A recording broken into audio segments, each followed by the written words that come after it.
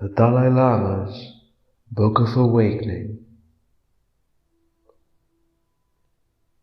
Copyright His Holiness the 14th Dalai Lama, 1997.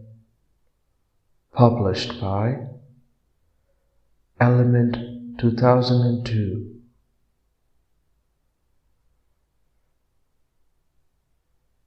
A catalogue record for this book is available with the British Library. Translated by Geshe Thupten Jinpa.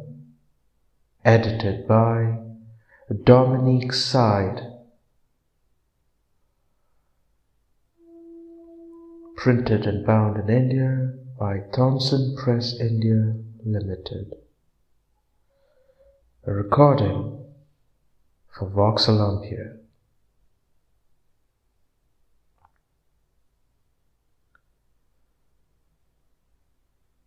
The Dalai Lama Book of Awakening.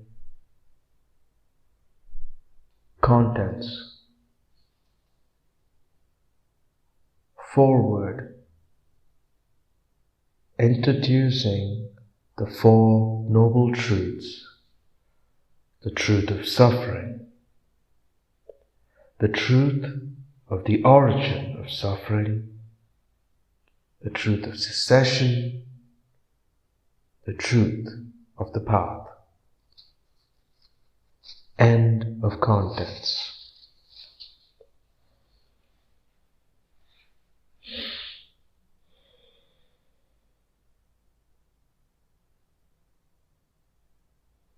The Dalai Lama's Book of Awakening.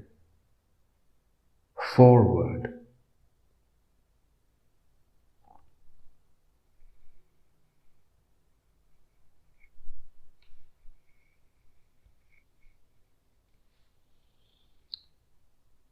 The Four Noble Truths are the very foundation of the Buddha's teaching. And that is why they are so important. In fact, if you don't understand the Four Noble Truths, and if you have not experienced the truth of this teaching personally, it is impossible to practice Buddha Dharma. Therefore, I am always very happy to have the opportunity to explain them.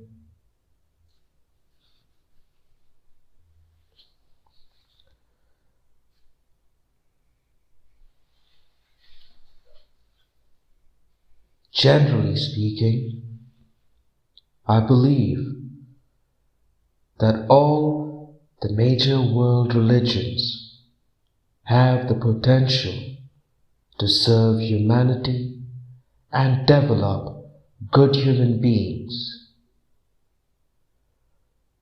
By good or nice, I don't mean that people look good. I mean that they have a good and more compassionate heart.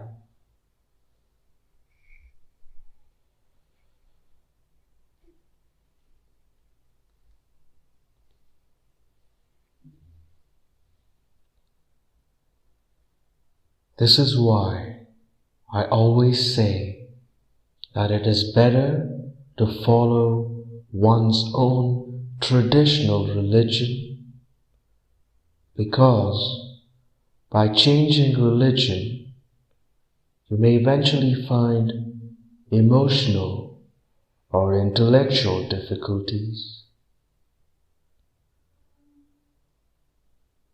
For example, in the West, the traditional religious culture is Christian, so it may be better for you to follow that. However, for those of you who really feel that your traditional religion is not effective for you, and for those who are radical atheists, then the Buddhist way of explaining things may hold some attraction.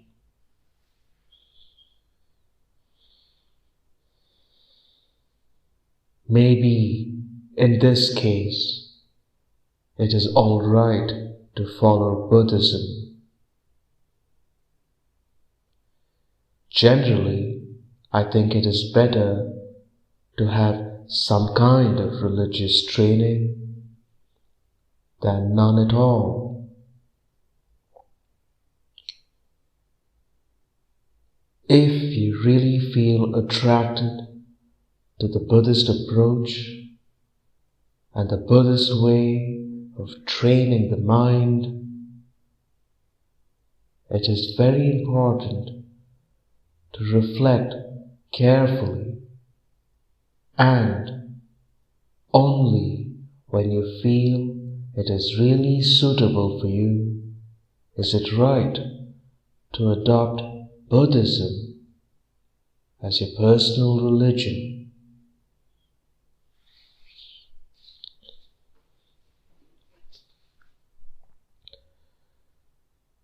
There is another very important point here.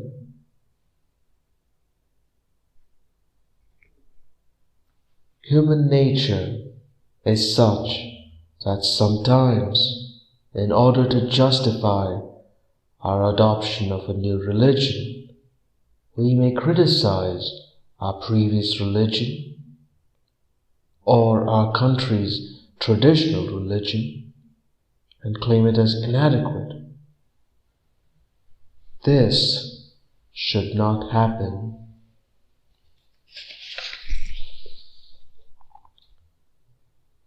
Firstly, although your previous religion may not be effective for you, that does not mean it will completely fail to be of value to millions of other people. Since we should respect all human beings, we must also respect those who are following different religious paths.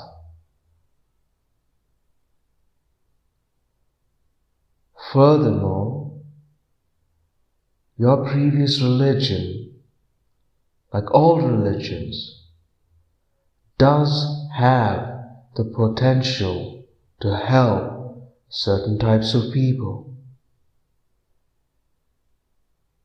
It is clear that for some people, the Buddhist approach may be less effective than the Christian one. It depends on the individual's mental disposition.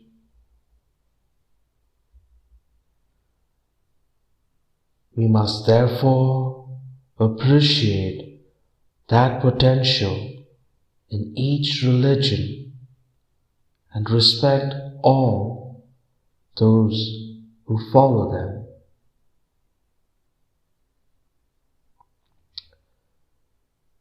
The second reason is that we are now becoming aware of many religious traditions of the world, and people are trying to promote genuine harmony between them.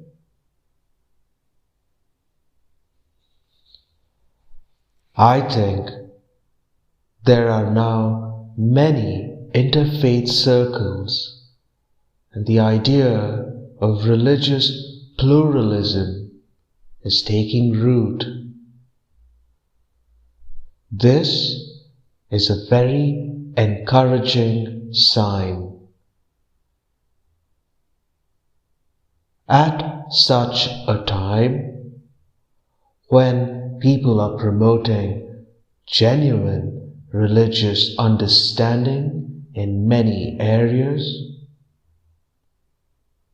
A single individual's criticism can be very harmful. So on these grounds, we should maintain a spirit of respect for other religions.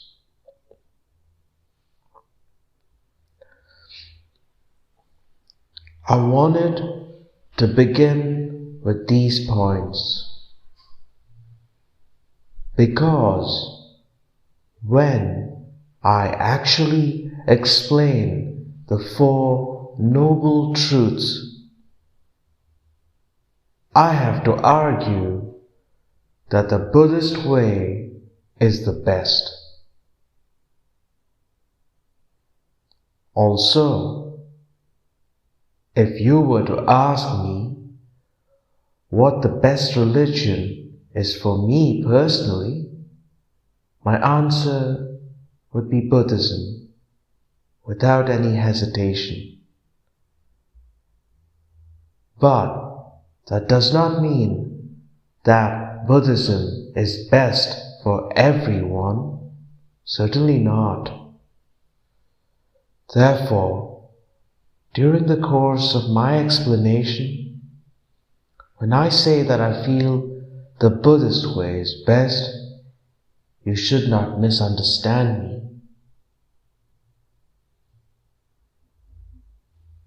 I would like to further emphasize that when I say that all religions have great potential, I am not just being polite or diplomatic. Whether we like it or not, the entire human race cannot be Buddhist. That is quite clear. Similarly, the whole of humanity cannot be Christian or Muslim either.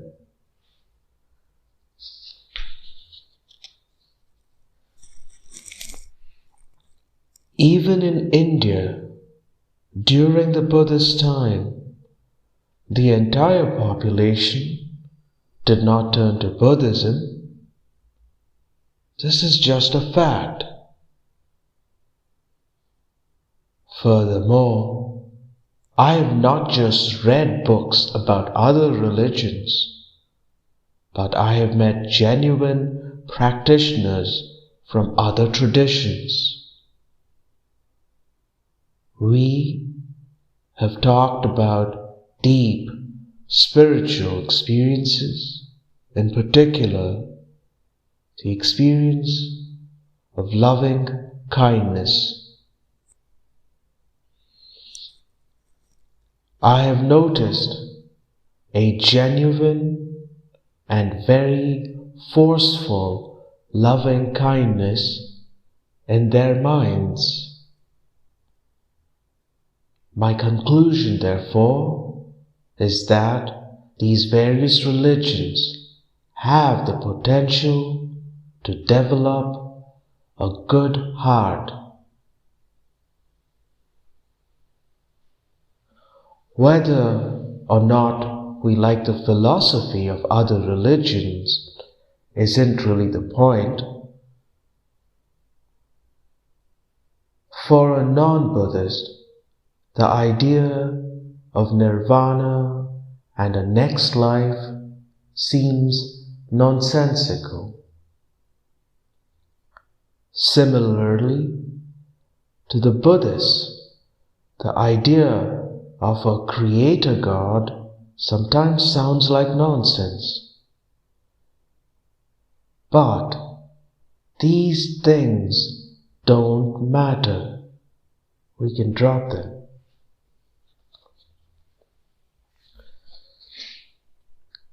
The point is that through these different traditions, a very negative person can be transformed into a good person. That is the purpose of religion, and that is the actual result. This alone is a sufficient reason to respect other religions.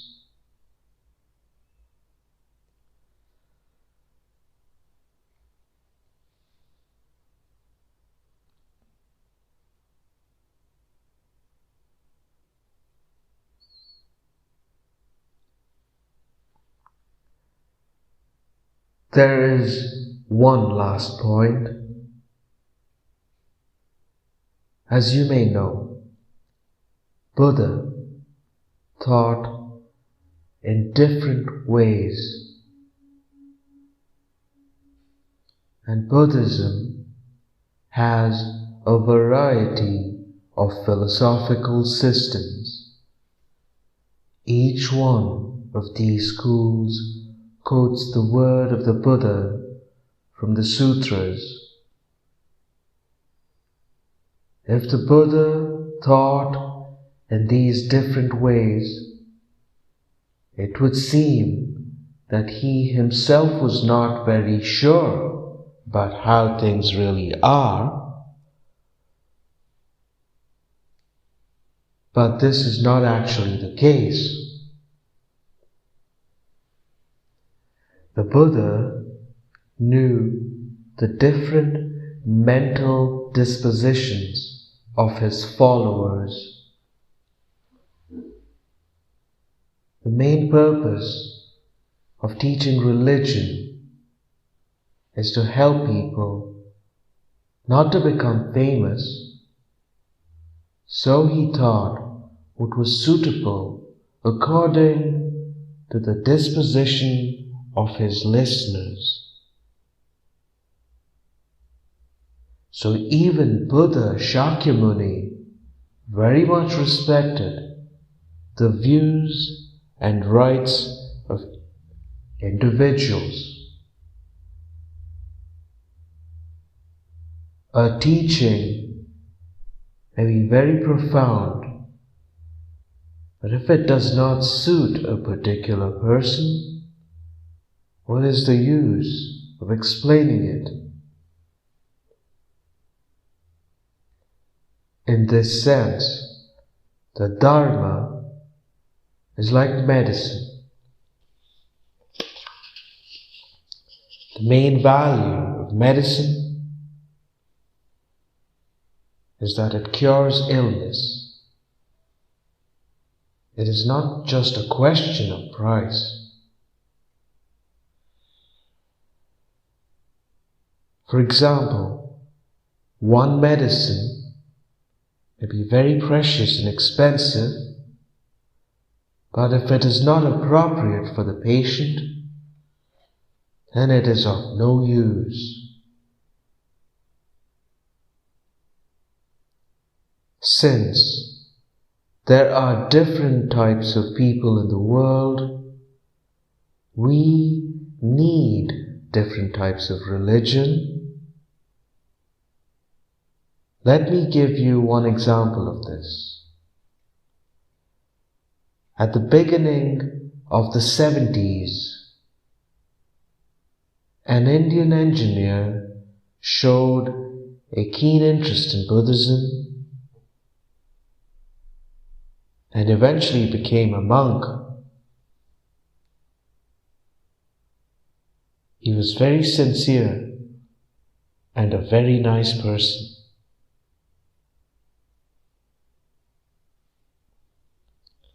Then one day, I explained to him the Buddhist theory of anatman, the theory of no self or no soul. And he was so frightened by it, he was shaking all over.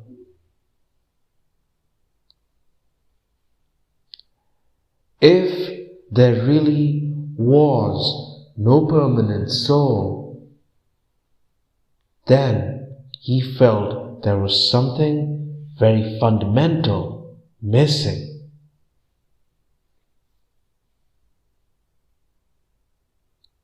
He was literally shivering all over.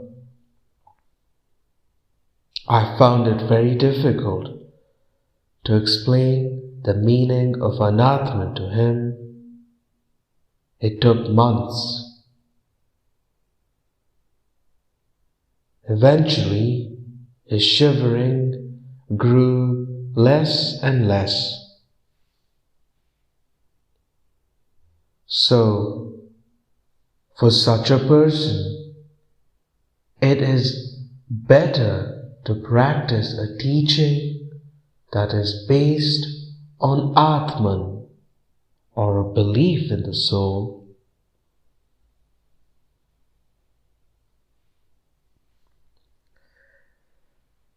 If we are aware of all these points, then it is very easy to respect and appreciate the value of traditions other than our own.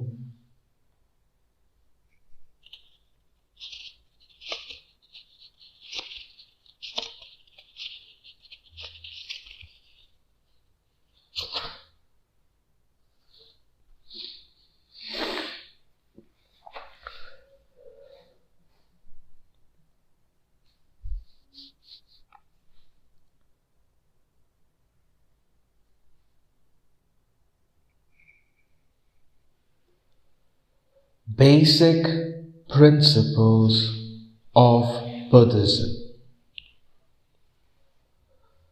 Whenever I introduce the Buddhist teachings, I make a point of presenting them in terms of two basic principles. The first of these is the interdependent nature of reality. All Buddhist philosophy rests on an understanding of this basic truth. The second principle is that of non-violence,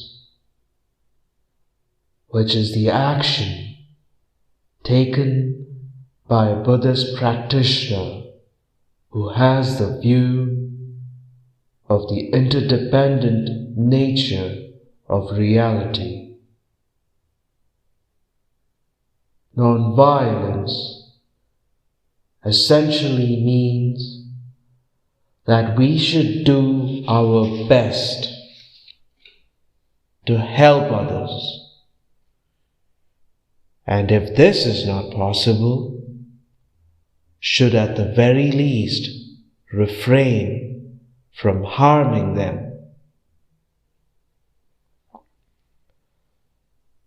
Before I explain the Four Noble Truths in detail, I propose to outline both these principles by the way of background.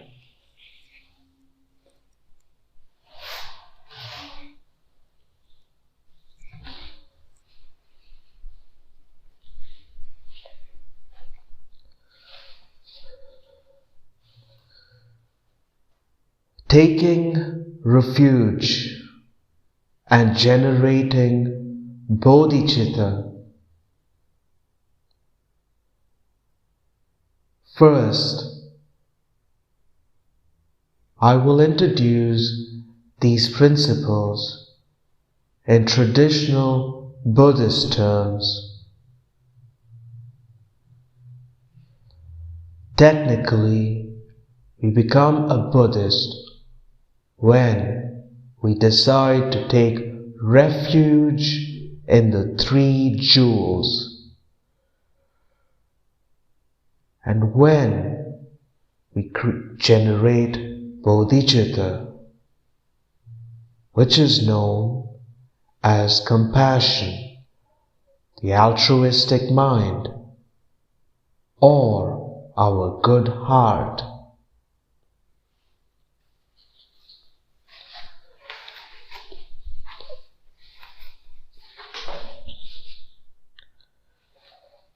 The three jewels of Buddhism are the Buddha, the Dharma, his teaching, and the Sangha, or the community of practitioners.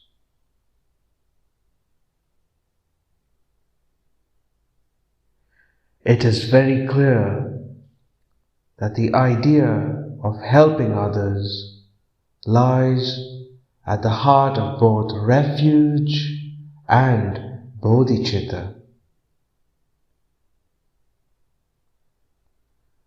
The practice of generating bodhicitta explicitly entails committing oneself to activities which are primarily aimed at helping others, while the practice of taking refuge lays the foundation for the practitioner to lead his or her life in an ethically disciplined way, avoiding actions that are harmful to others and respecting the laws of karma.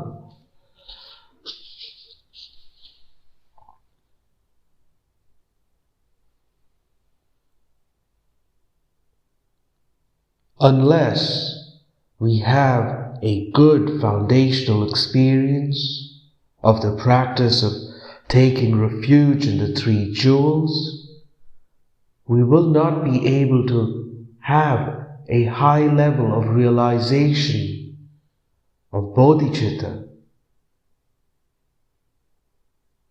It is for this reason that the distinction between a practicing Buddhist and a non-Buddhist is made on the basis of whether or not an individual has taken refuge in the three jewels.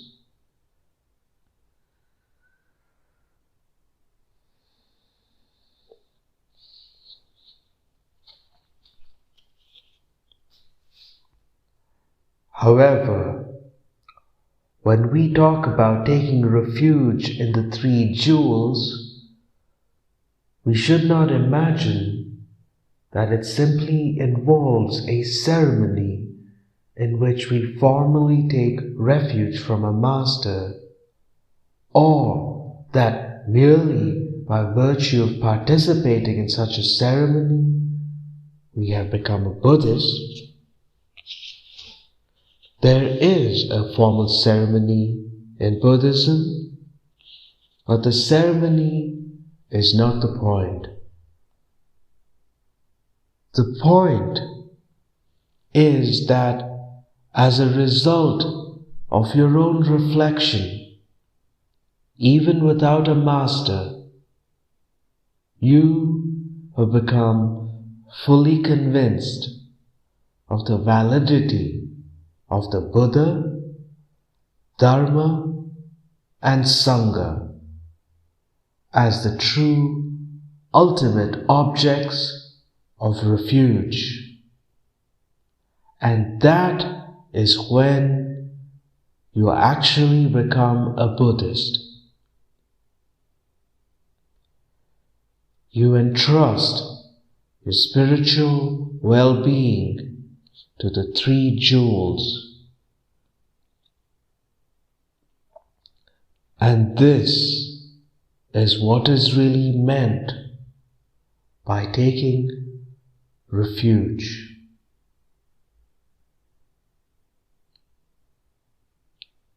On the other hand, If there is any doubt or apprehension in your mind about the validity of Buddha, Dharma, and Sangha as being the ultimate objects of refuge, even though you may have taken part in a refuge ceremony, that very suspicion or doubt prevents you from being a practicing Buddhist, at least for the time being.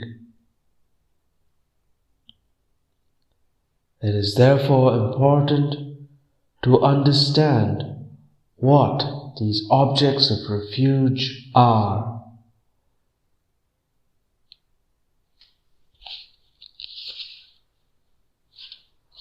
When we speak about Buddha in this context, we should not confine our understanding of the word to the historical person who came to India and taught a certain spiritual way of life. Rather, our understanding of Buddhahood should be based on the levels of consciousness or levels of spiritual realization.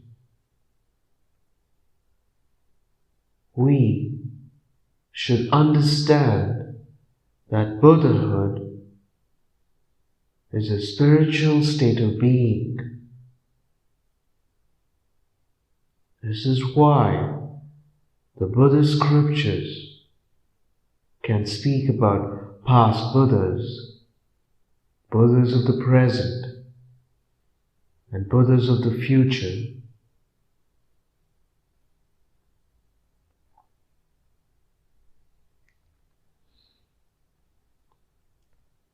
Now, the next question is, how does a Buddha come into being? How does a person become fully enlightened? When we reflect on Buddhahood, we are bound to ask ourselves whether or not it is possible for an individual to attain such a state, to become a fully enlightened being, a Buddha. Here we find that the key lies in understanding the nature of Dharma. If the Dharma exists, then the Sangha will certainly exist. The Sangha are those who have engaged in the path of the Dharma and who have realized and actualized its truth.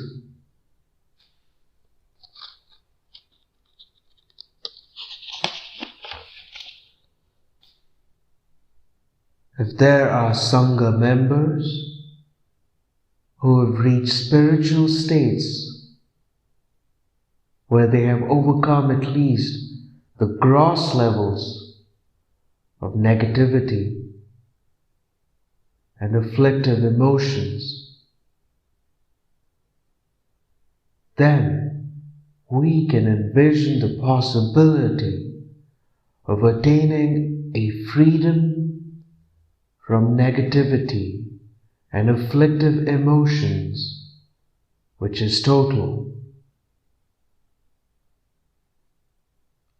That state is what we call Buddhahood.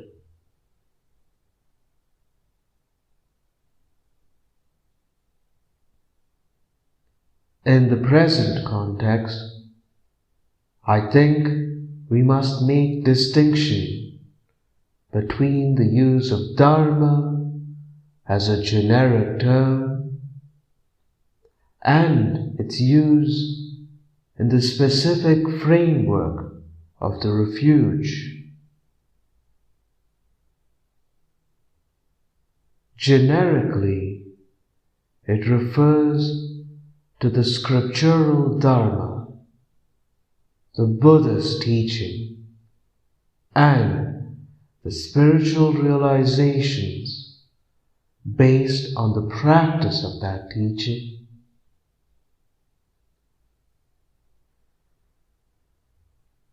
In the relation to the refuge, it has two aspects.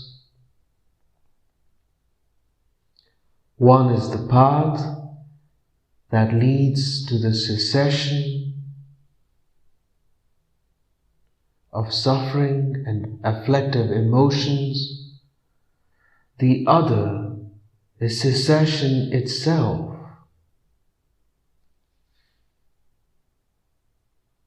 It is only by understanding true cessation and the path leading to cessation that we can have some idea of what the state of liberation is.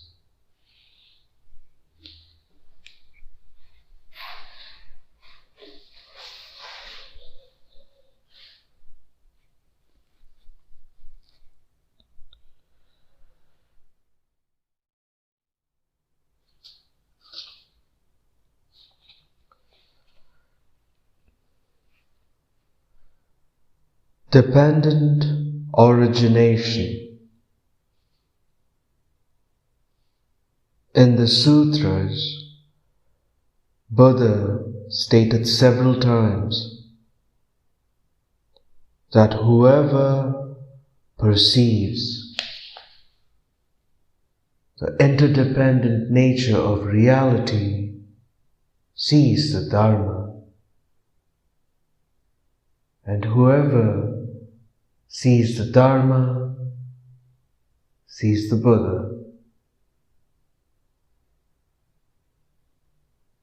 It is my belief that if we approach this statement from the perspective of Nagarjuna's teaching of the Madhyamika school, we can arrive at the most comprehensive understanding of its implications.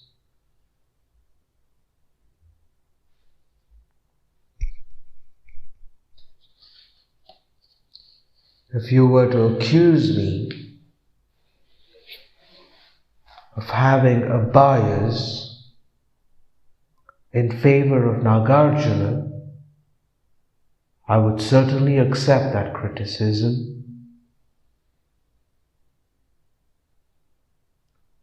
So, following Nagarjuna, we find there are three levels of meaning here. Firstly, the understanding of the principle of interdependent origination. Pratitya samutpada.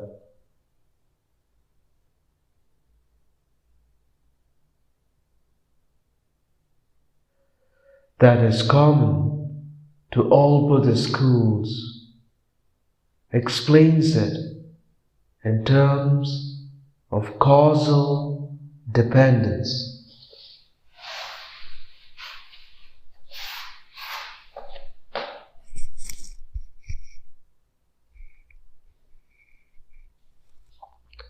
Pratit means to depend on, and samutpada refers to origination. This principle means that all conditioned things and events in the universe come into being only as a result of the interaction of various causes and conditions.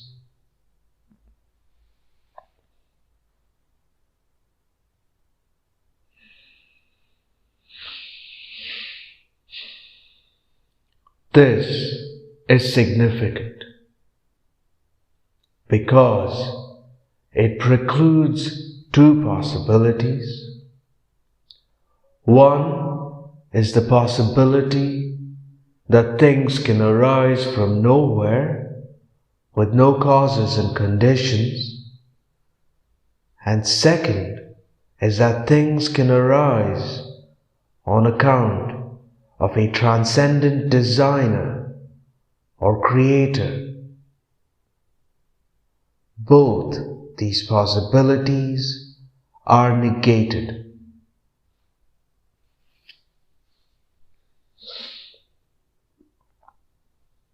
Secondly, we can understand the principle of dependent origination in terms of parts and whole.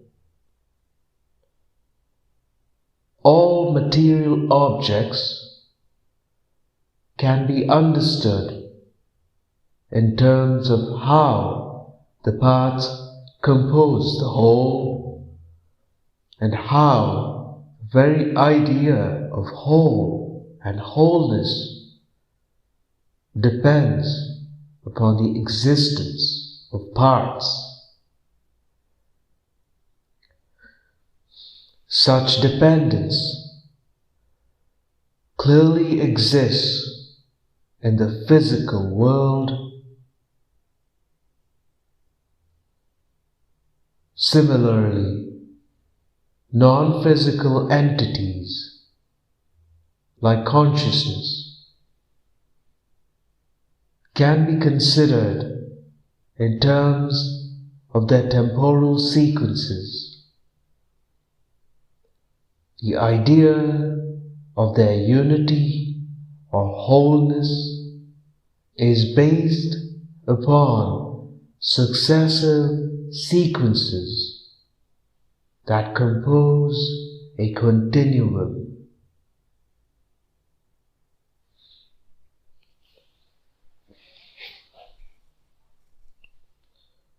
So, when we consider the universe in these terms, not only do we see each conditioned thing as dependently originated, we also understand that the entire phenomenal world arises according to the principle of dependent origination.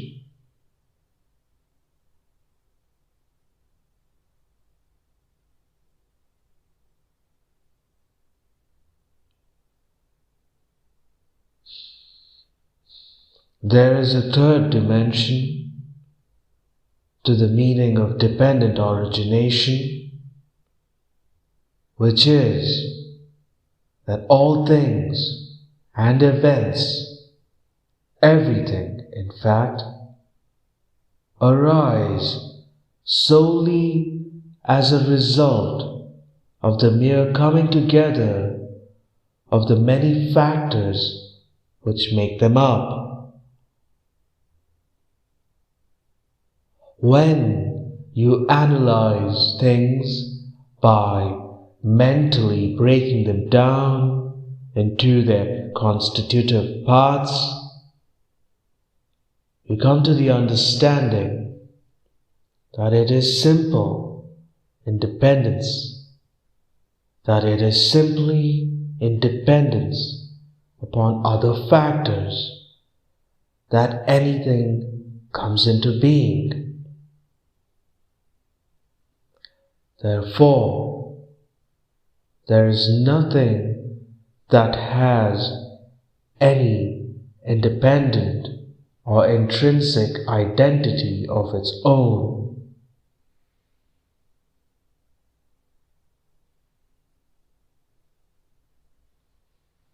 Whatever identity we give things is contingent on the interaction between our perception and reality itself.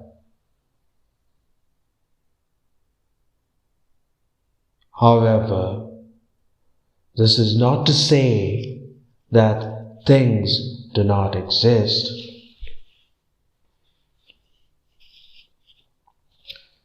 Buddhism is not nihilistic. Things do exist, but they do not have an independent, autonomous reality.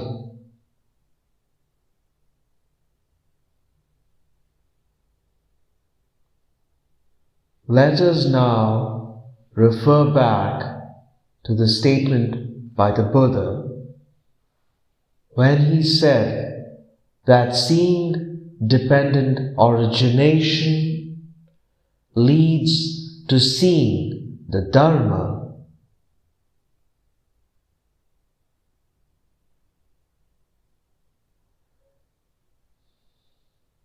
There are three different meanings to this concept of Dharma, which correspond to the three different levels of meaning of dependent origination which we have just described.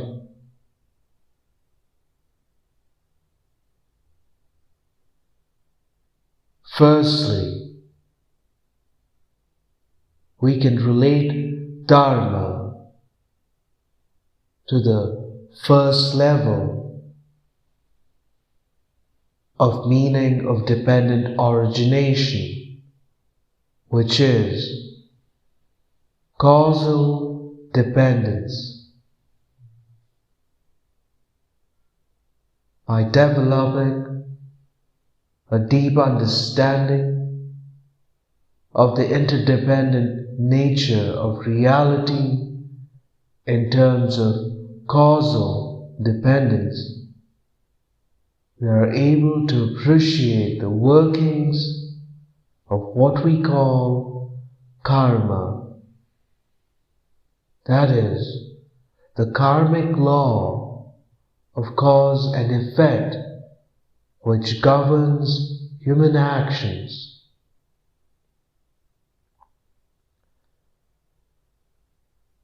This law explains how experiences of pain and suffering arise as a result of negative actions, thoughts, and behavior,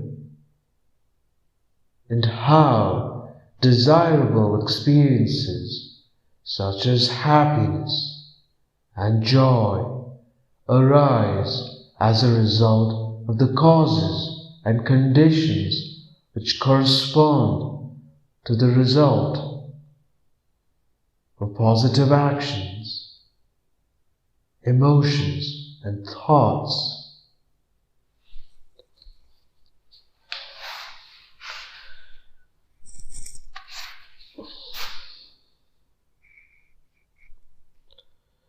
Developing a deep understanding of dependent origination in terms of causal dependence gives you a fundamental insight into the nature of reality. When you realize that everything we perceive and experience arises as a result of the interaction and coming together of causes and conditions, your whole view changes. Your perspective on your own inner experiences and the world at large shifts as you begin to see everything in terms of this causal principle. Once you have developed that kind of philosophical outlook, then you will be able to situate your understanding of karma within that framework. Since karmic laws are a particular instance of this overall general causal principle,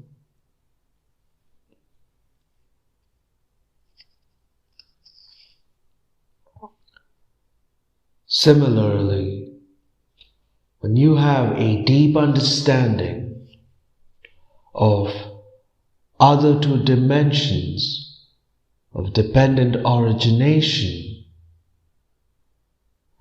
the dependence of parts in whole, and the interdependence between perception and existence, your view will deepen, and you will appreciate that there is a disparity between the way things appear to you and the way they actually are.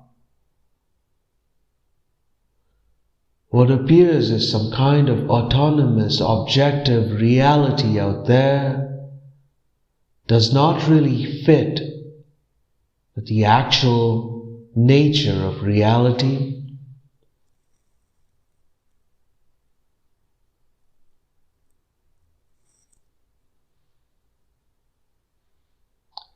Once we appreciate that fundamental disparity between appearance and reality, we gain a certain insight into the way our emotions work and how we react to events and objects, underlying the strong emotional responses we have to situations.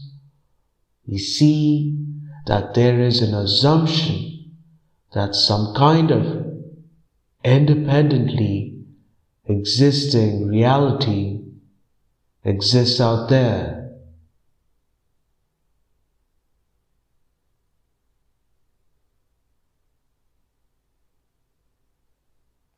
In this way, we develop an insight into the various functions of the mind and the different levels of consciousness within us. We also grow to understand that although certain types of mental or emotional states seem so real, and although objects appear to be so vivid, in reality they are mere illusions.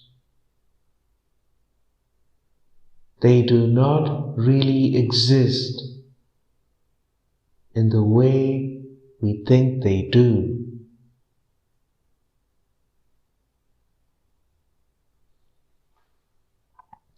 It is through this type of reflection and analysis that we will be able to gain an insight into what in technical Buddhist language is called the origin of suffering. In other words, those emotional experiences that lead to confusion and misapprehension and which afflict the mind. When this is combined with an understanding of the interdependent nature of reality at the subtlest level, then we also gain insight into what we call the empty nature of reality, by which we mean the way each and every object and event arises only as a combination of many factors and has no independent or autonomous existence.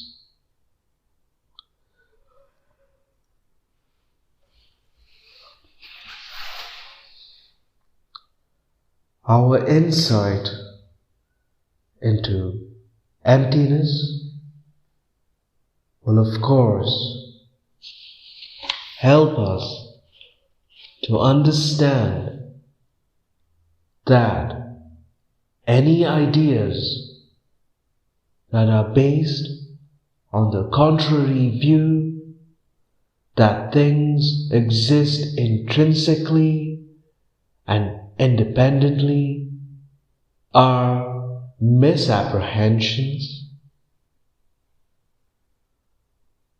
They are misunderstandings of the nature of reality. We realize that they have no valid grounding either in reality or in our valid experience. Whereas the empty nature of reality has a valid grounding both in logical reasoning and in our experience. Gradually, we come to appreciate that it is possible to arrive at a state of knowledge where such misapprehension is eliminated completely. That is the state of cessation.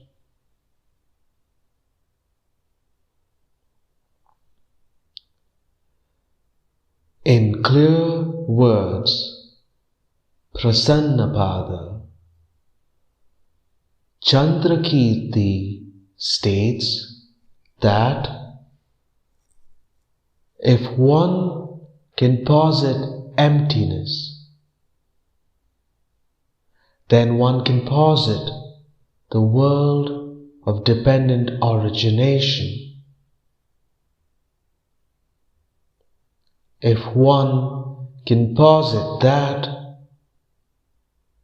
then one can posit the causal relationship between suffering and its origin.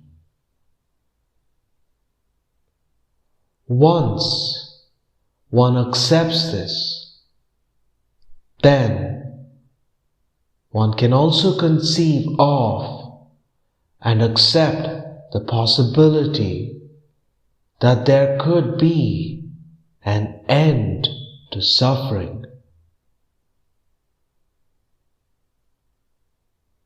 If one can do that, argues Chandrakirti,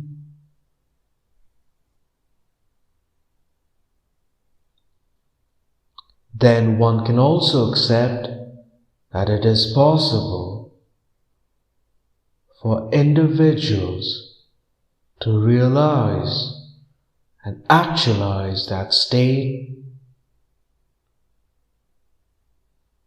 Finally, of course, one can conceive of Buddhas who've actually perfected the state of cessation.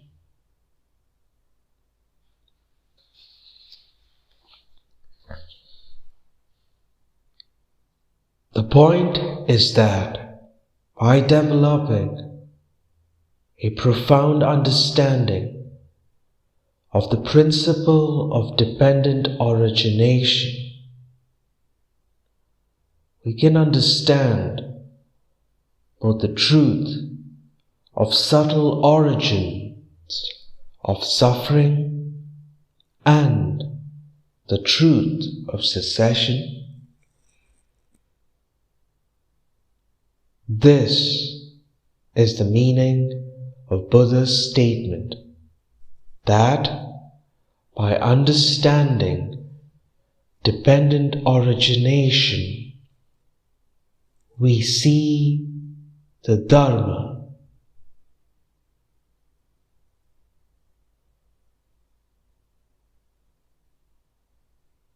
In this way, we can see the truth of cessation and the path that leads to the cessation. Once we understand these, we're able to conceive that it is possible for Sangha members to realize and actualize these states, and for Buddhas to perfect them. Finally, we come to some understanding of what Buddhahood really means.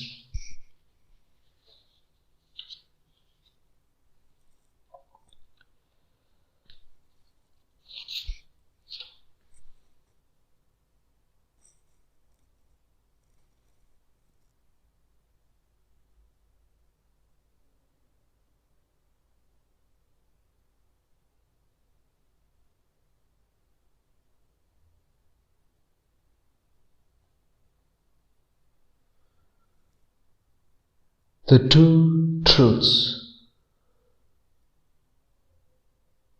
Now, in order to develop a comprehensive understanding of the Four Noble Truths, I think it is also necessary to be familiar with the two truths: conventional or relative truth and ultimate truth. Here, we must keep in mind that I explain them from the perspective of the Madhyamika, or the middle way school of Buddhism. Of course, the concept of two truths is not confined to this school alone. You can find the concept of two truths in other Buddhist schools of thought and also in some non-Buddhist Indian philosophies. Here, however, I take the Madhyamika view.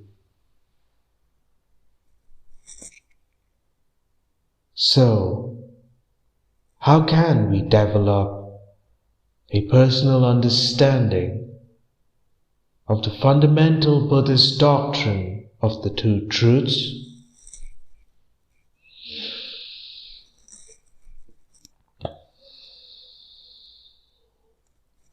By coming to know our everyday world of lived experience, we appreciate what is known as Samvahara Satya, the world of conventional reality,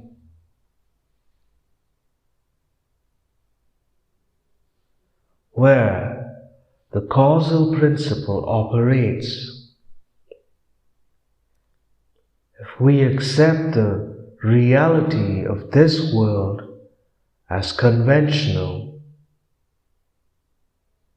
then we can accept the empty nature of this world, which according to Buddhism is the ultimate truth, the Paramartha Satya.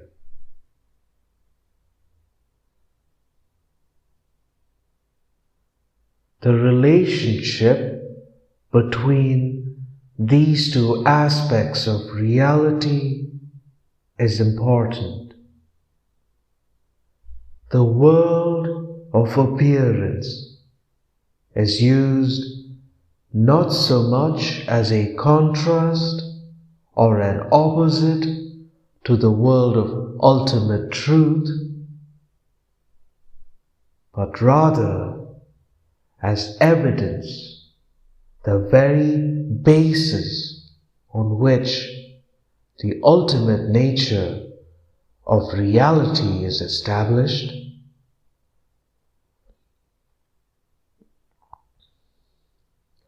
Only when you have an understanding of the nature and relationship of these two truths are you in a position to fully understand the meaning of the Four Noble Truths.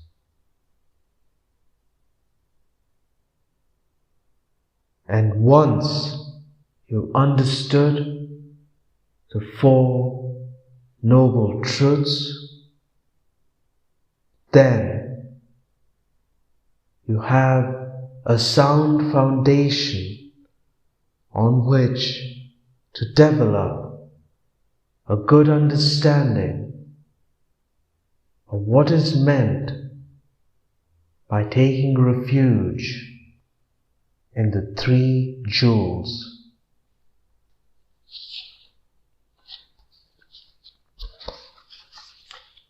End of foreword.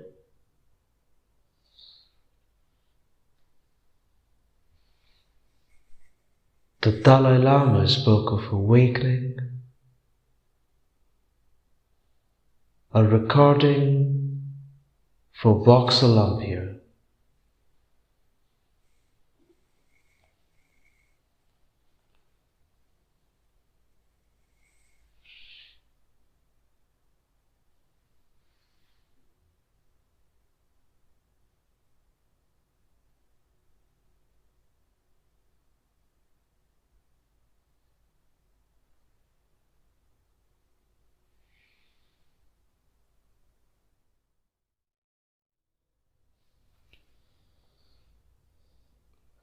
The Dalai Lama's Book of Awakening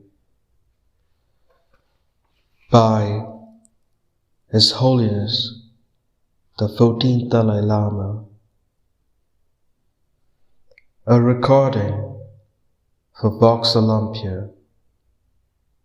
Chapter 1. Introducing the Four Noble Truths.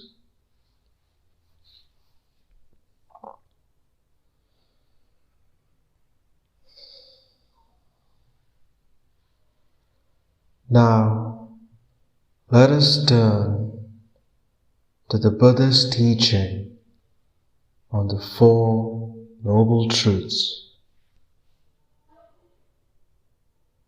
The first question we might ask is why these truths are considered to be so fundamental, and why, in fact, Buddha taught them at all. In order to answer this, we have to relate the Four Noble Truths to our own experience as individual human beings. It is a fact, a natural fact of life, that each one of us has an innate desire to seek happiness and to overcome suffering. This is something very instinctive, and there is no need to prove it is there. Happiness is something that we all aspire to achieve, and of course, we naturally have a right to fulfill that aspiration.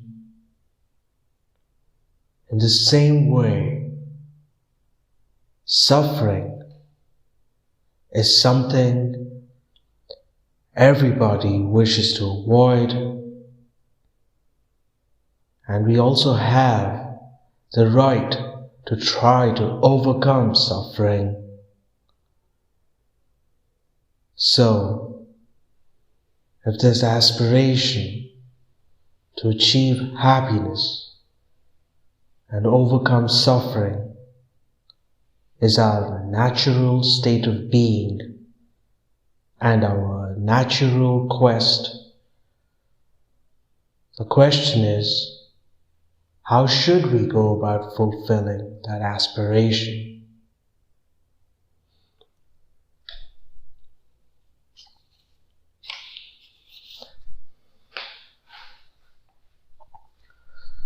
This leads us to the teachings on the Four Noble Truths, which provide an understanding of the relationship between two sets of events, causes and their effects. On one side, we have suffering,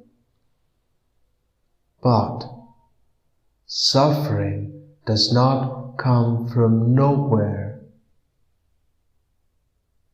It arises as a result of its own causes and conditions. On the other side, we have happiness, which also arises from its own particular set of causes and conditions.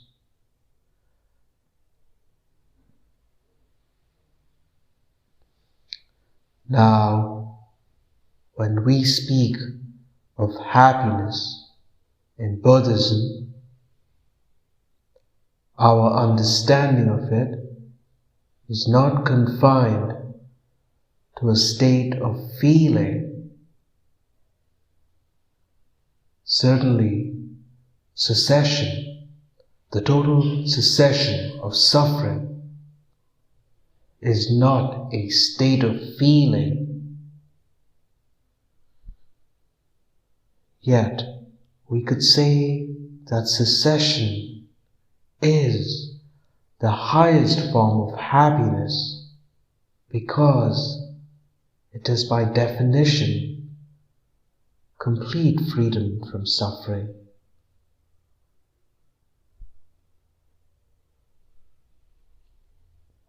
Here again, cessation or true happiness does not come into being from nowhere or without any cause.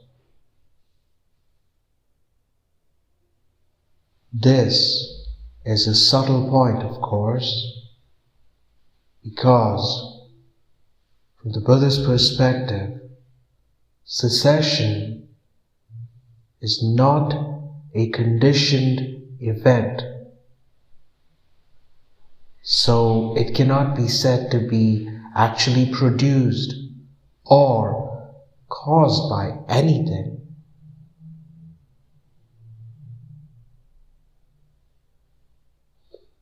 However, the actualization or attainment of cessation does depend on the path and on an individual's effort.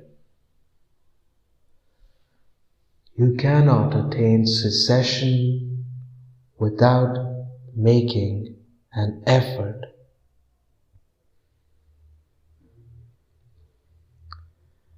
In this sense, we can say that the path that leads to cessation is the cause of cessation.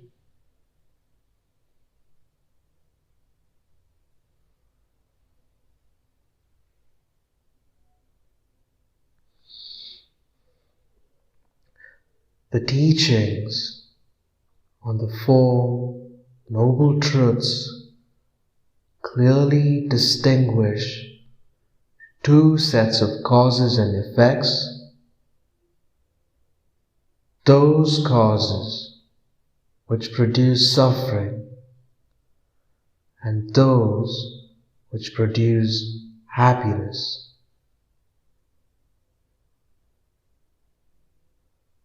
By showing us how to distinguish these in our own lives, the teachings aim at nothing less than to enable us to fulfill our deepest aspiration, to be happy and to overcome suffering. Once we have realized that this is why Buddha taught the Four Noble Truths, we might go on to ask ourselves the reason for their specific sequence. Why are the Four Noble Truths taught in a particular order, starting with suffering, continuing with the origin of suffering, and so on?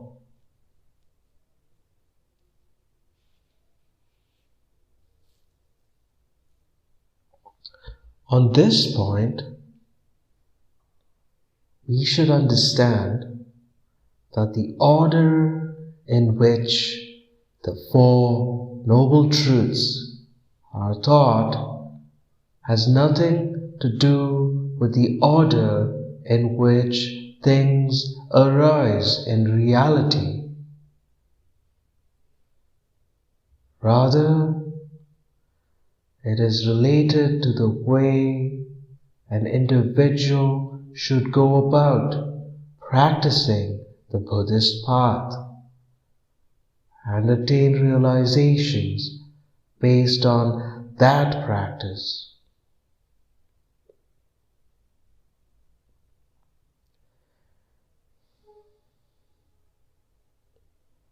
In the Uttara Tantra, Maitreya states that there are 4 stages to curing an illness. Just as the disease need to be diagnosed, its cause eliminated, a healthy state achieved, and the remedy implemented, so also should suffering, its causes, its cessation, and the path be known, removed, attained, and undertaken. Unquote. Maitreya uses the analogy of a sick person to explain the way in which realizations based on the Four Noble Truths can be attained. In order for a sick person to get well, the first step is that he or she must know that they are ill.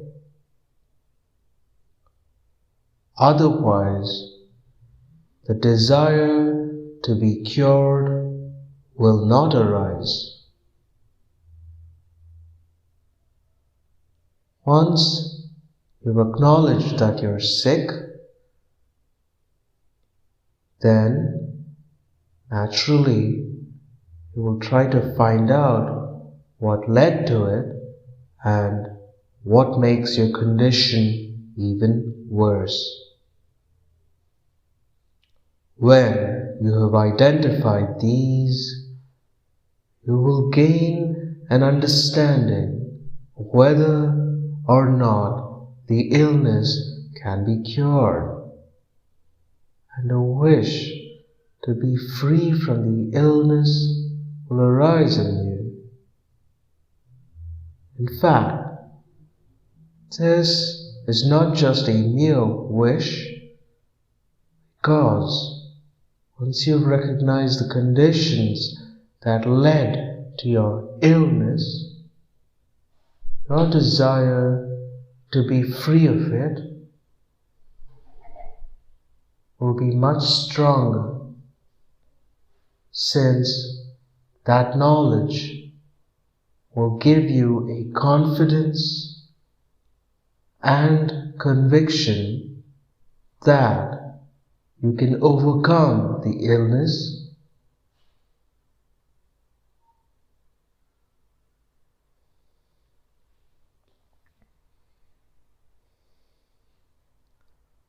With that conviction, you will want to take all the medications and remedies necessary. In the same way, unless you know that you're suffering, your desire to be free from suffering will not arise in the first place. So, the first step we must take as practicing Buddhists is to recognize our present state as dukkha or suffering, frustration, and unsatisfactoriness.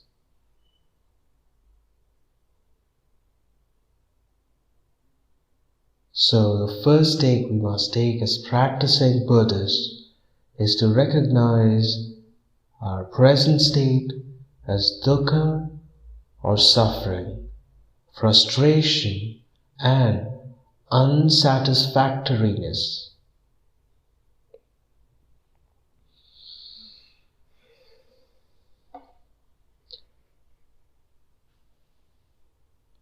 Only then will we wish to look into the causes and conditions that give rise to suffering. It is very important to understand the context of the Buddhist emphasis on recognizing that we are all in a state of suffering. Otherwise, there is a danger we could misunderstand the Buddhist outlook and think that it involves rather morbid thinking, a basic pessimism, and almost an obsessiveness about the reality of suffering.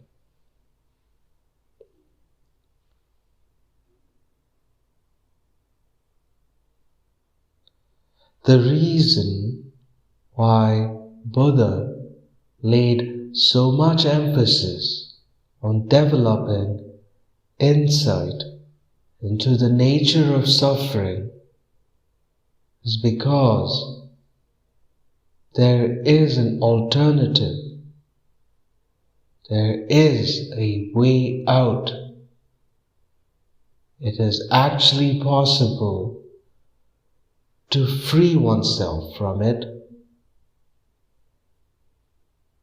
This is why it is so crucial to realize the nature of suffering, because the stronger and deeper your insight into suffering is, the stronger your aspiration to gain freedom from it becomes.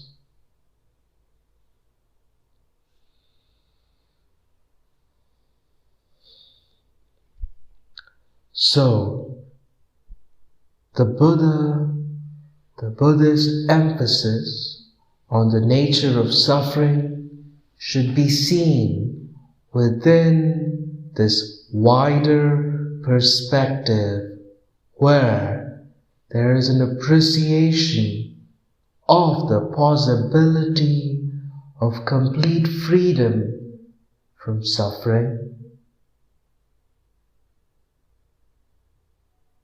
If we had no concept of liberation, then to spend so much time reflecting on suffering would be utterly pointless.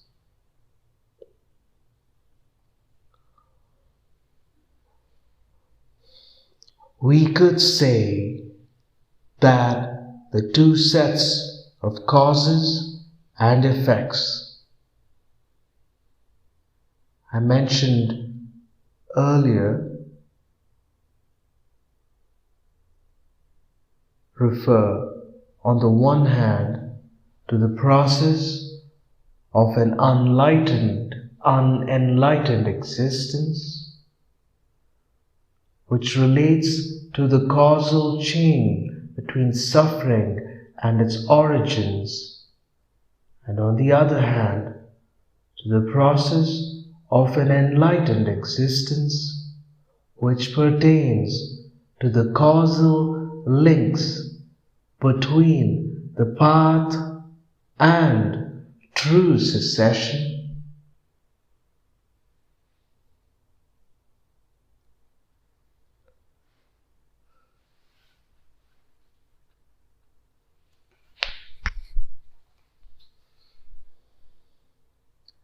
When the Buddha elaborated on these two processes, he taught what is called the doctrine of the 12 links of dependent origination, or 12 nidanas.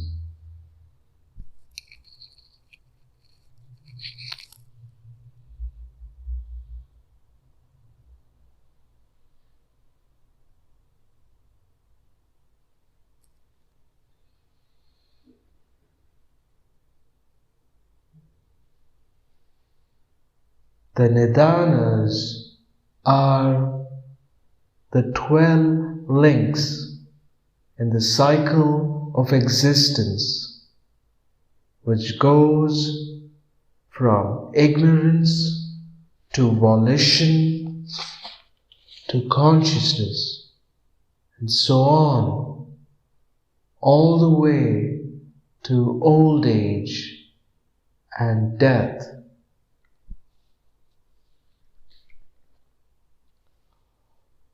When the causal process of an unenlightened existence is described in detail,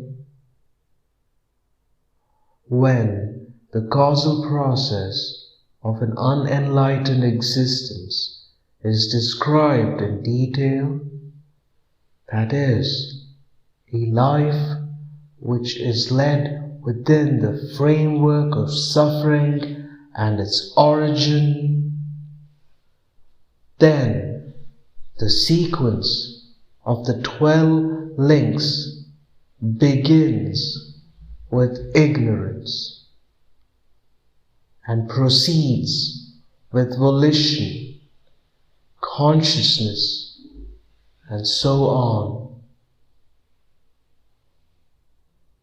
This sequence describes how an individual sentient being, as a result of certain causes and conditions, enters into the process of unenlightened existence.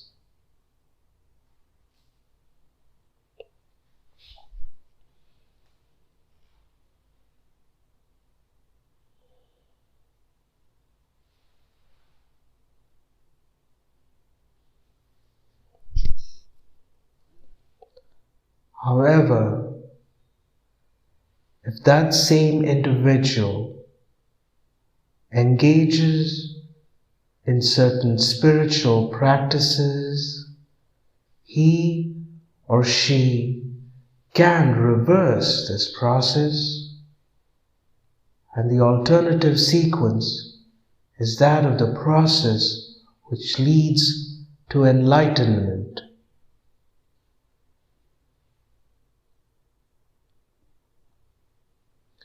For example, if the continuum of ignorance comes to an end, then the continuum of volitional actions will cease.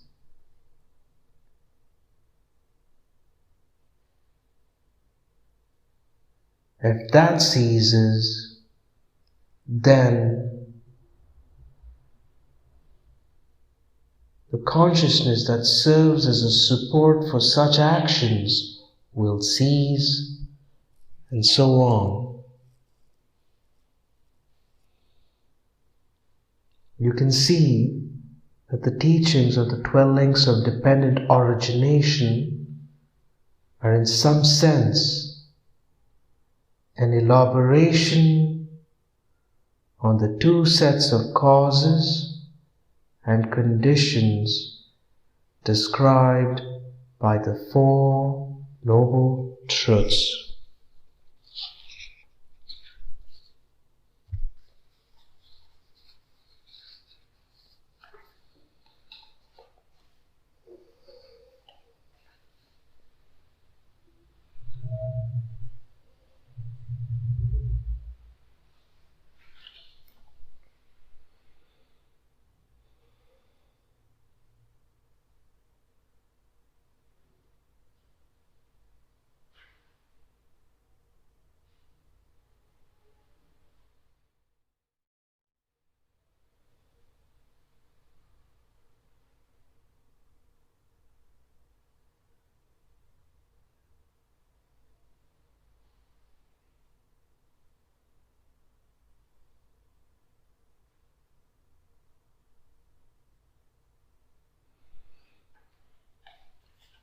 End of chapter 1.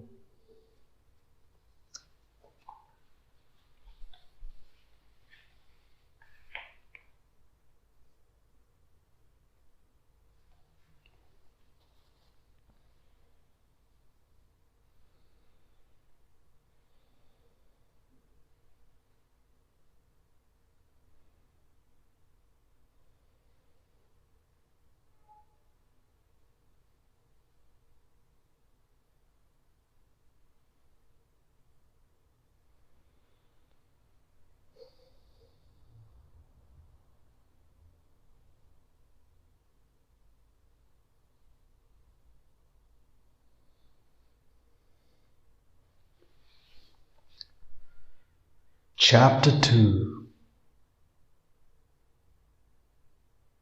The Truth of Suffering.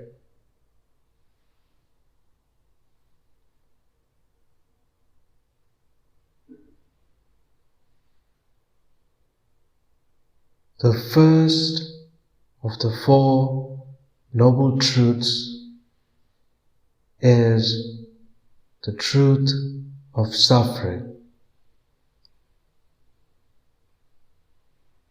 The various philosophical schools of Buddhism interpret the word truth in different ways. For example, there is a fundamental difference between Prasangika, Madhyamika school and the Shravakayana school in the way they distinguish ordinary beings from Arya or superior beings. The Shravakayana makes the distinction on the basis of whether or not a person has gained direct intuitive insight into the four noble truths.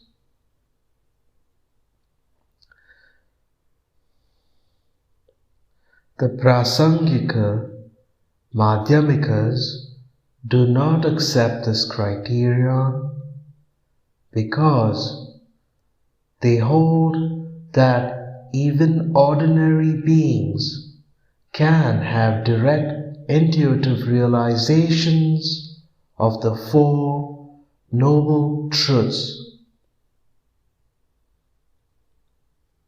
However, I will not go into these arguments here because it would complicate my explanation.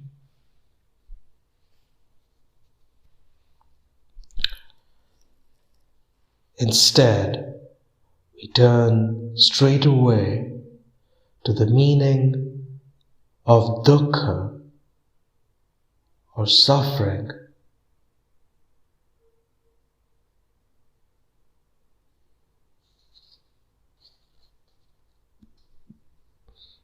In this context, dukkha is the ground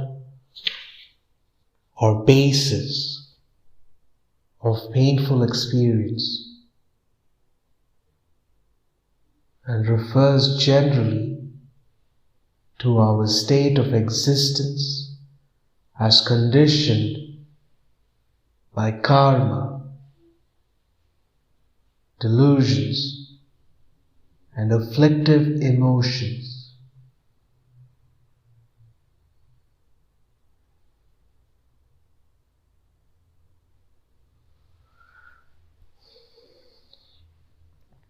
As our Sangha states in the Compendium of Knowledge, Abhidharma Samuchaya, the concept of dukkha must embrace both the environment where we live and the individual beings living within it.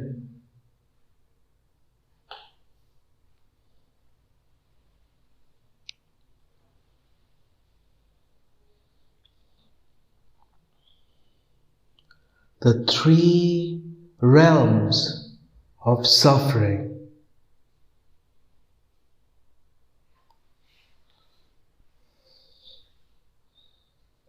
In order to understand the environment in which unenlightened beings live, we must look briefly at Buddhist cosmology. According to the Buddhist teachings, there are three realms of existence: the desire realm, the form realm, and the formless realm. The difficulty here for most of us is how to understand these three realms. In particular, how should we conceive of form realms and formless realms? It is not enough to simply say that the Buddha talked about these in the scriptures. That alone is not a sufficient reason for Buddhists to accept their existence. Perhaps the most useful approach is to understand that these realms, in terms of different levels of consciousness. For example, according to Buddhism, the very distinction between enlightened existence and unenlightened existence is made on the basis of the respective levels of consciousness. A person whose mind is undisciplined and untamed is in the state of samsara or suffering.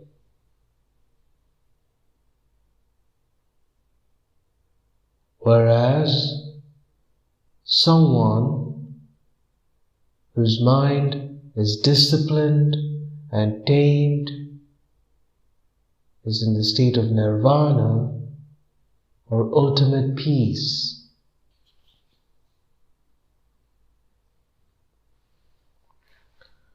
We also find that the Buddhist distinction between ordinary beings and Arya beings is made on the basis of the respective levels of consciousness or realization. Anyone who has gained direct intuitive realization of emptiness or the ultimate nature of reality is said to be an Arya according to Mahayana, and anyone who has not gained that realization is called an ordinary being. In relation to the three realms, the subtler level of consciousness, an individual attains, the subtler the realm of existence he can inhabit.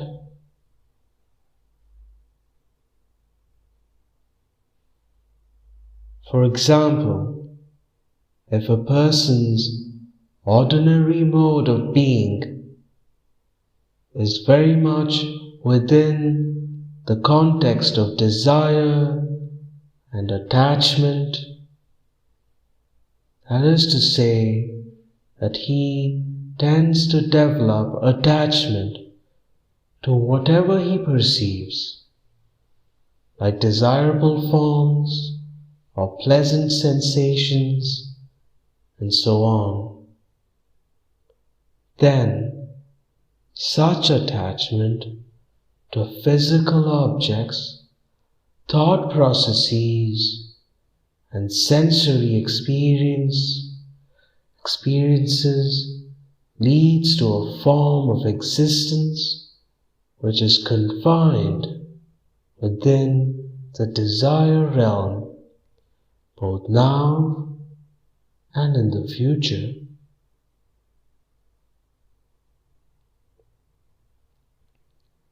At the same time, there are people who have transcended attachment to objects of immediate perception and to physical sensations.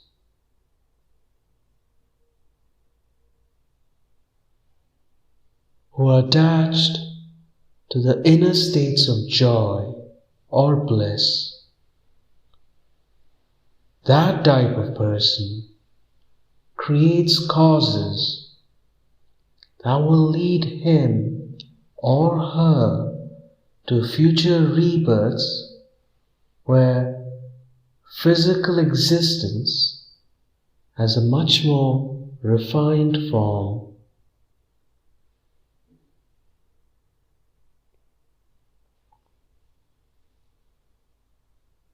Furthermore, there are those who have transcended attachment not only to physical sensations but to pleasurable inner sensations of joy and bliss too. They tend more towards a state of equanimity.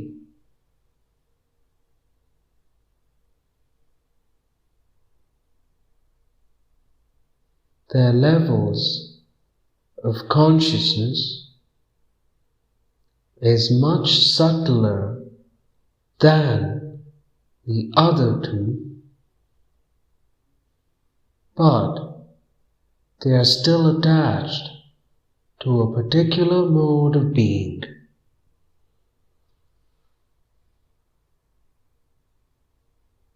The grosser levels of their mind can lead to the fourth level of the form realm,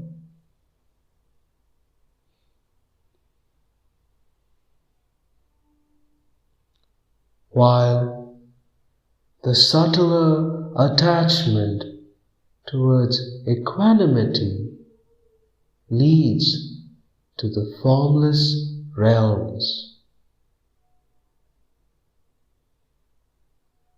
So, this is the way we relate the three realms to levels of consciousness.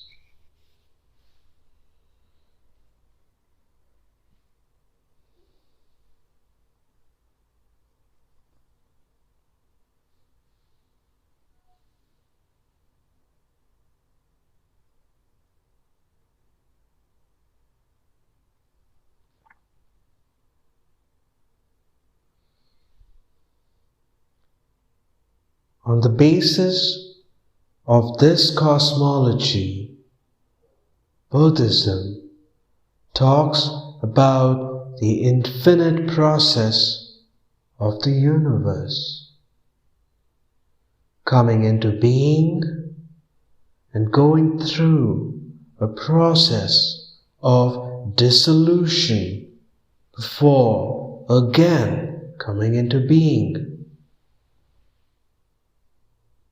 This process has to be understood in relation to the three realms of existence.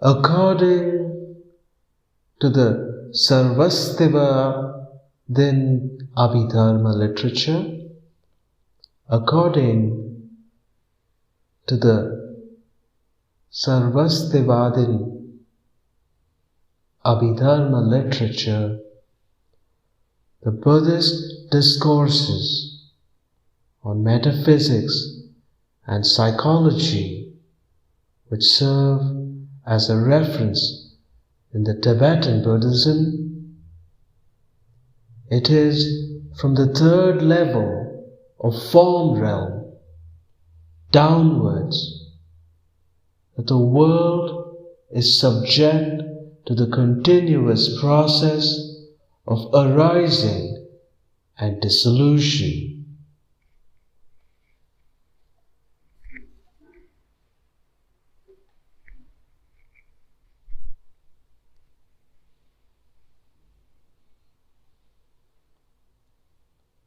From the fourth level of the form realm upwards, which includes the formless realm, the world is beyond this process, which we would call the evolution of the physical universe.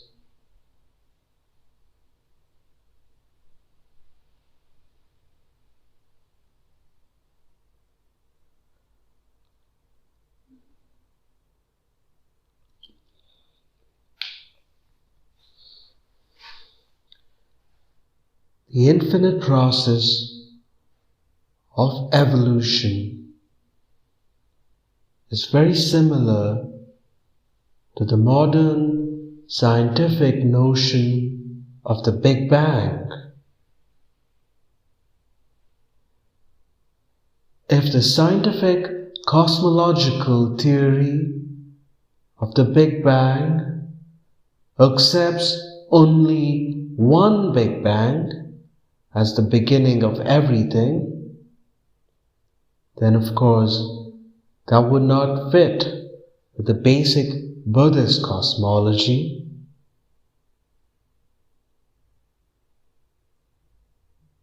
In this case, the Buddhists would have to bite their nails and come up with some way of explaining how the Big Bang does not contradict the Buddhist idea of the evolutionary process.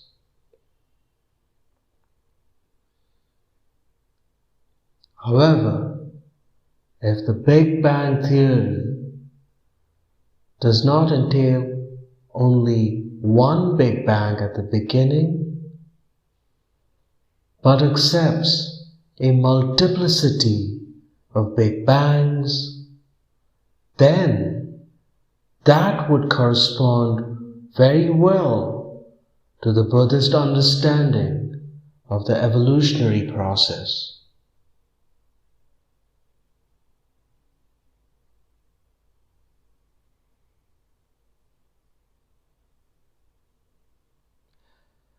The Sarvastivadin Abhidharma also discusses the precise ways in which the universe dissolves at the end of each cycle.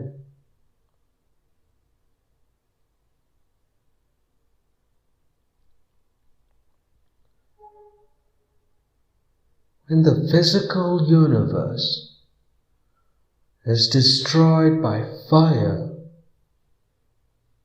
it is destroyed only below the first level of the form realm. When it is destroyed by water, it dissolves from the second level of the form realm downwards.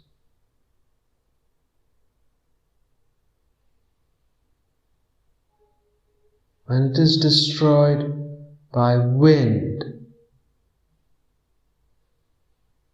it is destroyed from the third level of the form realm downwards.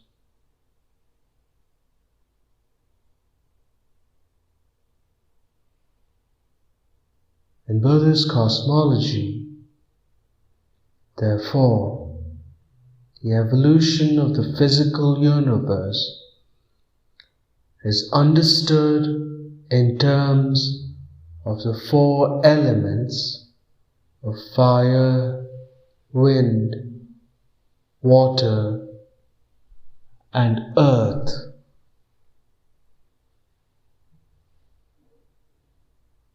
In general, we usually add space to this list, making a total of 5 elements.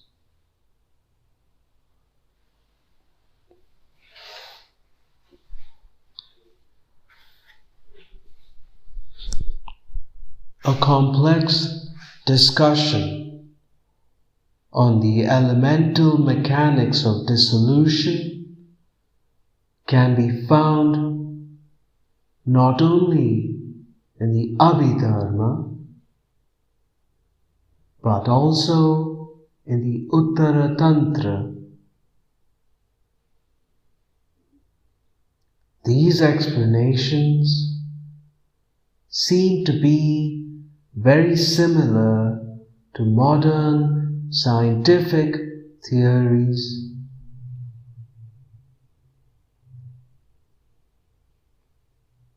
Having said this, what is stated in the Abhidharma literature does not always have to be taken literally. According to Abhidharma, for example, the structure of the universe is based on the model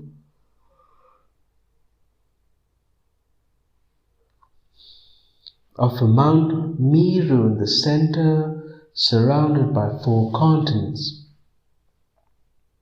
We also find that many of Abhidharmic descriptions of the size of the sun and moon contradict modern scientific explanations. Given that scientific experiments have proved these claims to be wrong, we will have to accept the conclusion of the scientists on these points. So here, I have outlined very briefly how Buddhism understands the evolution of the physical universe, or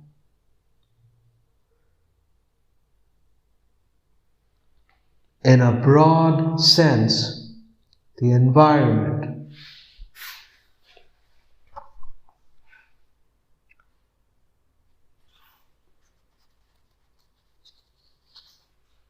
As for the sentient beings that inhabit these environments, Buddhism accepts many different types.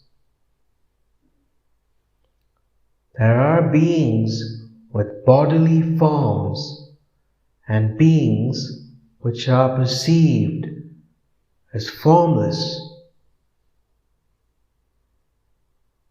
Even in the world with which we are familiar, there are many beings which are perceptible to our senses and some which are not,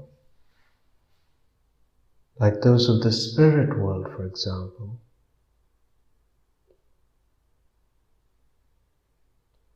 Generally speaking, the Buddhist understanding is that the birth as a human being is one of the most ideal forms of existence because it is conducive to practicing Dharma.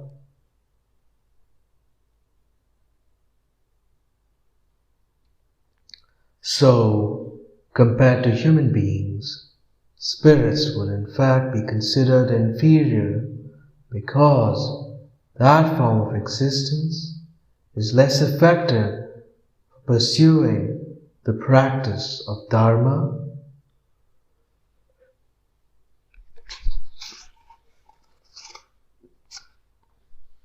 Spirits may have certain abilities that are not open to us, like certain powers of precognition, or some supernatural powers. But the fact remains that they are part of this world where human beings also live.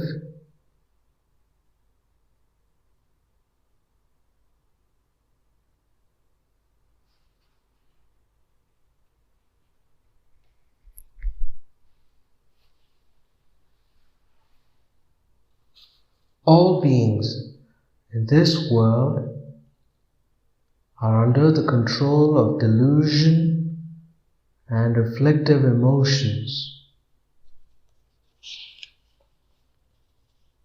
In some sense, one could say that they are actually the products of delusion and afflictive emotions.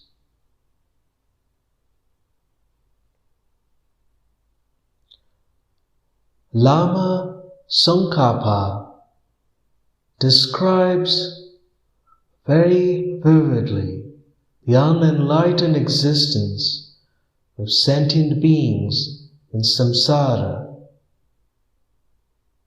He uses the analogy of someone being tied up very tightly by the ropes of negative karma, delusions, afflictive emotions and thoughts, encased in this tight net of ego and self-grasping.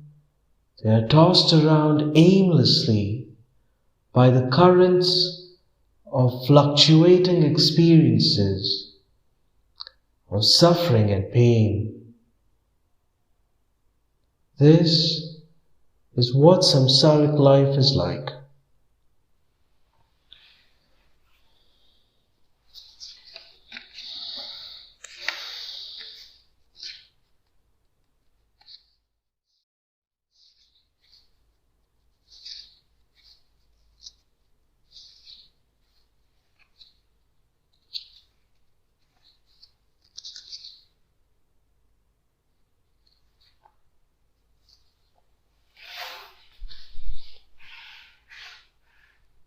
Three types of suffering.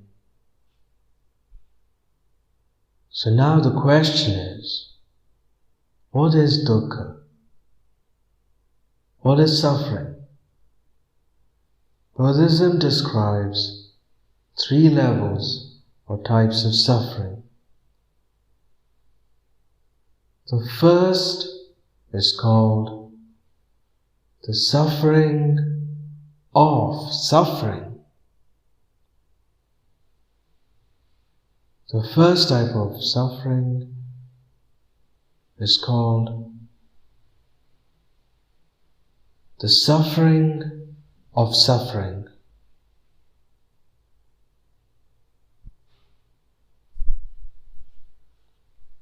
The second, the suffering of change.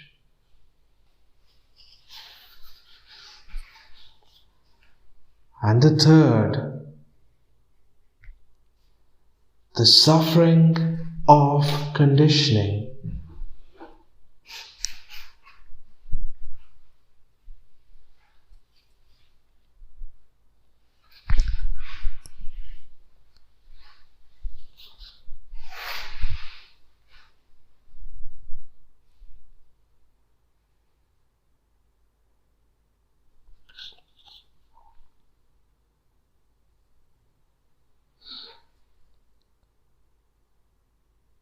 Buddhism describes three levels or types of suffering. The first is called the suffering of suffering. The second, the suffering of change. And the third is the suffering of conditioning.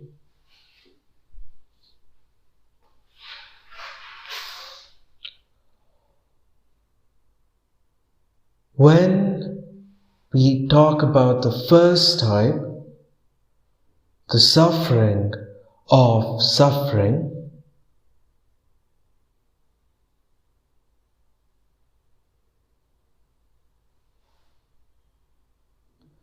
We are talking in very conventional terms of experiences which we would all identify as suffering.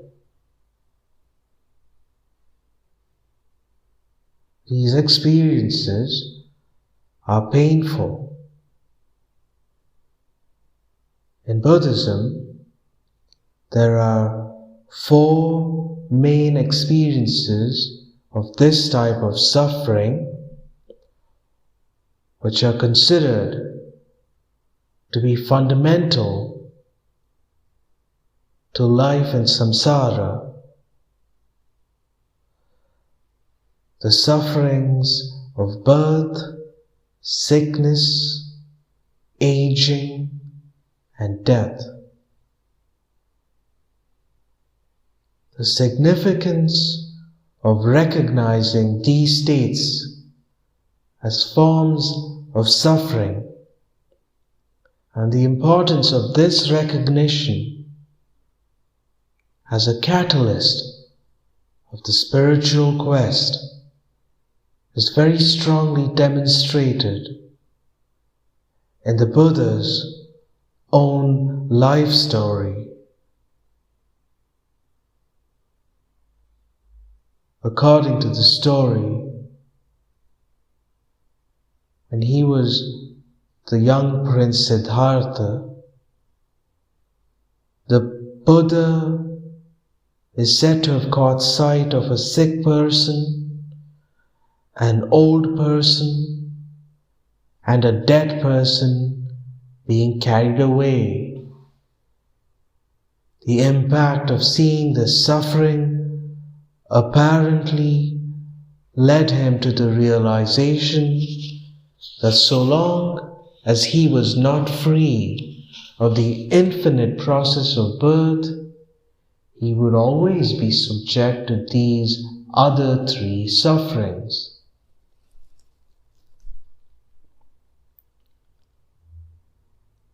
Later, the sight of a spiritual aspirant is supposed to have made the Buddha fully aware that there is a possibility of freedom from this cycle of suffering.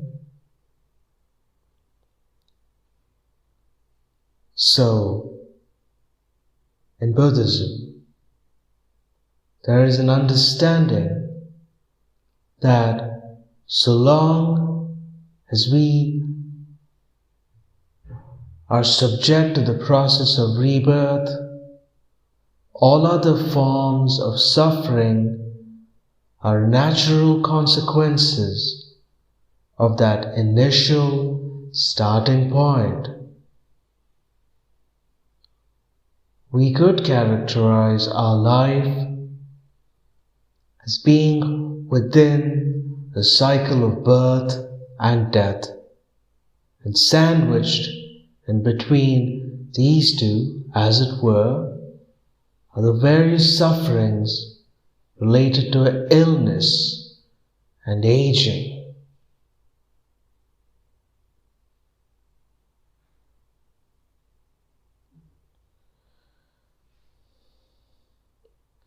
The second level of suffering,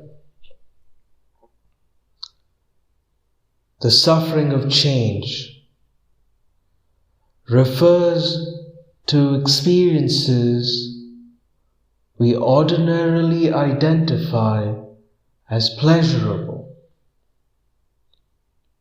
However, in reality, as long as we are in an unenlightened state, all our joyful experiences are tainted and ultimately bring suffering.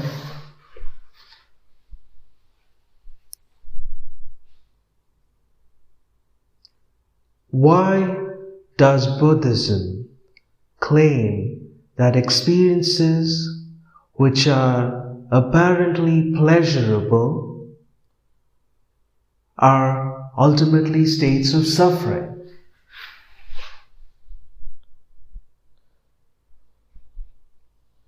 The point is that we perceive them as states of pleasure or joy only because in comparison to painful experiences, they appear as a form of relief. Their pleasurable status is only relative. If they were truly joyful states in themselves, then just as painful experiences increase the more we indulge in the causes that lead to pain, likewise, the more we engage in the causes that give rise to pleasurable experiences, our pleasure or joy should intensify. But this is not the case.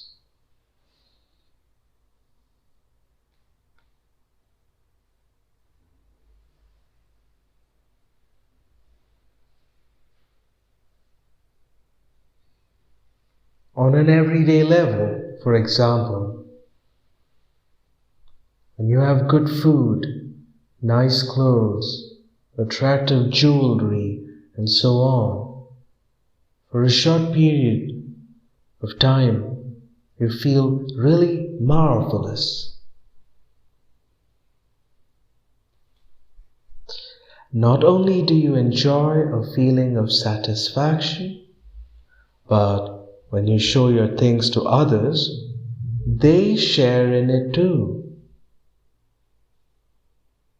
But then 1 day passes, 1 week passes, 1 month passes. The very same object that gave you such pleasure might simply cause you frustration.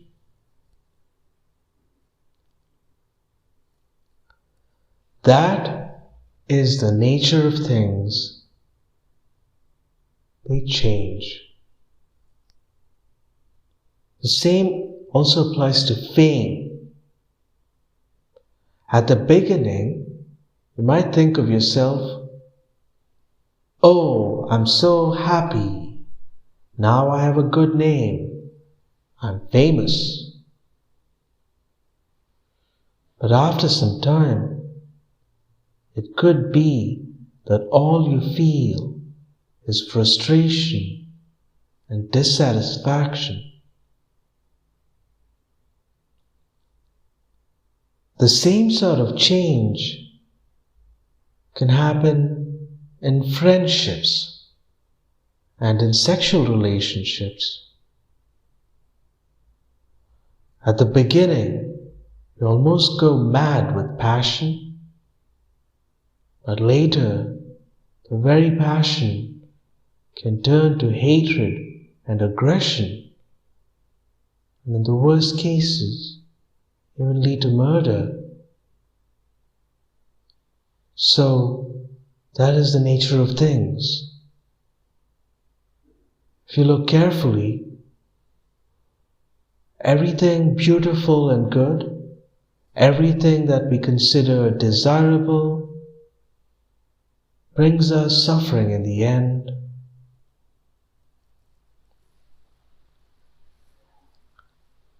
Finally, we come to the third type of suffering, the suffering of conditioning.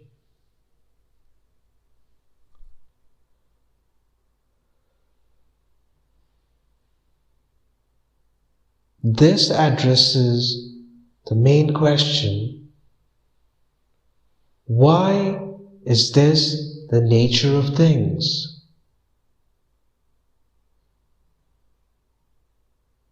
The answer is because everything that happens in samsara is due to ignorance.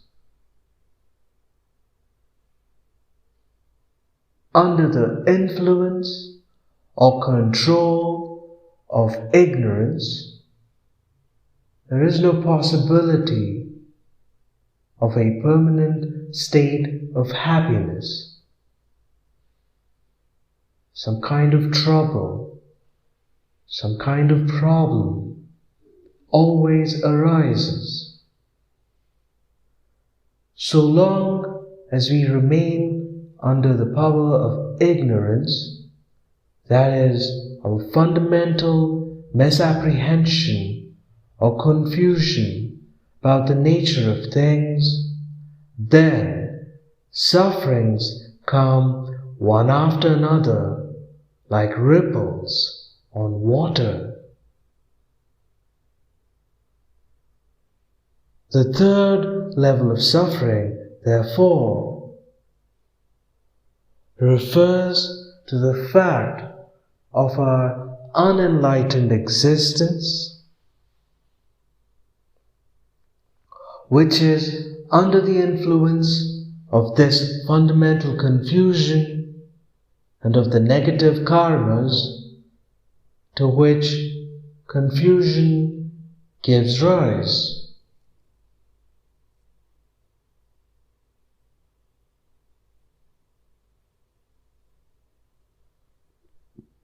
The reason it is called the suffering of conditioning is because this state of existence serves as the basis not only for painful experiences in this life, but also for the causes and conditions of suffering in the future.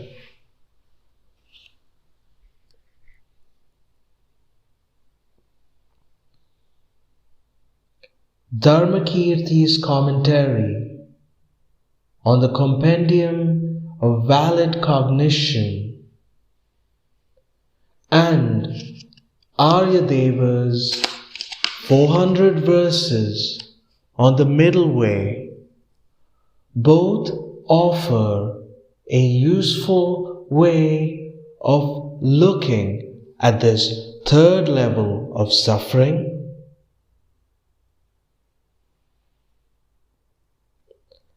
and help deepen our understanding of it. Both works lay the emphasis on reflecting upon the subtle level of the transient, impermanent nature of reality. It is important to bear in mind that there are two levels of meaning here. One can understand impermanence in terms of how something arises and stays for a while and then disappears. This level of impermanence can be understood quite easily. We should add that on this level, the dissolution of something requires a secondary condition which acts as a catalyst to destroy its continuity. However, there is also a second, more subtle understanding of transience. From this more subtle perspective, the obvious process of change we have just described is merely the effect of a deeper, underlying, and dynamic process of change.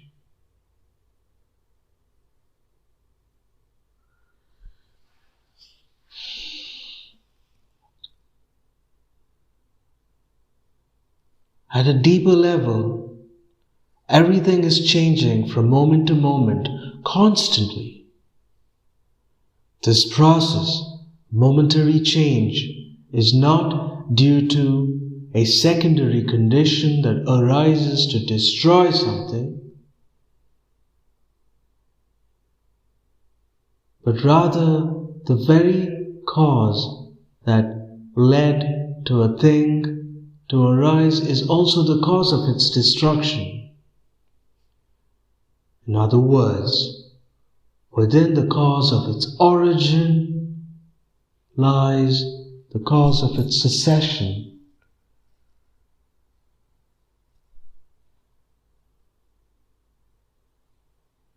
Momentariness should thus be understood in two ways. First, in terms of the three moments of existence of any entity. In the first instant, it arises. In the second instant, it stays. In the third instant, it dissolves. Second, in terms of each instant itself. An instant is not static. As soon as it arises, it moves towards its own cessation.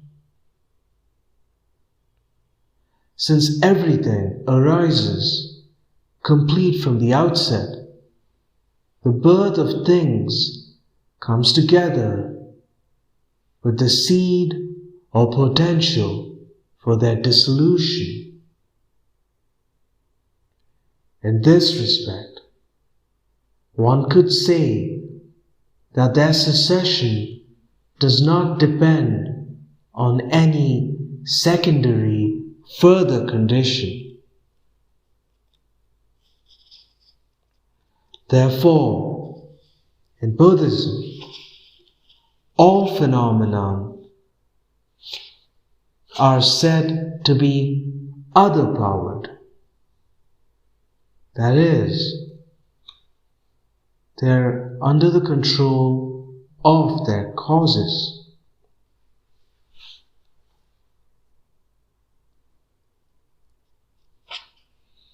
Once you've developed this understanding of the transient nature of phenomena, you're able to situate the understanding you have of dukkha within that context and reflect upon your life as an individual in this samsaric world. You know that since the world has come into being as a result of its own causes and conditions, it too must be other-powered. In other words, it must be under the control of the causal processes that lead to its arising. However, in the context of samsara, the causes we are referring to here are nothing other than a fundamental confusion or ignorance, marikpa in Tibetan, and the delusory states to which confusion gives rise. We know that so long as we are under the domination of this fundamental confusion, there is no room for lasting joy or happiness. Of course, within the three realms, there are states which are comparatively more joyful than others. However, so long as we remain within samsara, whether in the form realm, the formless realm, or the desire realm, there is no scope for joy to be lasting. In the final analysis, we are in a state of dukkha. This is the meaning of the third type of suffering.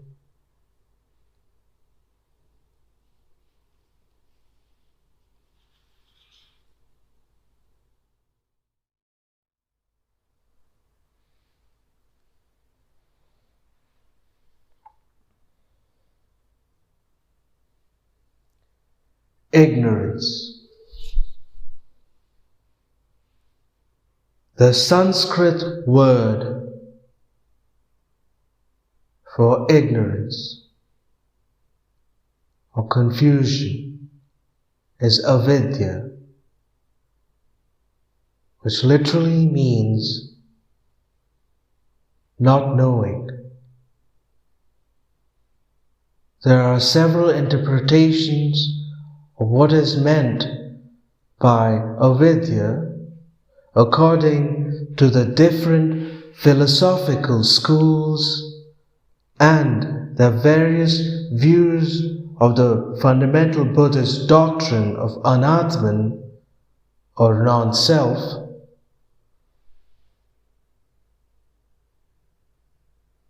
However, the general meaning that is common to all the schools is an understanding that there lies a fundamental ignorance at the root of our existence.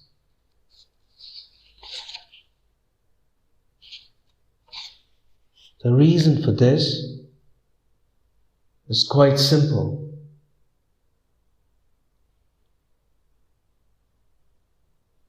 We all know from personal experience what we deeply aspire to gain is happiness, and what we try to avoid is suffering. Yet our actions and behaviors only lead to more suffering and not to the lasting joy and happiness that we seek. This must surely mean that we are operating within the framework of ignorance. This is how we experience the fundamental confusion at the root of our life.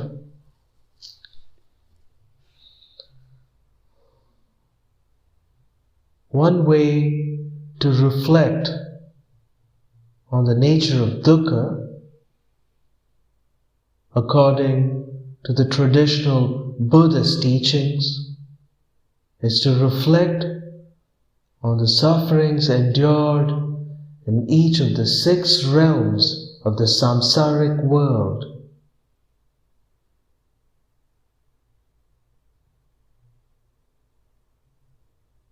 These include the hell realms, the animal realm, the realms of pretas or hungry ghosts, and so on.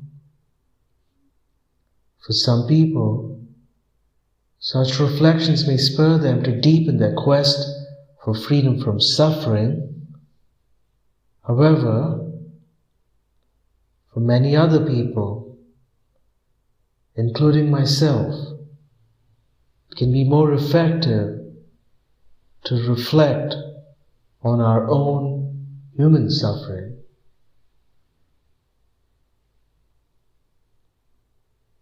Although Buddhism teaches that the human life is one of the most positive of all forms of life, since human beings have the potential to gain perfect enlightenment, it is not always that joyful.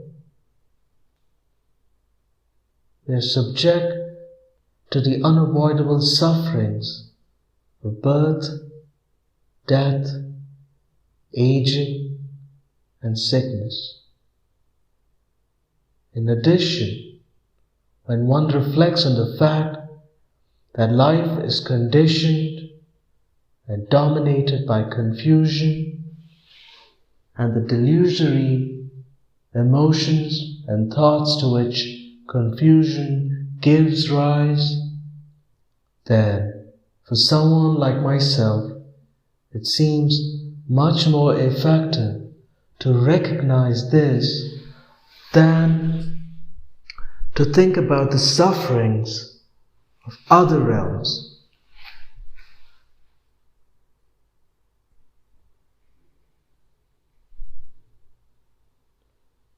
As I mentioned before,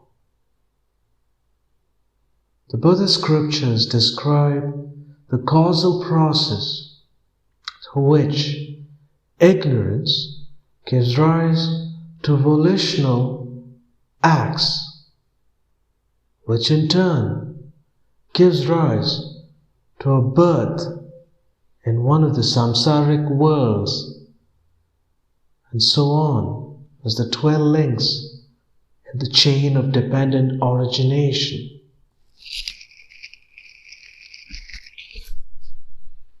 On this, Buddha made 3 observations.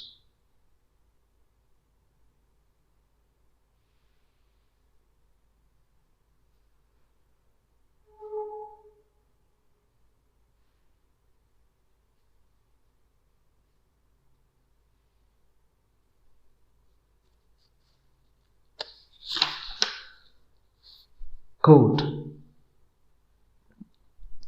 because there is this, that ensues. Because this came into being, that came into being. Because there is fundamental ignorance, volitional acts came into being. End quote.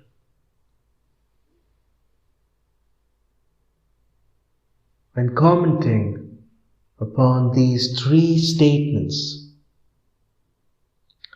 our Sangha explains in the Compendium of Knowledge that 3 conditions are necessary for anything to arise, and I think an understanding of these would be useful here.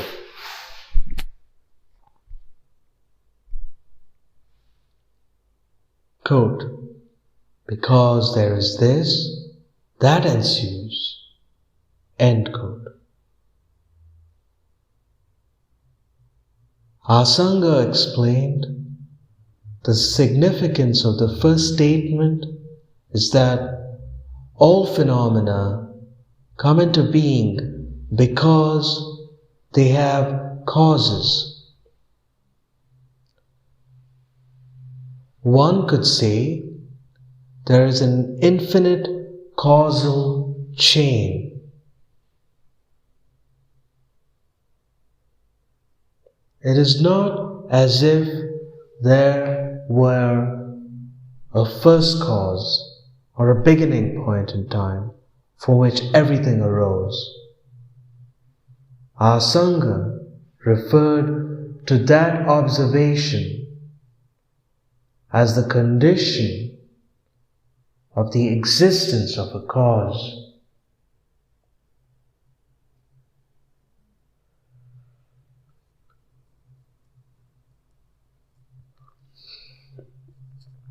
Quote, because this came into being, that came into being. End quote. When commenting on the second statement, our Sangha introduced what he called the condition of impermanence.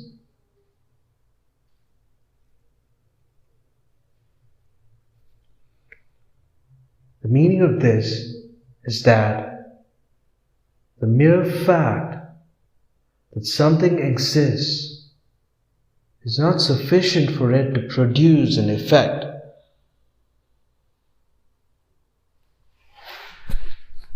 For something to have the potential to produce an effect, it must itself be subject to causation.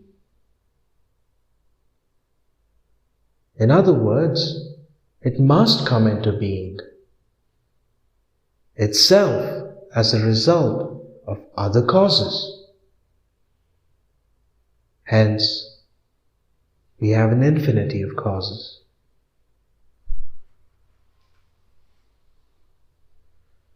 So, Mere existence alone does not give rise to consequence. A cause should not only exist, it should also be impermanent and subject to causation.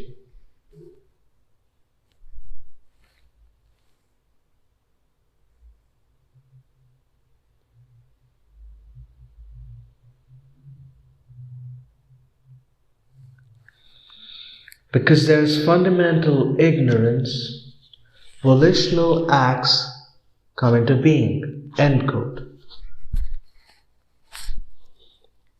Our Sangha's comment on this mentions a further qualification that is needed for a cause to produce an effect, which he calls the condition of potentiality.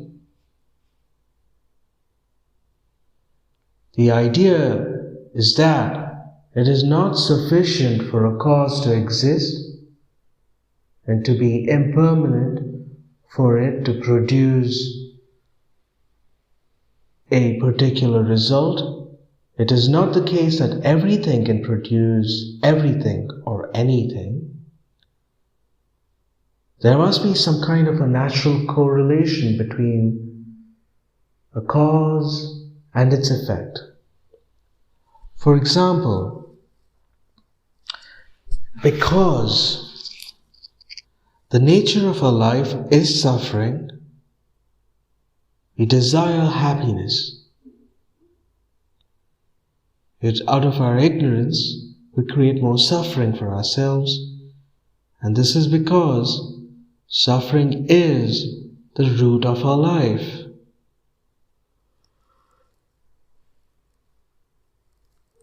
The result we obtain thus correlates with its cause.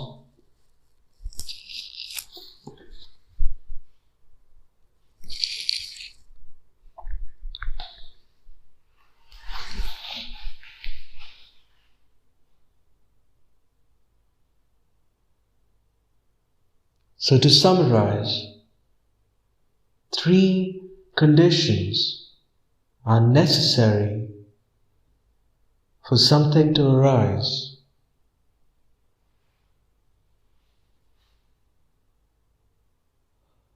A cause should exist, it should be impermanent, and it should correlate with the effect.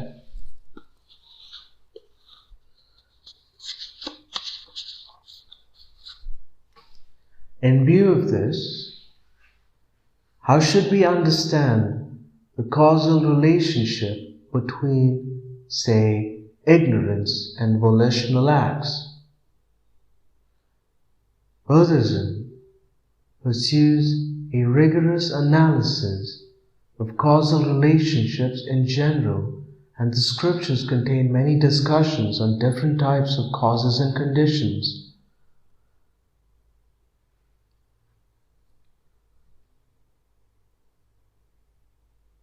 However, there are 2 types of causes. One is known as material or substantial cause, and the other as the contributory cause.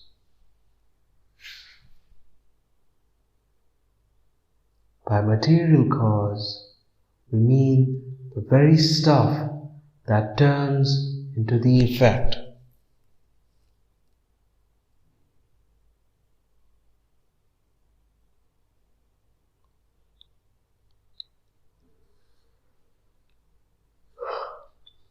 So we can talk, for example, about the physical continuum of a physical entity. Many other factors are necessary to allow the transition to take place between a cause and its effect, and these are called contributory causes.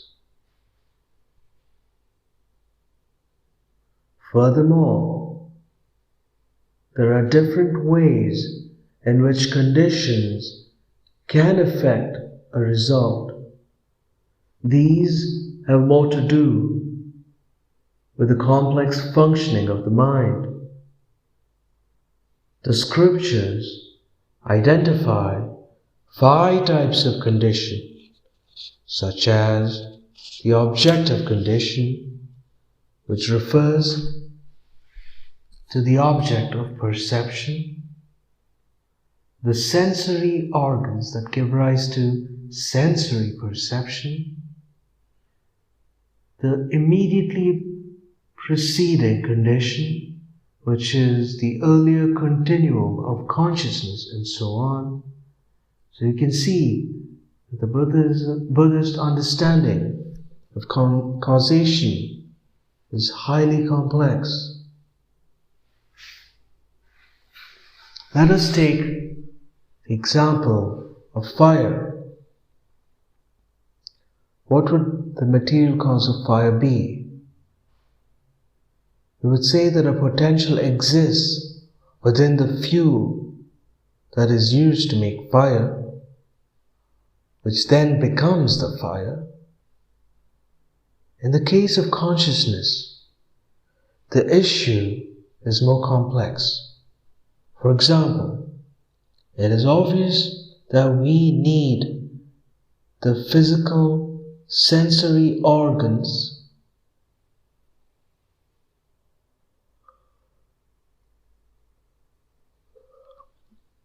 for sensory perceptions to take place. Of course, the physical basis of consciousness would also include the nervous system. Although in classical Buddhist scriptures there is hardly any discussion of this, it is perhaps something that needs to be added to Buddhist theories of epistemology and psychology. However, the substantial cause of consciousness would not be those physical entities. It has to be understood in terms of its own continuum, be it in the form of potential or propensity or whatever. This is a very difficult topic, but perhaps we can say that the substantial cause of consciousness can be understood as the continuum of the subtle consciousness,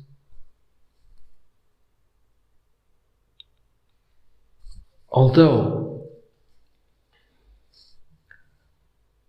we should be careful not to end up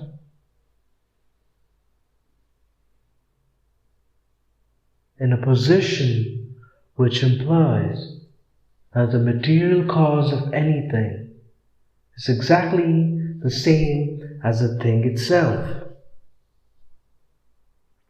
This would be untenable. We cannot maintain the position, for instance, that the substantial causes of sensory perceptions are always sensory perceptions,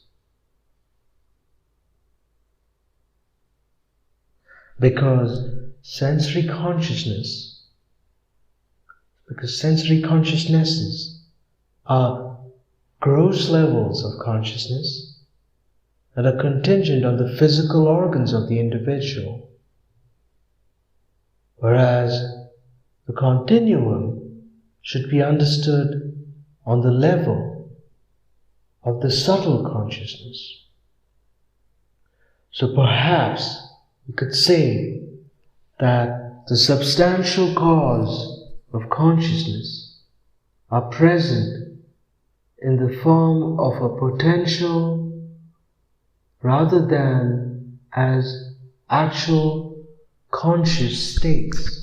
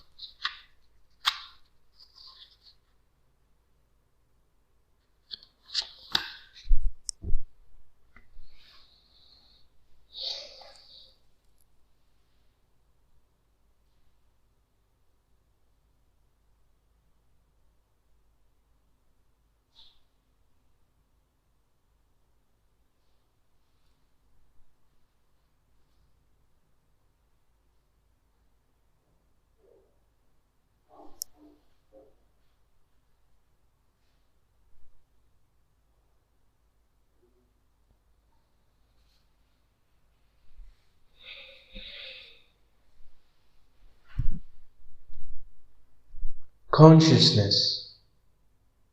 When we talk about consciousness, we're not talking about a single, unitary, monolithic entity that is out there. We're referring, of course,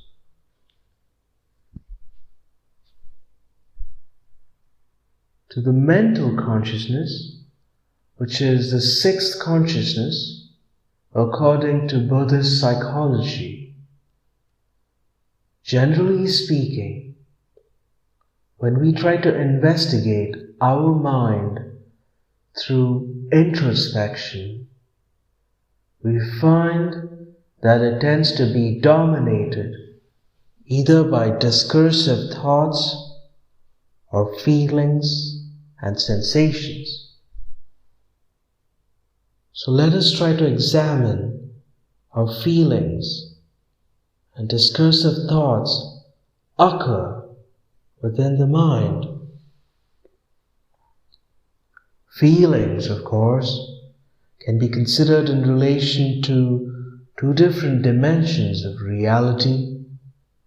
We can speak about them purely at the physical level as sensations, but when we try to understand feelings in terms of mental consciousness, the issue is far more complex.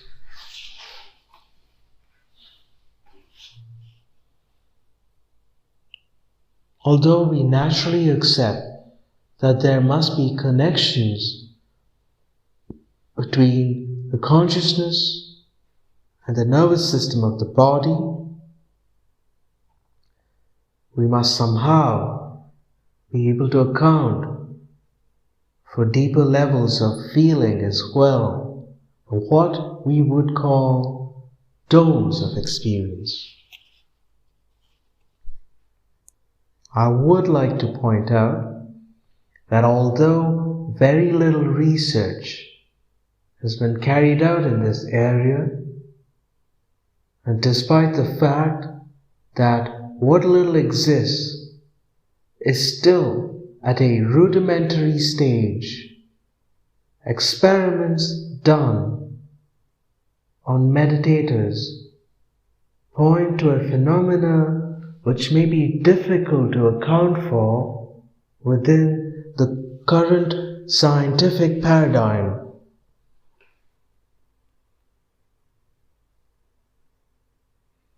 The experiments have shown that without any voluntary physical change in the body and without any physical movement on the part of the individual, a person can affect his or her psychological state simply by using the power of the mind through a focused, single-pointed state.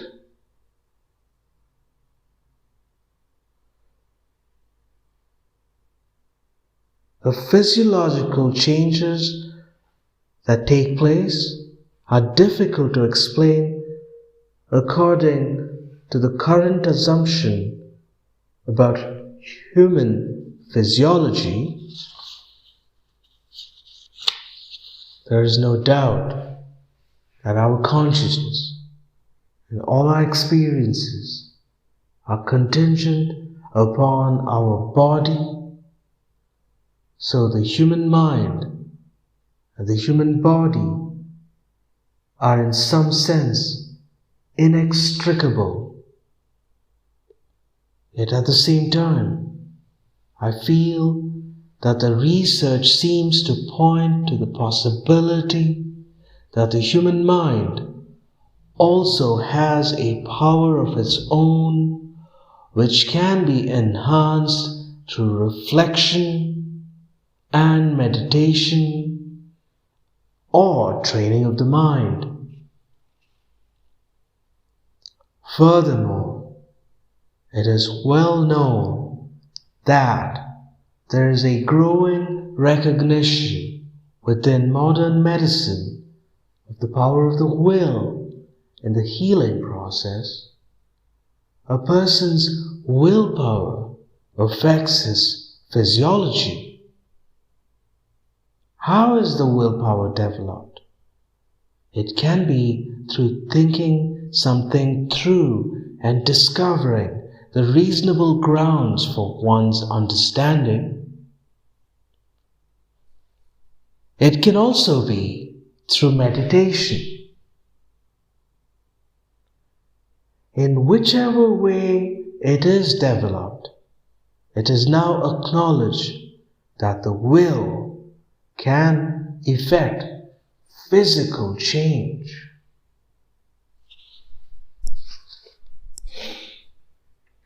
What does this mean?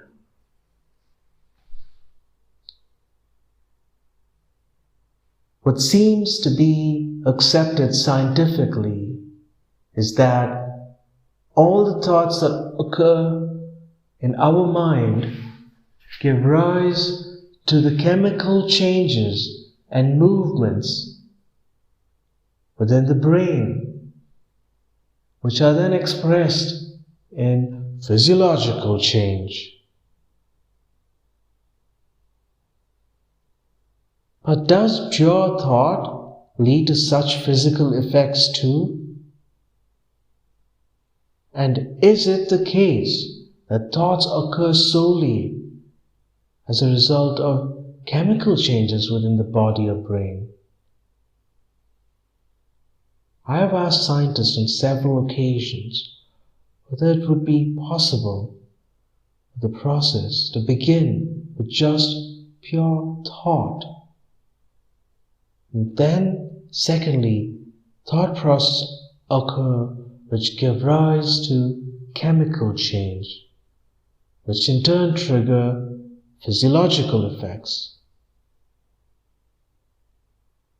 Most of the time, their answers have indicated that since it is assumed that consciousness is contingent upon a physical base, the brain for instance,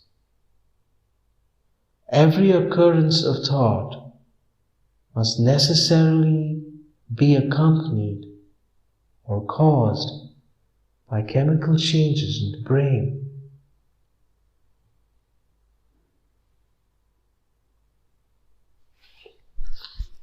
To me, however, that assumption seems to be based more on prejudice than experimental proof.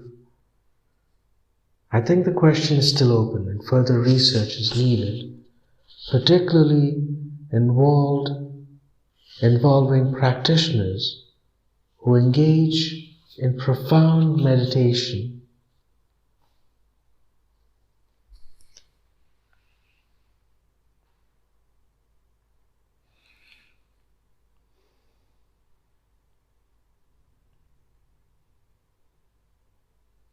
Vajrayana literature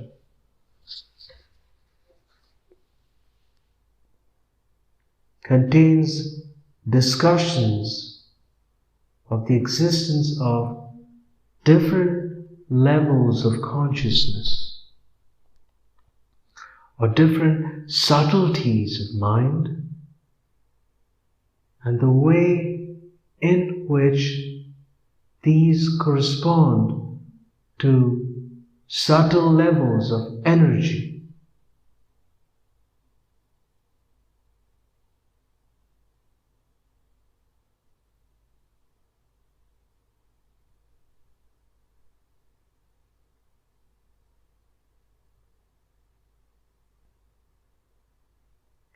I think these explanations can contribute a great deal to our understanding of the nature of mind and its functions.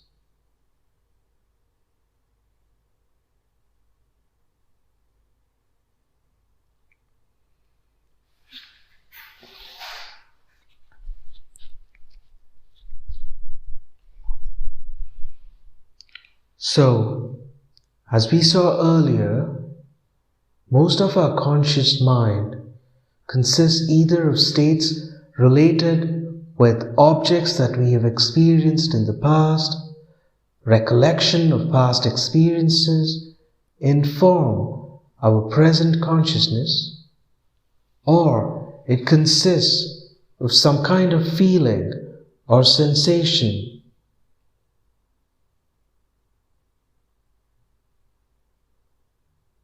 As a result, it is very difficult for us to actually glimpse. As a result, it is very difficult for us to glimpse the actual nature of consciousness, which is the sheer state of knowing, or the luminosity of mind.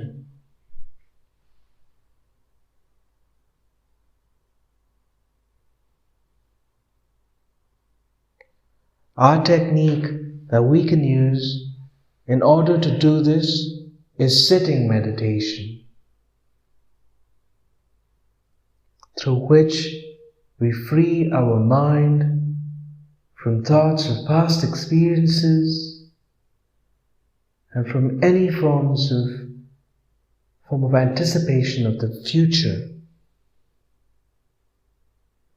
Instead, we abide in the nowness of the present, although we cannot really talk of a present consciousness.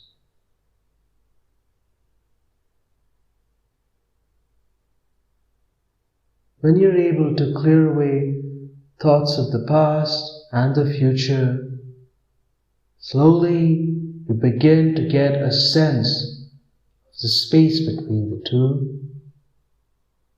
You learn to abide in the present moment. In that space, you begin to glimpse what we call emptiness. If you can remain in that emptiness for longer and longer periods of time, gradually the nature of consciousness itself, which is sheer luminosity and natural awareness of mind, will slowly dawn in you.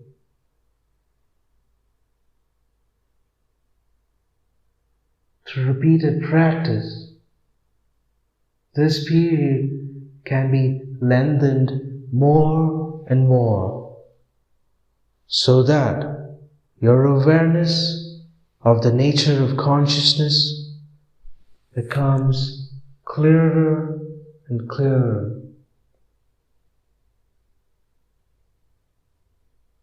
However, it is important to realize that this experience of luminosity of mind, of the nature of mind, is not a profound realization in itself.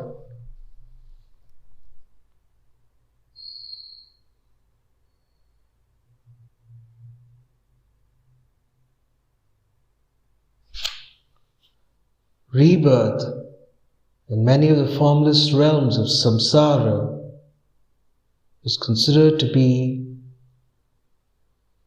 a result from abiding in such states of clarity. On the other hand, if we know how to use that initial experience of luminosity as a basis, then we can build on it by complementing our meditation with other practices. And in this way, it will become truly profound.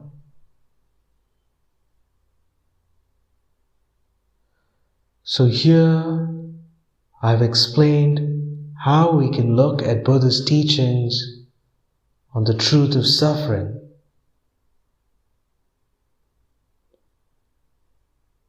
Once you have developed this kind of recognition of the dukkha nature of life, you already have some understanding that at the root of our suffering lies a fundamental ignorance. This, of course, leads to the second truth, which is the origin of suffering. End of chapter 2.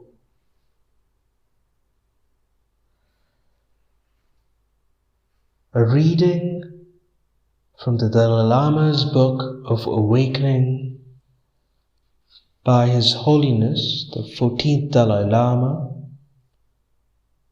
This is a recording for Vox Olympia.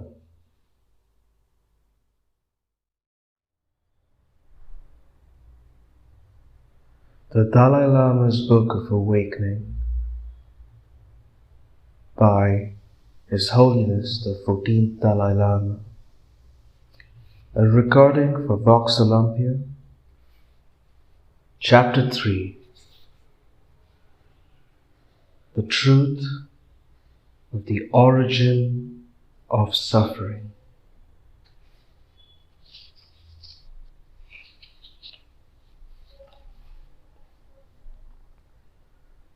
In the previous chapter, we looked at the fact that we all desire happiness and wish to overcome suffering, and how, despite this natural aspiration, we tend to create the conditions for more suffering because we do not know the way to create the causes for happiness.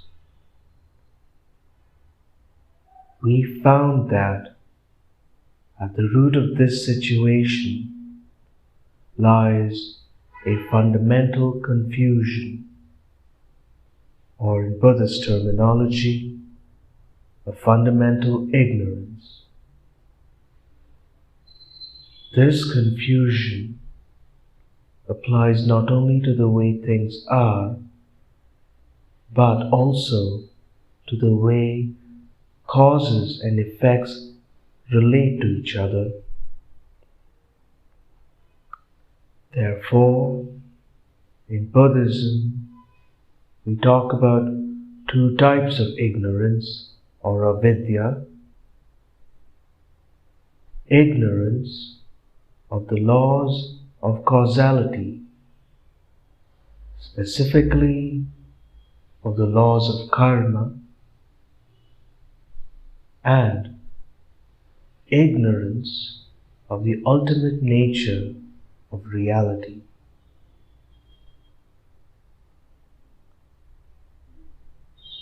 These relate respectively to the two levels of understanding of dependent origination that we outlined in chapter 1.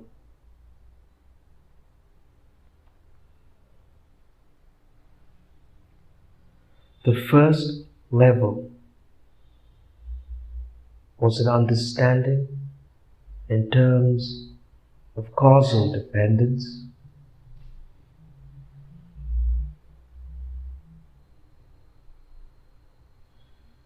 which dispels our ignorance of the laws of causality. The more profound level was an understanding in terms of the ultimate nature of reality, which dispels our fundamental ignorance.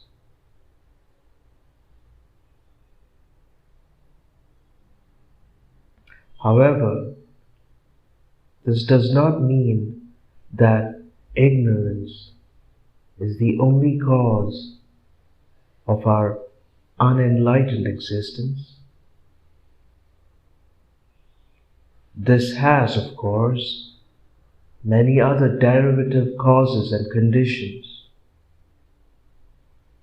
which are called technically as kleshas or afflictive emotions and thoughts.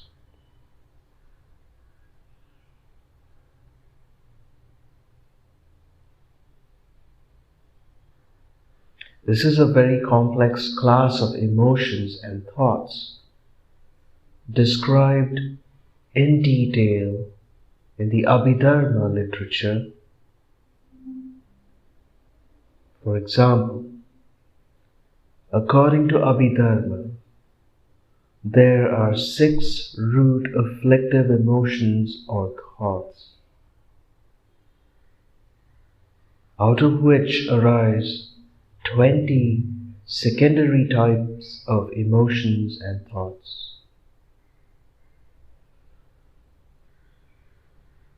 The Abhidharma therefore presents a comprehensive explanation of the whole world of thought and emotion.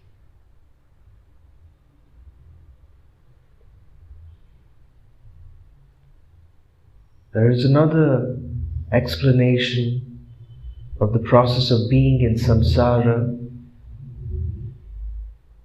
in the Tantric Vajrayana literature,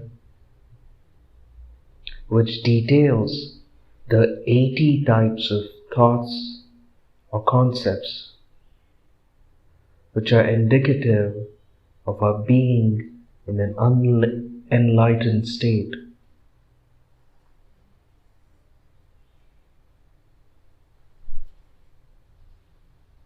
There is another explanation of the process of being in samsara in the Tantric Vajrayana literature, which details the 80 types of thoughts or concepts which are indicative of our being in an unenlightened state.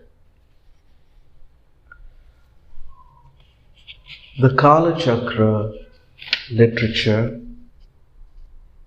which belongs to the Vajrayana class, further identifies the causes of samsaric existence in terms of propensities or natural dispositions. These afflictive emotions and thoughts which arise from our fundamental delusion gives rise to volitional actions.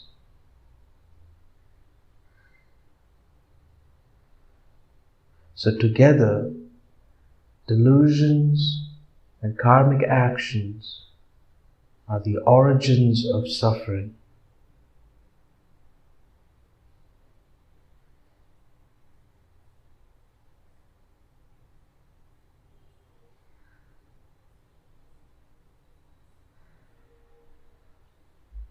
Generally speaking, afflictive emotions and thoughts are defined as those of which the mere occurrence creates immediate disturbance within our mind.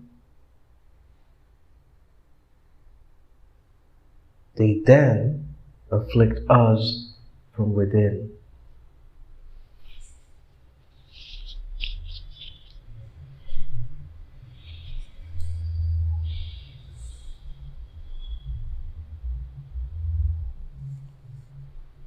Karma. Categories of karmic action.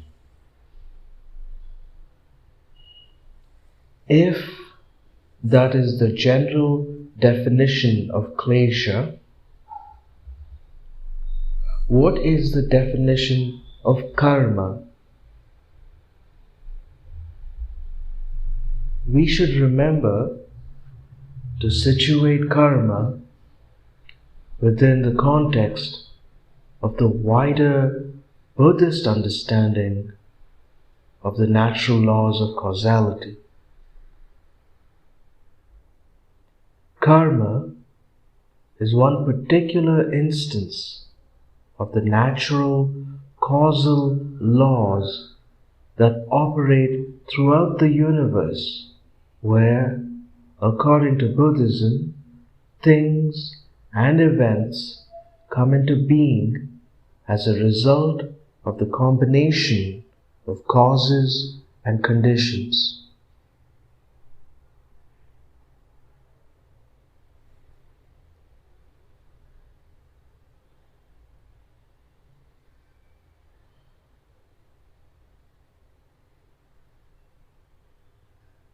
Karma, then, is an instance of the general law of causality. What makes karma unique is that it involves intentional action and therefore an agent. The natural causal processes operating in the world cannot be termed karmic where there is no agent involved.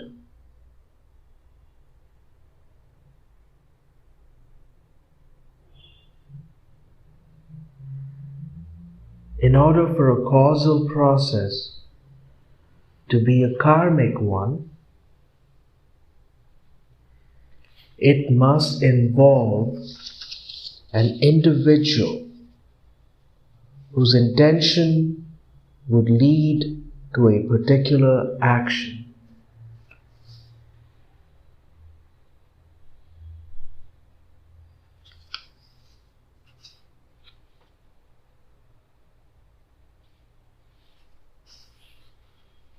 It is this specific type of causal mechanism which is known as karma.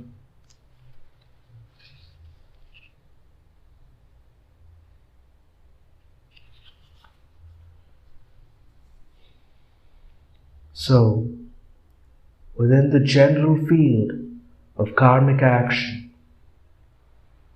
we can talk about 3 different types of action which produce corresponding effects. Actions which produce suffering and pain are generally called negative or non-virtuous actions. Actions that lead to positive and desirable consequences, such as experiences of joy and happiness, are considered to be positive or virtuous actions. The third category includes actions which lead to experiences of equanimity or neutral feelings and experiences. These are considered to be neutral actions and are neither virtuous nor non-virtuous.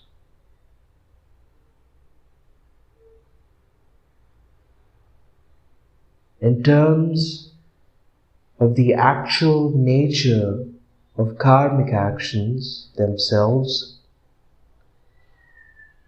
there are 2 principal types.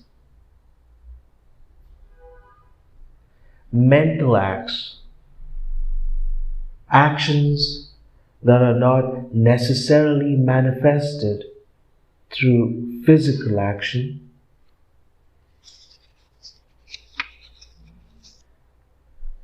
and physical acts which include both bodily and verbal acts.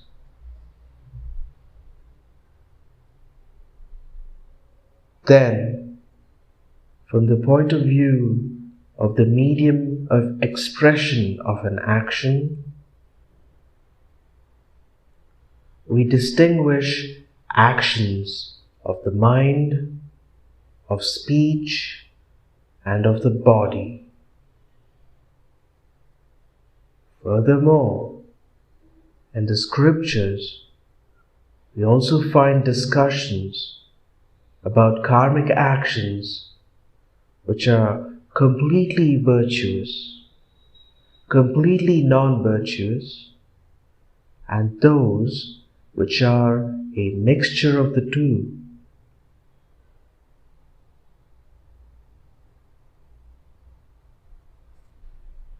I feel that for many of us who practice the Dharma, most of our actions may be a mixture of the two.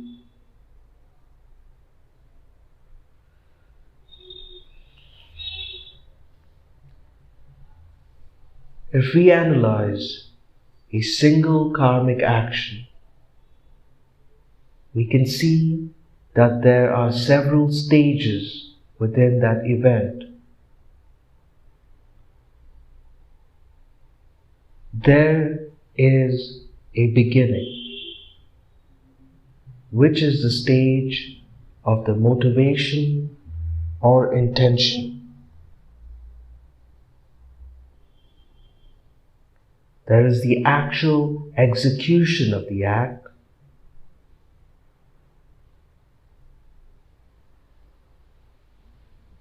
and then there is the culmination or completion of the act.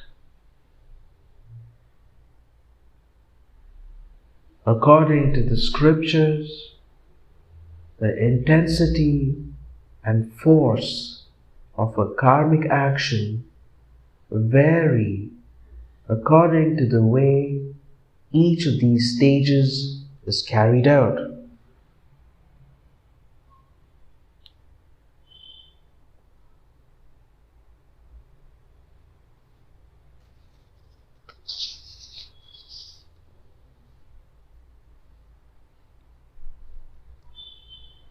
Let us take the example of a negative action.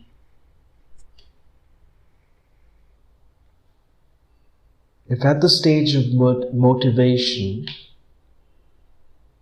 the person has a very strong negative emotion like anger, and then acts on an impulse and carries out the action,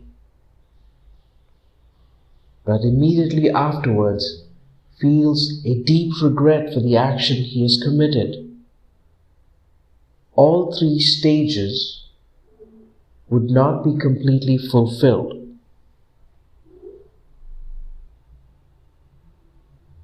Consequently, the action would be less powerful compared to an instance where the person has acted out all stages completely, with a strong motivation, actual execution, and a sense of taking pleasure or satisfaction from the act committed.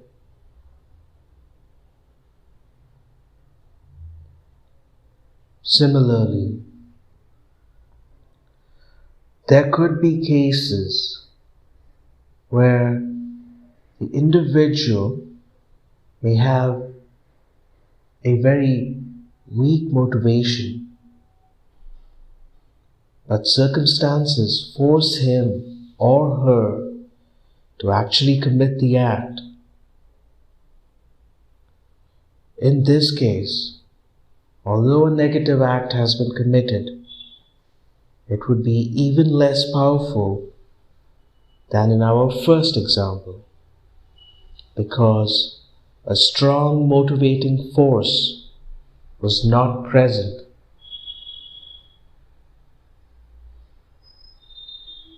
So, depending on the strength of the motivation of the actual act and of the completion, the karma produced will have corresponding degrees of intensity.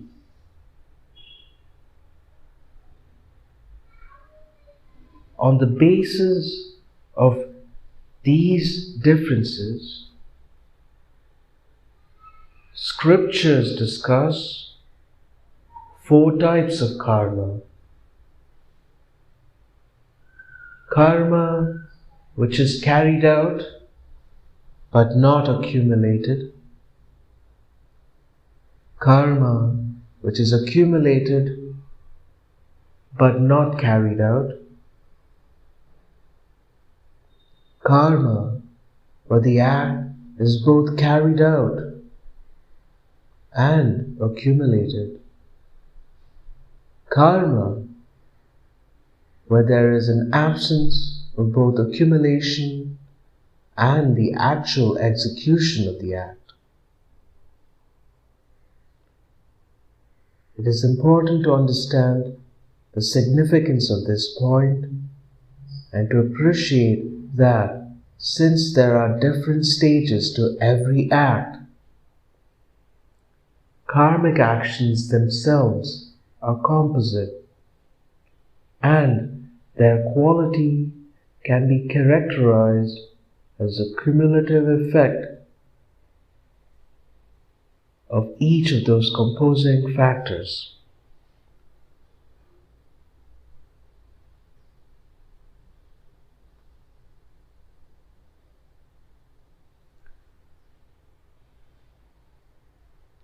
Once you appreciate this, then whenever you have the opportunity to engage in a positive action as a Dharma practitioner, it is important to ensure that at the initial stage, your positive motivation is very strong and that you have a strong intention to engage in the act. Then,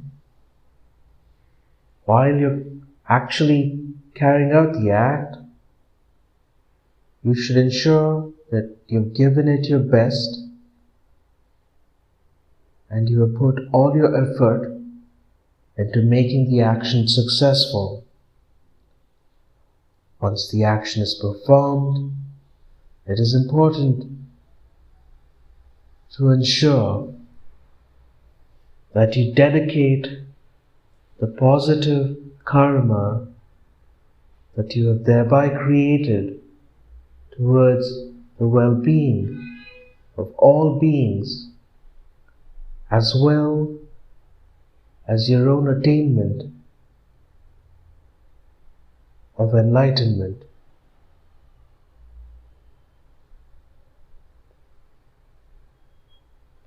If you can reinforce that dedication with an understanding of the ultimate nature of reality, it will be even more powerful.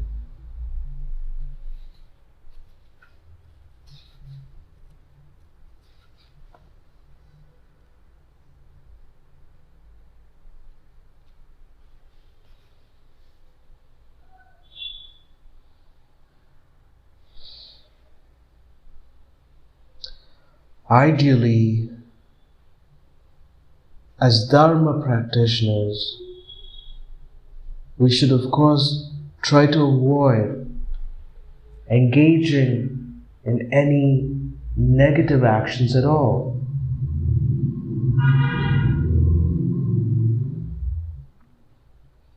But even if we do find ourselves in a situation where we're committing a non-virtuous action, it is important to make sure that at least our motivation is not strong and there is no strong emotion involved. Then, even while we are carrying out the action, if we have a strong pang of conscience and a sense of regret or remorse, then of course the negative act will be very weak. Finally, the action should not be followed by any sense of satisfaction. We should not take pleasure in any negative action we have committed. Rather, we should feel deep remorse and regret, and immediately afterwards, we should purify the negativity if possible.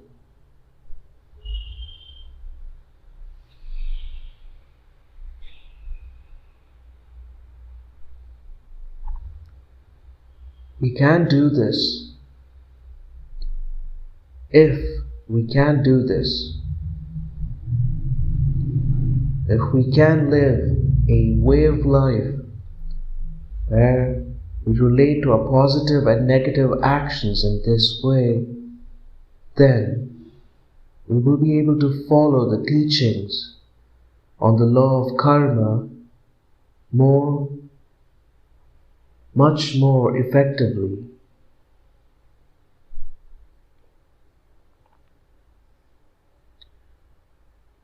Although there are many different types of negative action, the Buddhist scriptures summarize them as the 10 negative or 10 non-virtuous actions.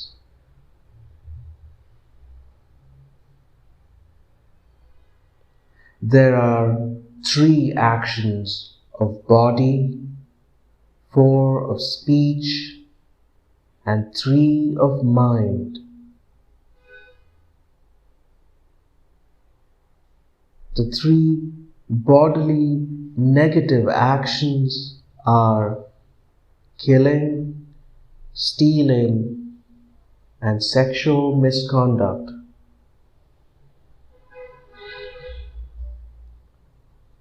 The 4 negative actions of speech are lying, engaging in divisive speech, using harsh words,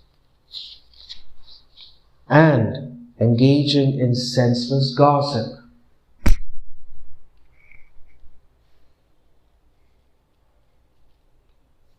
And the 3 negative mental actions are covetousness, harboring harmful thoughts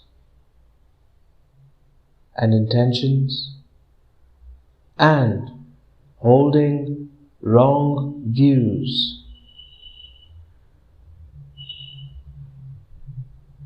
Ideally, a Dharma practitioner should live in such a way that he avoids all these negative actions if possible, and if not, then at least he should refrain from as many as he can.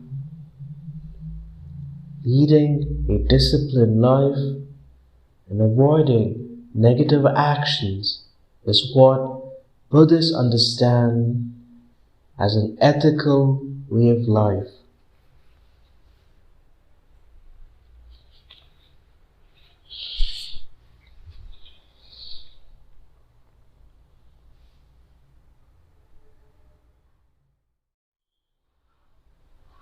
Karma and the person. How does a Buddhist practitioner actually go about trying to lead a moral life?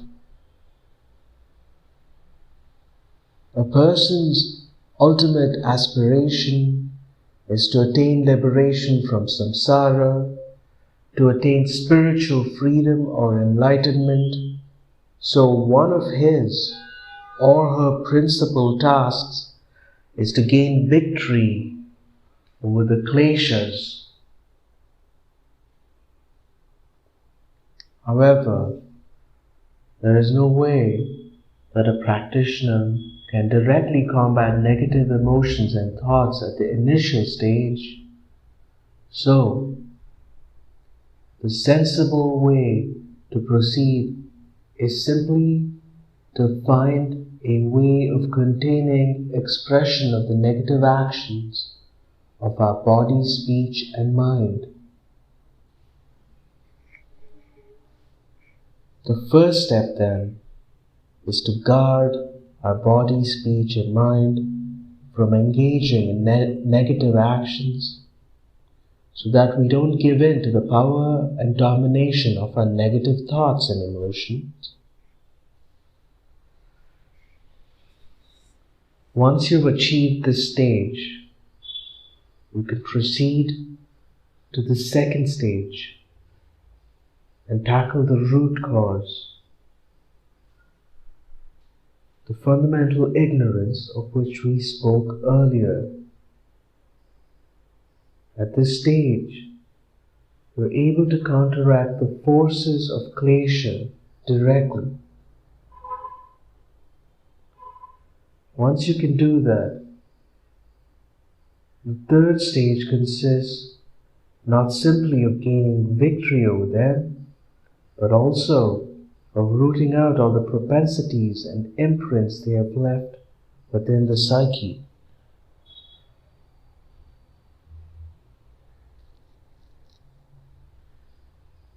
This is why Aryadeva states in the 400 verses on Madhyamaka that a true spiritual aspirant must first overcome negative behavior. In the middle phase, must counter any grasping at self, and in the final stage should overcome all the views that bind us within the samsaric realm.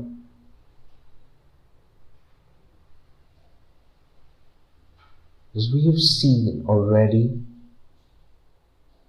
Buddhism explains how both the environment and the sentient beings living in that environment are produced as a result of fundamental ignorance, particularly the karma which arises from ignorance. However, we should not think that karma produces these things from out of nowhere. This is not the case. Karma is not like an external cause. We should realize that in order for karma to operate, and in order for it to have the potential to create its consequences, it must have a basis on which to do so. It follows that there exists a continuum of both physical and the mental worlds. We can trace the continuum of the physical world to the beginning of a particular universe, and then we can trace the beginning of empty space.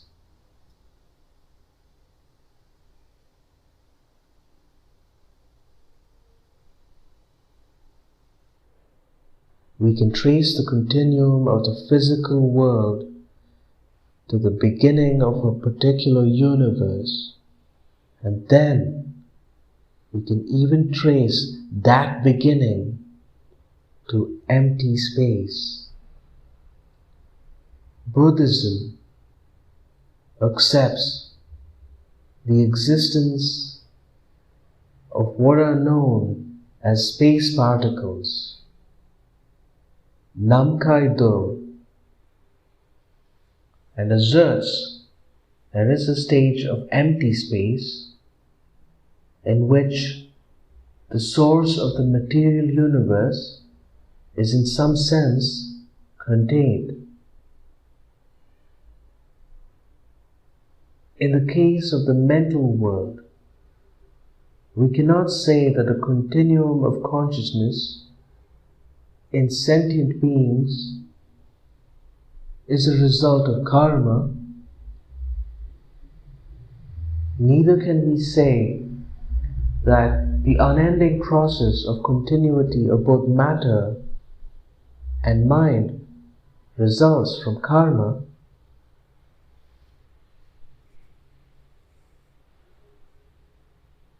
If this is the case, if the basic continuum is not produced by karma, then where does karma fit in?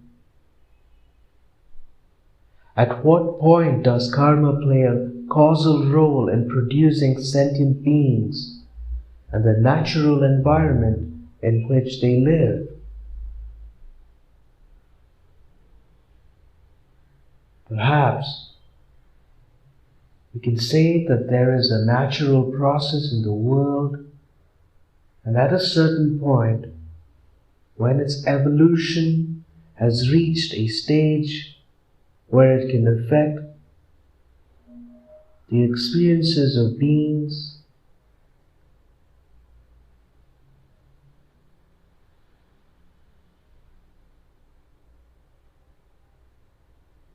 giving rise to either painful experiences of suffering or joyful experiences of happiness. That is the point when karma enters the picture. Perhaps we can say that there is a natural process in the world, and at a certain point when its evolution has reached a stage where it can affect the experiences of beings, giving rise to either painful experiences or suffering, or joyful experiences of happiness. That is the point where karma enters the picture. After all, the karmic process only makes sense in relation to the experience of sentient beings.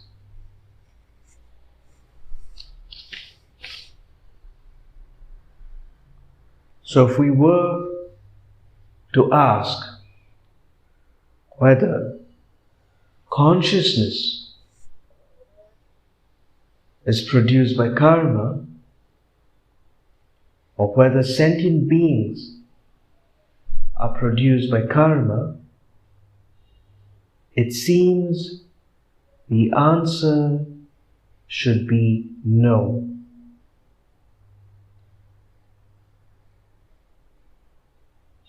But,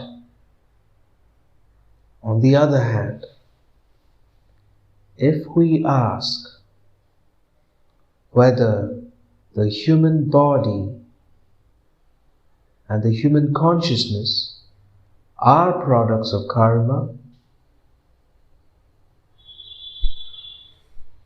then the answer is yes, because both result from virtuous actions.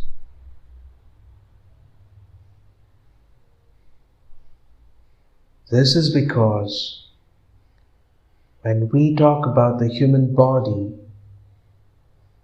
and human consciousness, we are referring to a state of existence which is directly related to the painful and pleasurable experiences of an individual,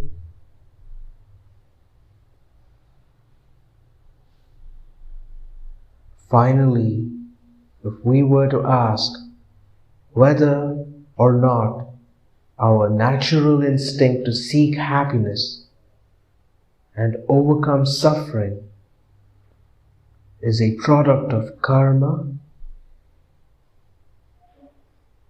it seems the answer would again be no.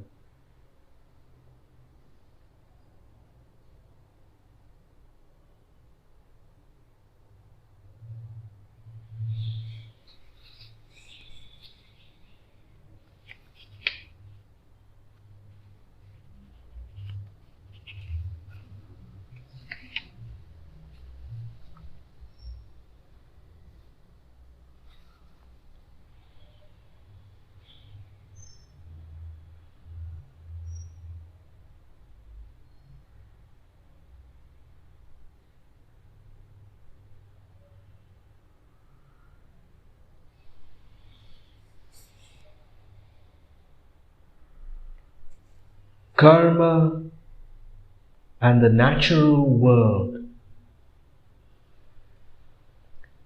Now, when we turn to the evolution of the physical universe at large, We cannot say that the natural processes of cause and effects are a product of karma.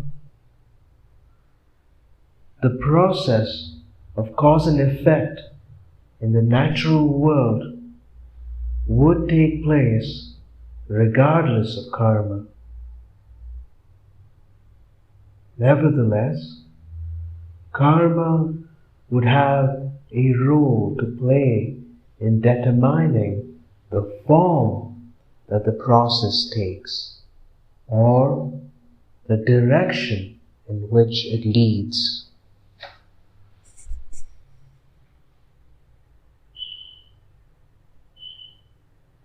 Here, we should mention that from the Buddhist analytical point of view, we distinguish two realms of inquiry. One realm we could call natural, where only the natural process of causal laws operate.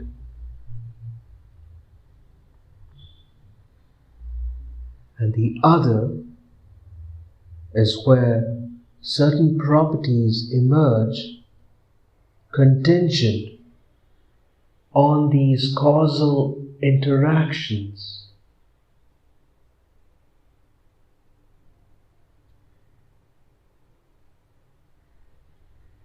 On account of this distinction, we find that different avenues of reasoning are used when trying to understand the nature of the world or of reality.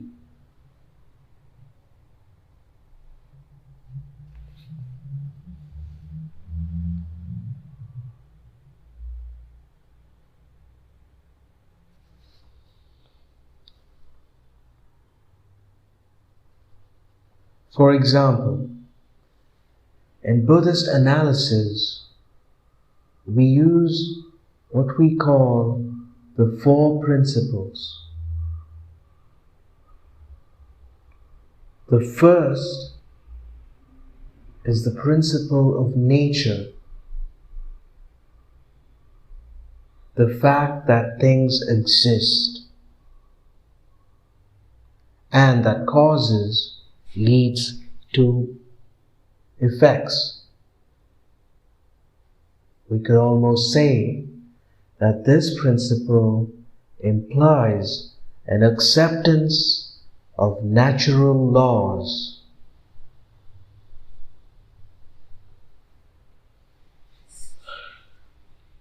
Then we have the principle of efficacy. This deals with the way things have the capacity to produce certain results according to their nature.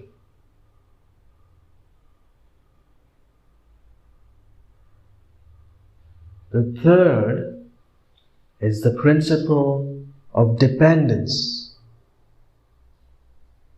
Given the first two principles, we see there is a natural dependence between things and events, between causes and effects.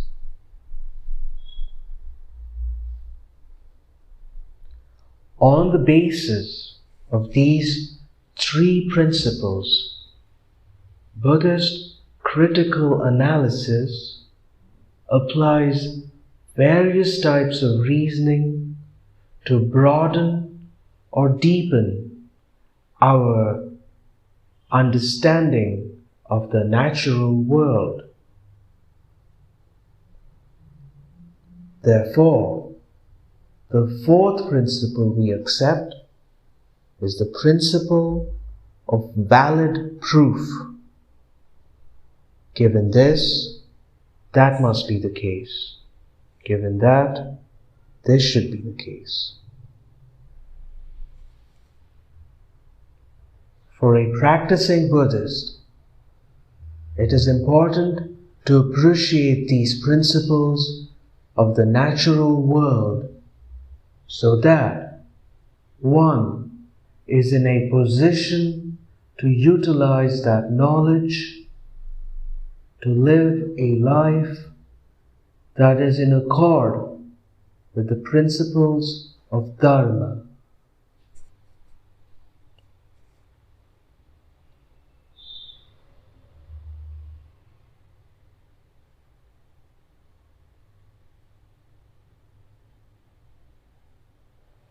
We could therefore say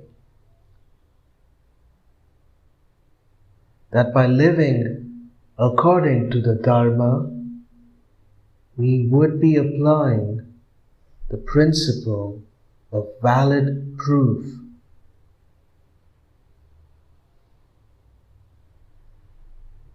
In terms of the way in which we avoid negative actions and enhance virtuous actions. So, as I mentioned earlier, the questions we now have to consider are: at what point in the causal process does karma come into the picture? And in what manner does karma interact with the process of natural causal laws?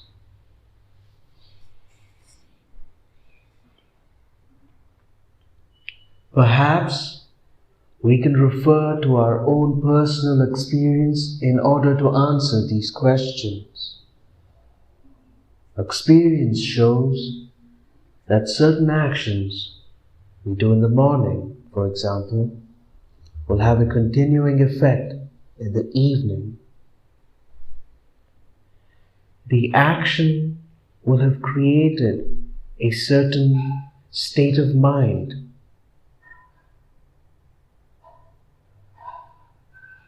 It will have had an impact upon our emotion and our sense of being. So, even though it was committed in the morning as an event that is finished, its effect still lingers on in our mind. I think the same principles operate with karma and its effects, even in the case of long-term karmic effects.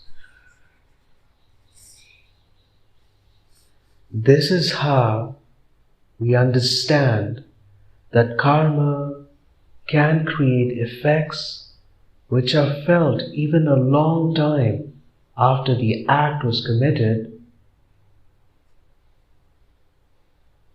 According to the Buddhist explanation, of course, the impact of karma can be felt over successive lifetimes as well as in our present life.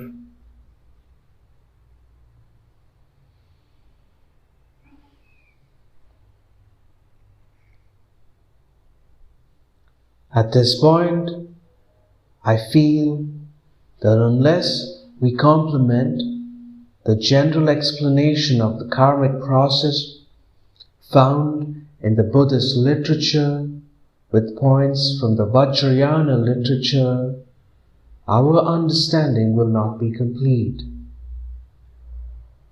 The Vajrayana explains that both the physical world and the bodies of living beings are composed of 5 elements: earth, water, fire, wind, and space. Space here should be understood in terms of vacuum, of empty space, rather than a space in the technical sense of absence of obstruction. The Vajrayana literature discusses these in terms of external elements and internal elements, and shows how they are related to each other at a very profound level.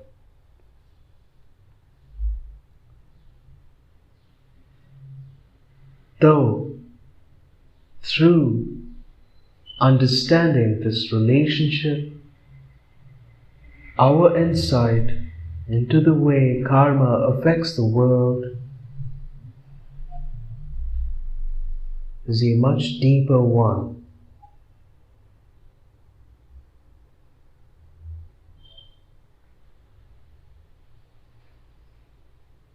As we discussed earlier, the fact that consciousness exists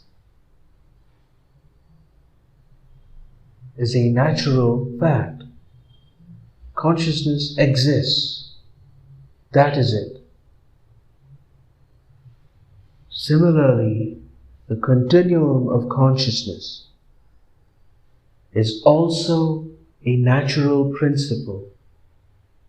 Consciousness maintains its continuity.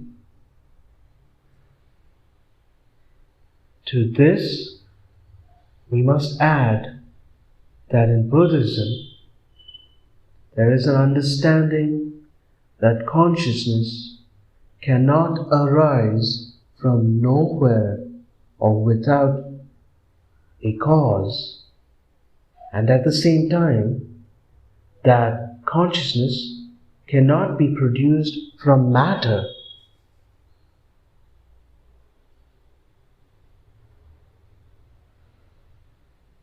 That is not to say that matter cannot affect consciousness.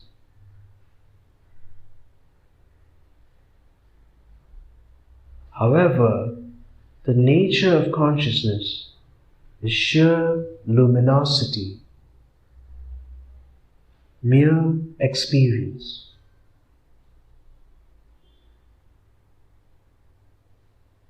It is the primordial knowing faculty, and therefore it cannot be produced from matter whose nature is different.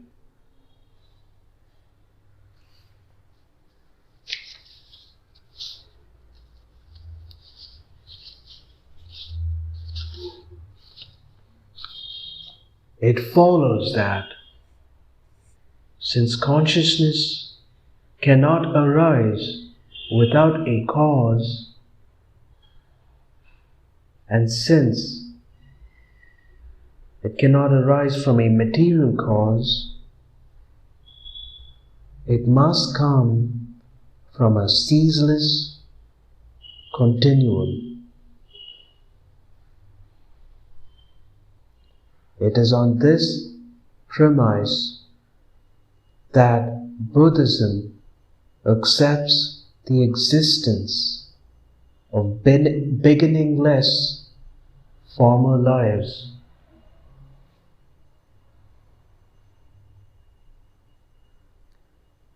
We have seen that the origin of suffering lies both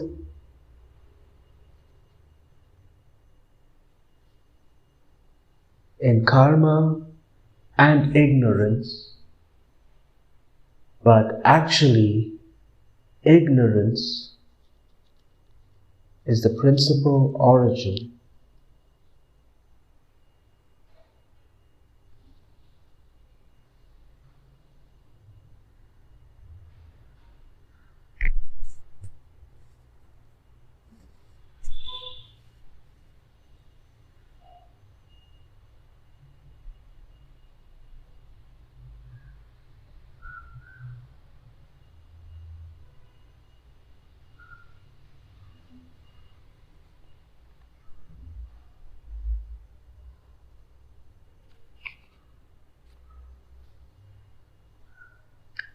karma, and the emotions. There are differences in the way each school of Buddhism understands the nature of kleshas corresponding to their various interpretations of the doctrine of Anatman or no soul theory.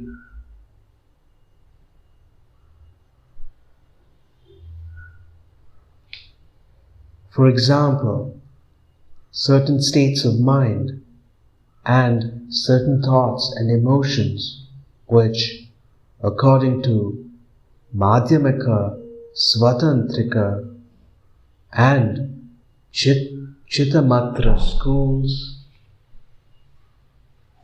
may be considered non-delusory, are seen as delusory from the point of view of Madhyamika Prasangika school. This is a very complex point, of course, and would require a lot of study.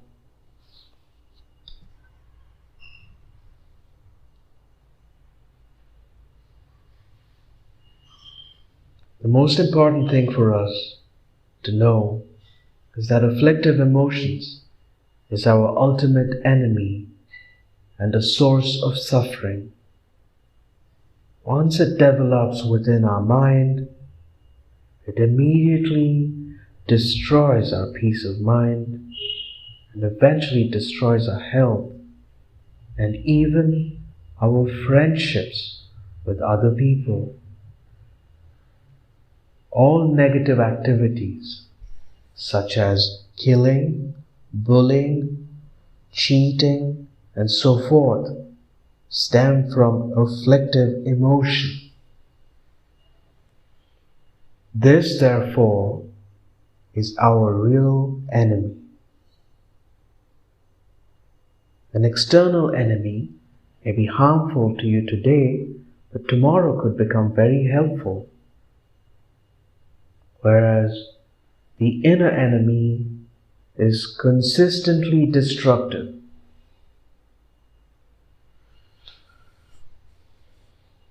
Moreover, wherever you live, the inner enemy is always there with you. And that makes it very dangerous.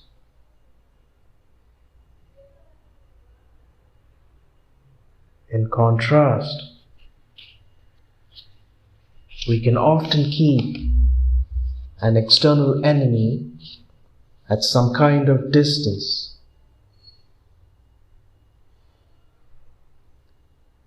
In 1959, for example, we escaped from Tibet, since escape was a physical possibility. But in the case of this inner enemy, whether I am in Tibet, or in the Potola, or in Dharamsala, or here in London, wherever I go, it follows me. I think the inner enemy is even there in meditation. And even if I visualize a mandala, I may still find this enemy in its very center. So, this is the main point we have to realize. The real destroyer of our happiness is always there within us. So, what can we do about it? If it is not possible to work on that enemy and to eliminate it, then I think we had better forget the spiritual path and rely on alcohol and sex and other such things to improve our lives.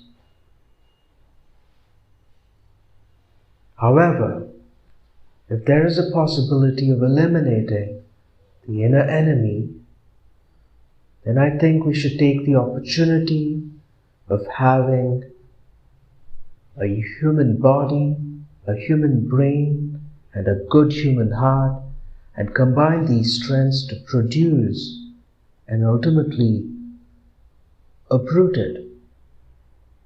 This is why human life is considered to be so precious according to the Buddhist teachings. For it alone enables a being to train and transform the mind, mainly by virtue of intelligence and reasoning.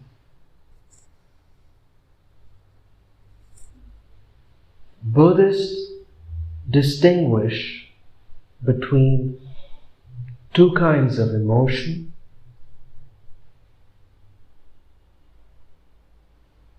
One type is without reason and is just based on prejudice. Hatred is one of these.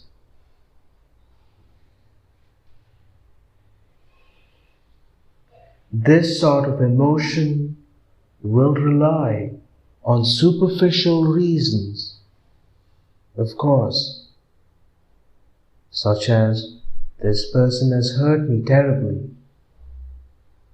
But deep down, if you pursue that reasoning further, you find it does not go very far. Emotions without proper reason are what we call negative emotions. The other kind of emotion, which includes compassion and altruism,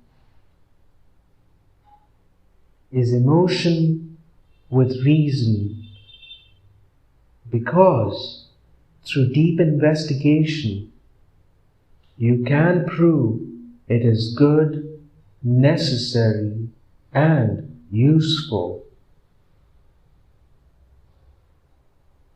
Furthermore, although by nature it is a type of emotion, it is actually in accord with reason and intelligence.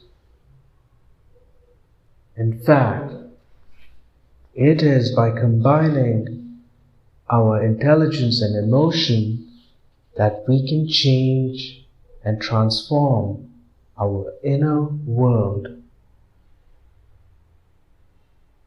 So long as the inner enemy is there, and so long as we are under its control, there can be no permanent happiness. Understanding the need to defeat this enemy is true realization,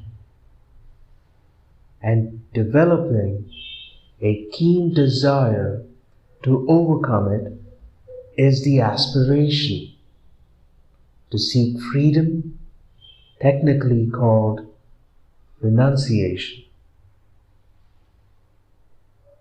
Therefore, this practice of analyzing our emotions and our inner world is very crucial.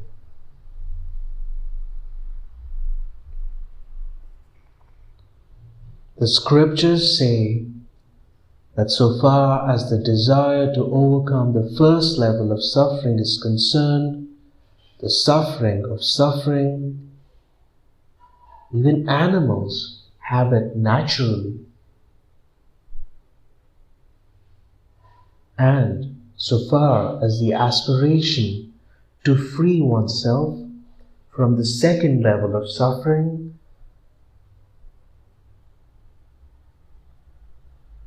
concerned the suffering of change, this is not something that is unique to the Buddhist path.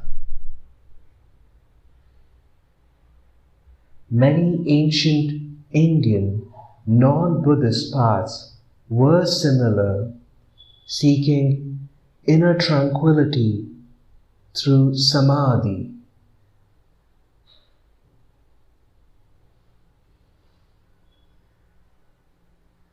However, the genuine aspiration to seek complete liberation from samsara can only arise from a recognition of the third level of suffering, the suffering of conditioning, where we realize that so long as we remain under the control of ignorance, we will be subject to suffering, and there will be no room for lasting joy and happiness. It may be said that the recognition of this third level of suffering is unique to the Buddhist path.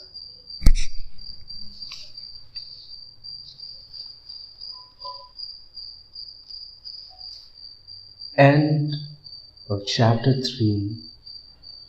The truth of the origin of suffering. A reading from the Dalai Lama's Book of Awakening. A recording for Vox Olympia.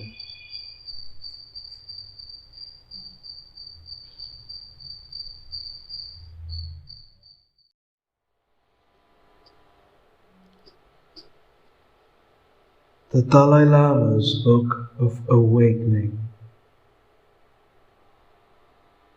Chapter 4. The Truth of Cessation.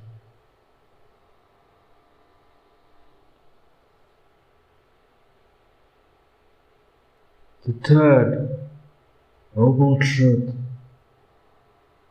is the truth of cessation. The key question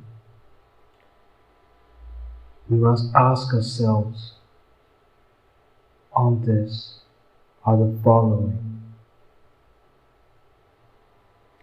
What is nirvana? What is moksha, or liberation? What do we mean by nirodha, or cessation? And is it really possible to attain cessation or not?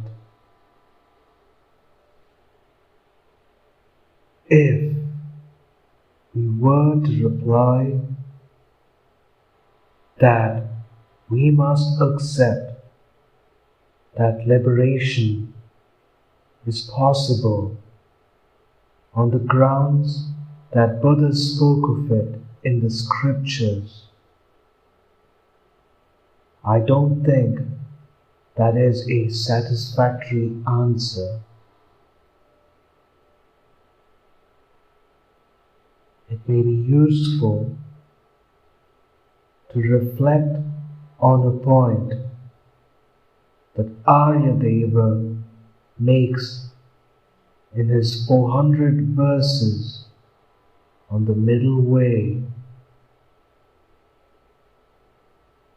He argues that when we talk about the ultimate nature of reality or emptiness,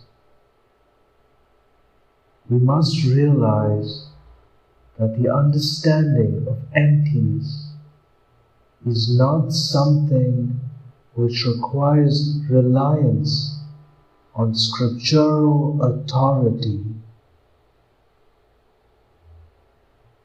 We can approach it through critical analysis and reasoning.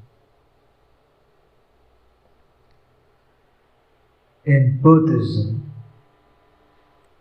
we assert that one category of phenomena manifest to us and can be perceived directly,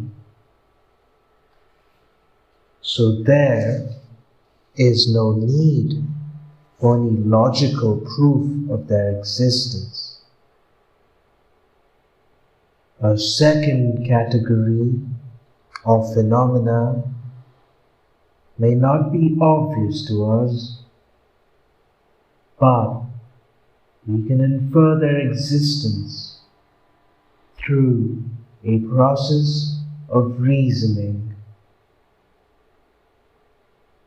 These are technically known as slightly obscure phenomena.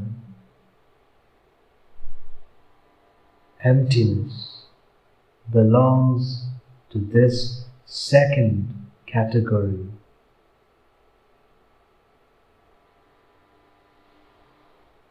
Since we can infer the truth of emptiness, we must also accept that liberation can be inferred through the reasoning process too.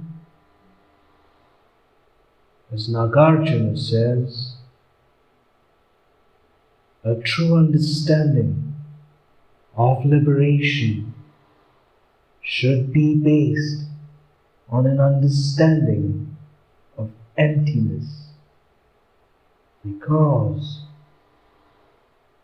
liberation is nothing other than the total elimination or total cessation of delusion and suffering through insight into emptiness. The concept of liberation is therefore very closely related to that of emptiness. And just as emptiness can be inferred, so can moksha.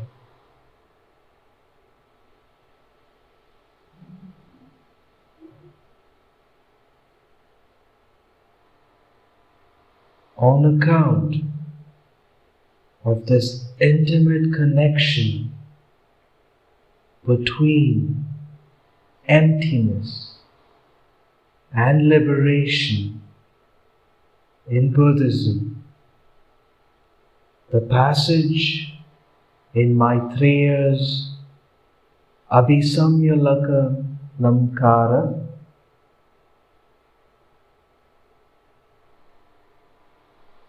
which deals with the third noble truth, contains an extensive discussion of the 16 types of emptiness.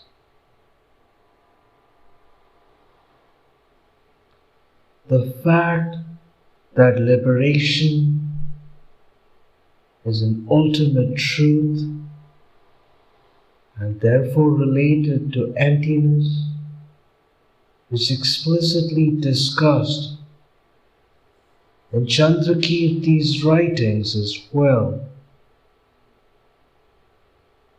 So it seems that our acceptance of liberation as a possibility is a function of how well we understand the concept of emptiness.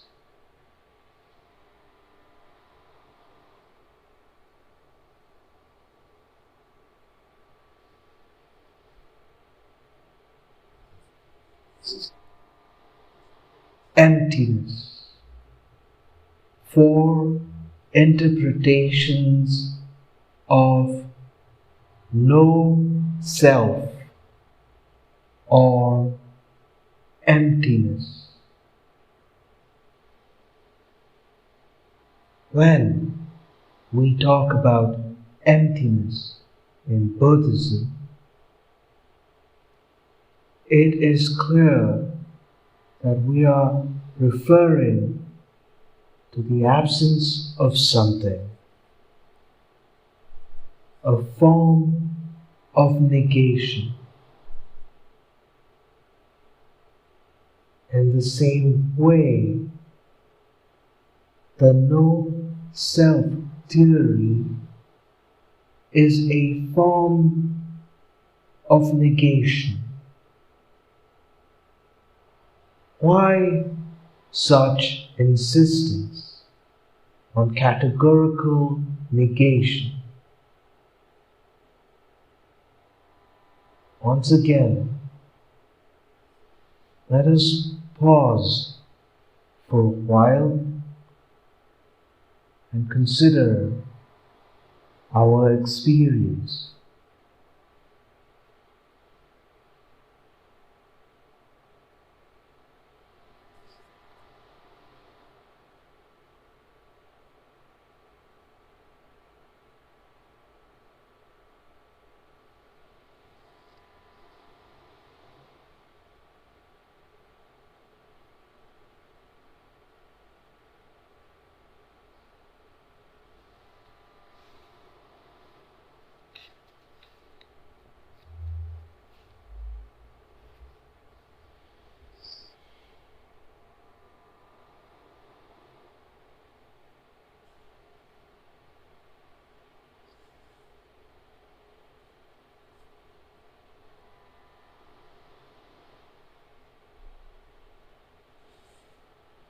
Let's imagine that I have a certain fear based on some kind of suspicion that there might be something threatening nearby.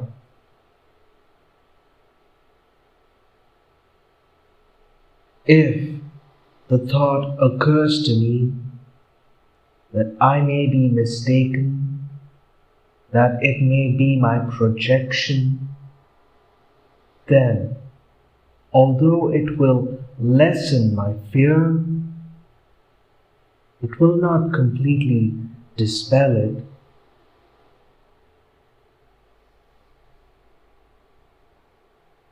However,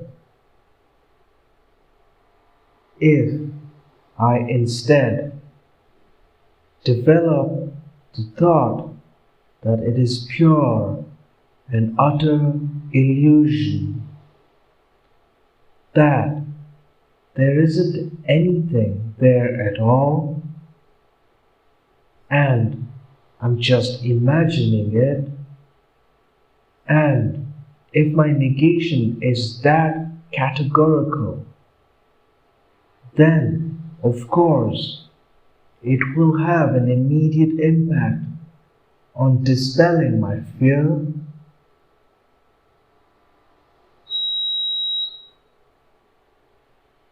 The question is,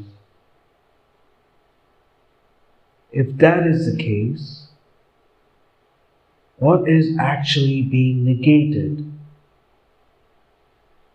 What is empty of what?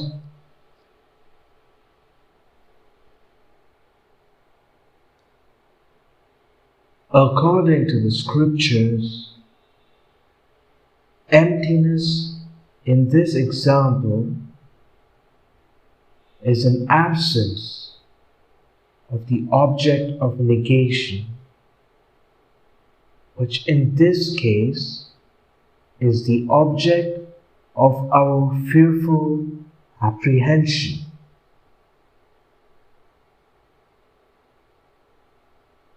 This does not explain things fully, however, so we have to go further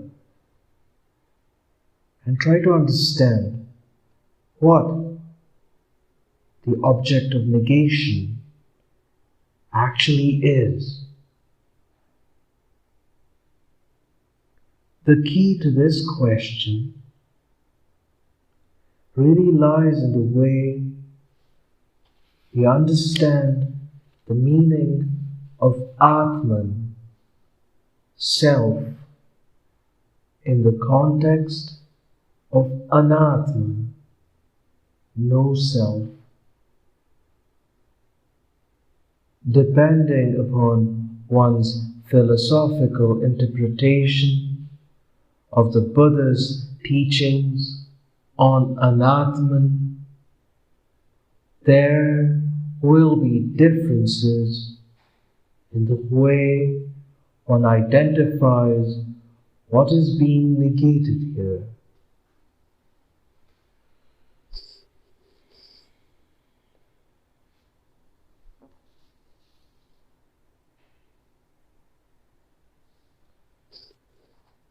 Buddhist literature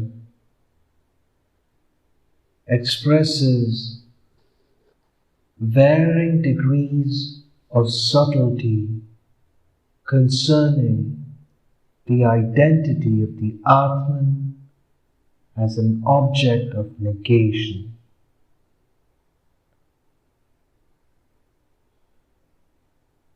For instance, on one level, the Atman is identified as substantially real, as a soul that exists within each one of us.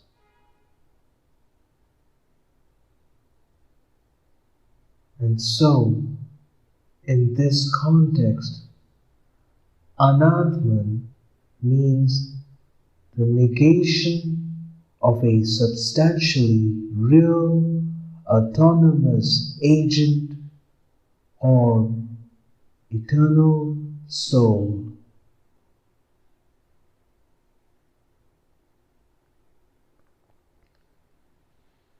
Then we have the interpretation of the Chittamatra school, which understands the fundamental ignorance not as the belief in a substantially real and eternal soul,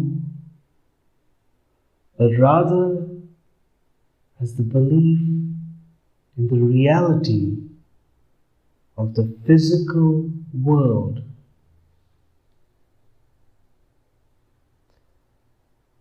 The Chittamatrins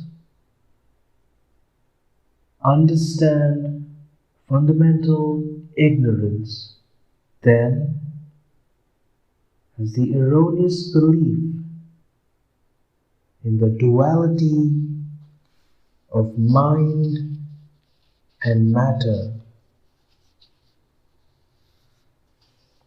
So the object to be negated with respect to Anatman is precisely this belief.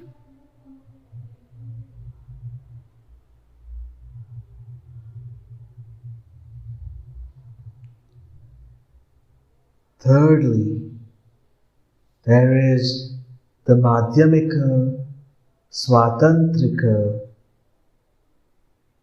understanding of emptiness.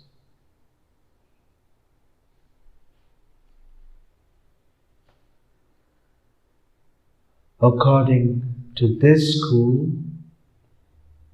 although things come into being as a result of causes and conditions, and although the status of things as existing is in one sense or another dependent on our perception, nevertheless, there is a certain intrinsic reality to things and events. What is negated by this school is the assertion that objects exist independent of perception, and it is this that constitutes their understanding of emptiness.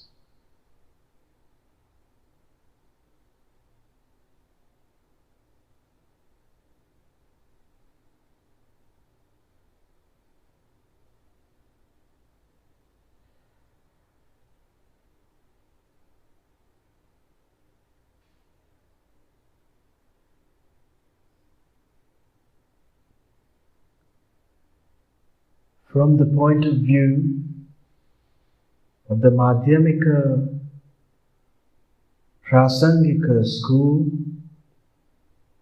however, that is not the final meaning of Buddha's teaching on Anatman.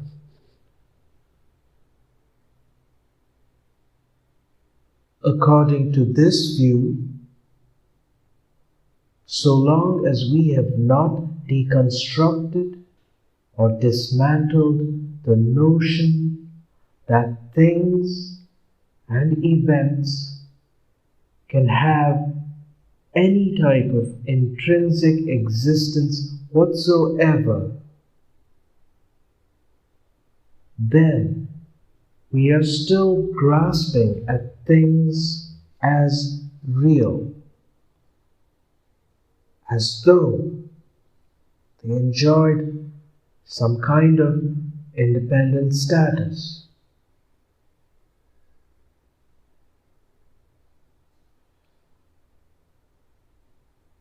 Therefore, the Prasangika Madhyamikas negate the intrinsic existence and identity of things and events, and claim that this is the true meaning of emptiness.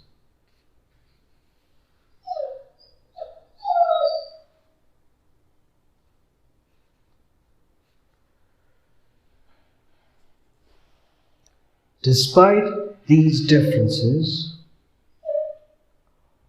what all four schools have in common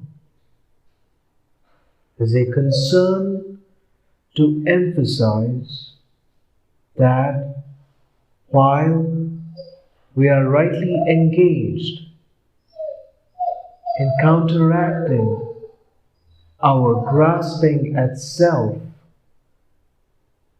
it is important to ensure that our negation does not defy the reality of the conventional world, the world of lived experience.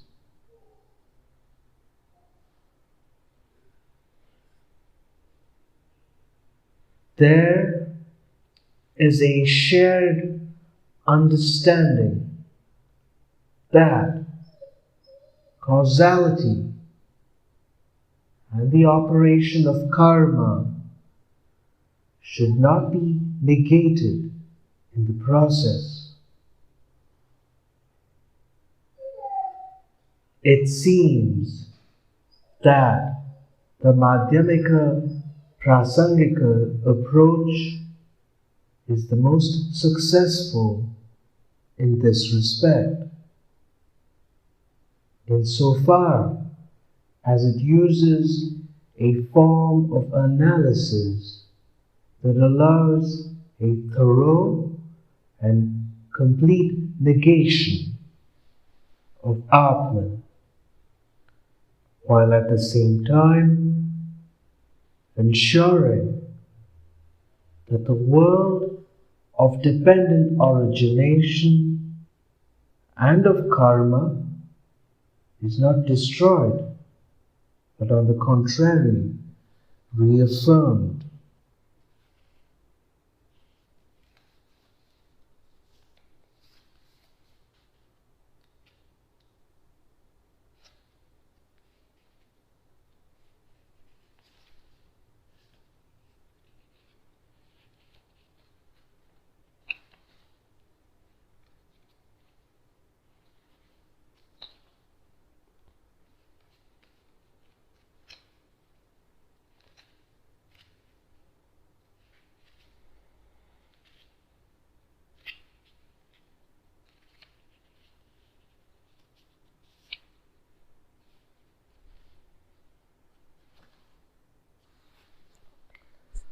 the middle way.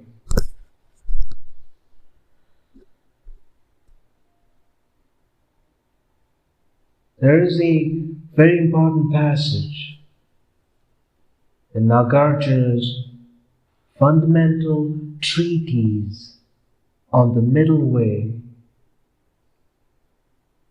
Madhyamika Kamulakarika, where he states that which is dependently originated I call empty, and that is in turn dependently designated.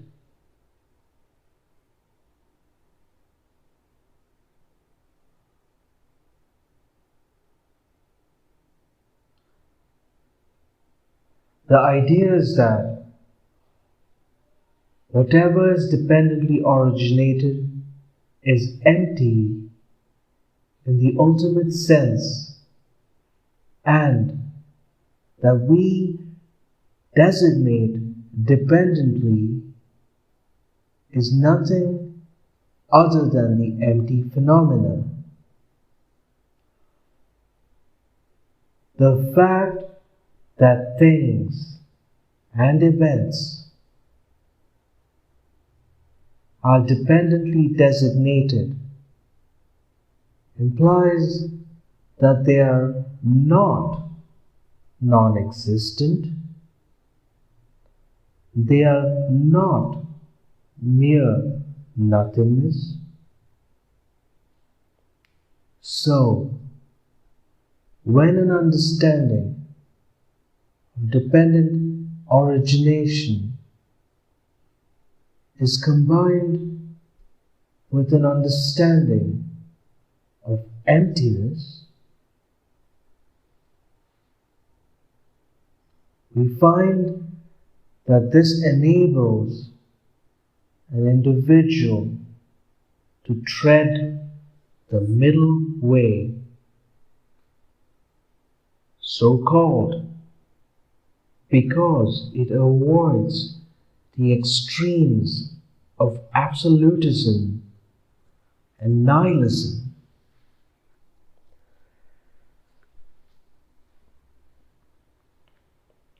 So, the Madhyamika expression, dependently designated, has a deep significance. The first word, dependently, implies that things and events come into being through dependence on other factors, which means that they do not possess independent, autonomous, or absolute existence. So, this first point negates absolutism. The second word, designated, implies that things and events are not mere nothingness, that they are not non-existent, that they do indeed exist. This part of the expression therefore ensures that the reality of the phenomenal world is not denied. As Buddha Palita states in his commentary on the fundamentals of the middle way, if things have an independent existential status and come into being without depending on other factors,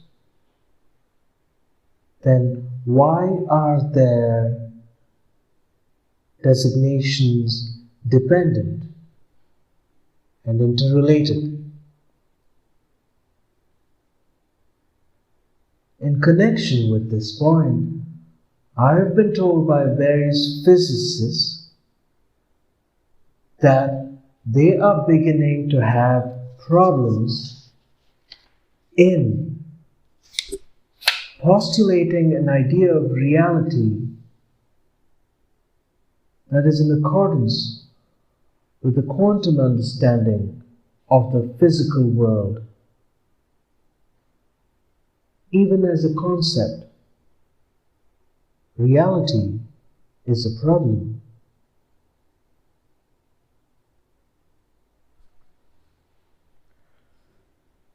For me, this points to the difficulty of finding essences when we look into the essence of things. However, if we jump to the other extreme and say that everything is pure illusion and a mere projection of the mind, then we will be falling into the trap into which Chittamatrins fell, namely the view of total mentalism. So, if things do not possess intrinsic reality, and yet, at the same time, if we are not happy with the conclusion that everything is a mere projection of the mind, what is the alternative?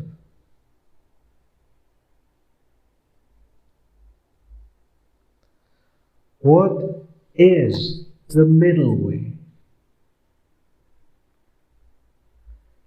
The answer given by the Madhyamikas is that things and events arise purely as a result of the aggregation of many factors, and their conventional existence stems from the identity we impute to each aggregation,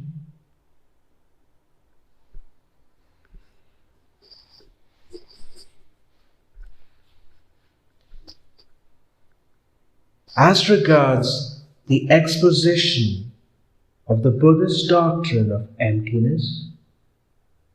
We find there are many forms of reasoning presented in the literature which are designed to lead to an understanding of emptiness. Of all of these, the reasoning that is based on the understanding of dependent origination is considered to be the most effective. In order to develop the most profound understanding of the meaning of dependent origination, I think the works of Buddhapalita and Chandrakirti are crucial. Much of my own understanding, and naturally most of the presentation I am making here, is based on Lama Tsongkhapa's exposition of these topics, which in turn is very much based on the reading of Nagarjuna by Chandrakirti and Buddhapalita, to the extent that Tsongkhapa substantiates almost every crucial point by referring to the commentaries of these two great masters.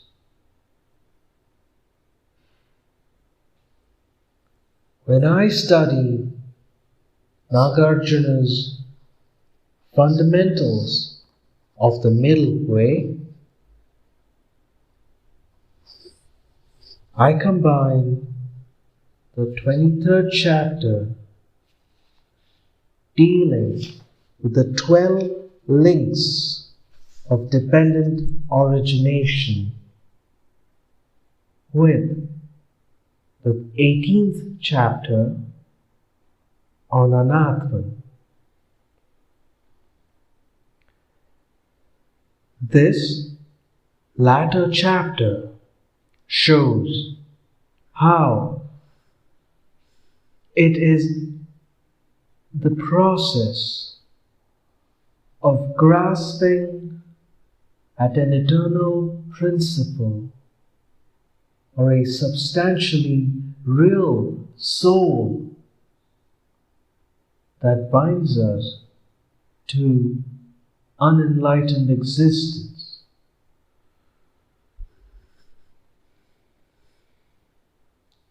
It further shows how negating the principle of Atman and eliminating that grasping led to liberation.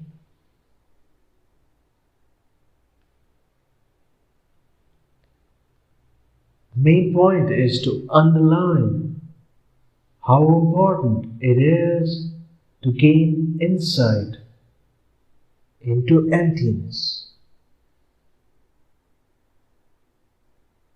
I then combine my study of these two chapters with that of the 24th, in which Nagarjuna anticipates a number of objections which could be put forward by the realist schools of Buddhism. The core of their objections could be summarized in this way. If there is no intrinsic reality, and if there is no intrinsic existence and identity to things and events, then there is no thing.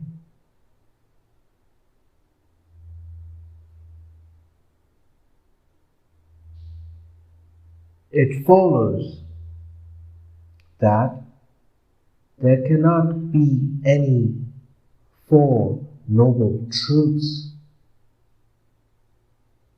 If there are no Four Noble Truths, there are no three jewels. If there are no three jewels, there cannot be a path to enlightenment.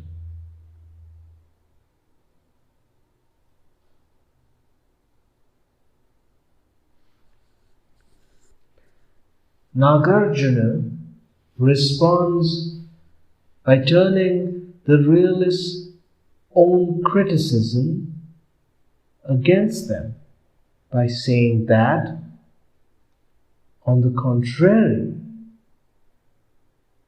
if things do exist intrinsically, then the consequences the realist attribute to his argument would apply to theirs.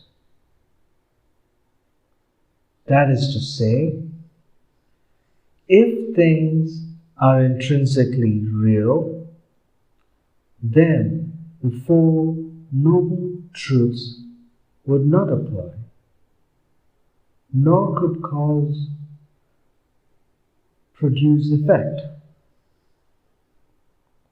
So, the central message of that chapter is to demonstrate that what Nagarjuna means by emptiness is not a mere nothingness or a mere non-existence. Emptiness should be understood in terms of the interdependent nature of reality. It is by virtue of their dependent origination that things are devoid of independent existence.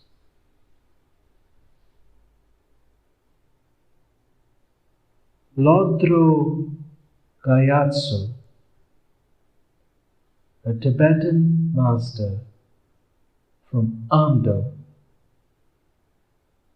captured this point in a beautiful verse.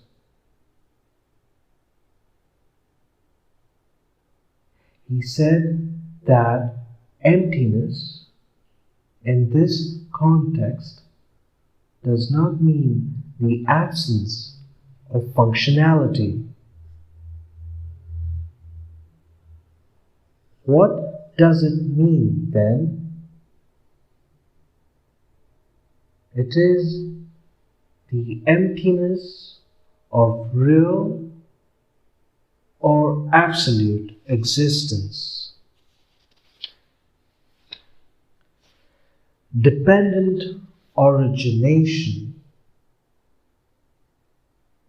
does not entail intrinsic reality or intrinsic identity, but what it does entail is illusion-like, phenomenal reality.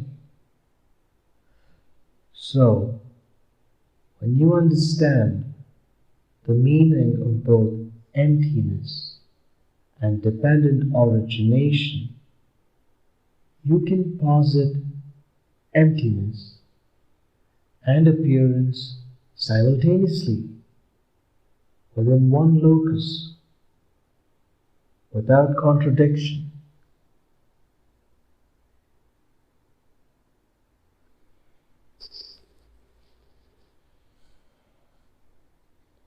Furthermore, the same master added that all philosophical schools describe their own position as avoiding the extreme of absolutism by talking about some form of emptiness and avoiding the other extreme of nihilism by talking about the level of phenomenal reality.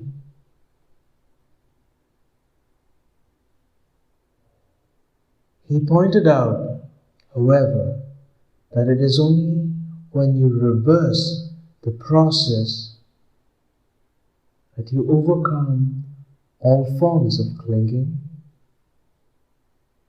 That is the Madhyamika Prasangika position, of course. From the point of view of Madhyamika Prasangika, then, it is through understanding appearance that a person is liberated from grasping unto absolutes. And it is by understanding the true meaning of emptiness that a person is freed from falling into nihilism.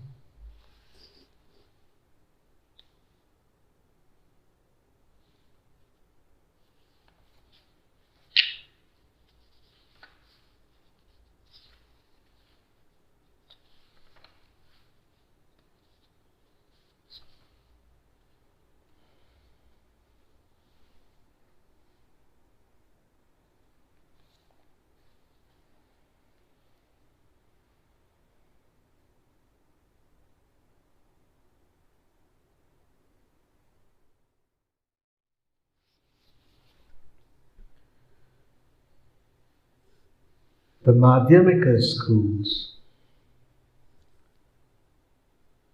Earlier, I spoke about there being two different understandings of emptiness, even within the Madhyamika school itself. And I outlined how the Madhyamika Swatantrika view differs from that of Madhyamika Prasangika. The basis for accepting this difference comes from the writings of Bhava Viveka, one of the chief disciples of Nagarjuna, who subjects the Buddhist realist schools to very critical examination, and at the same time criticizes Buddhapalita's reading of Nagarjuna.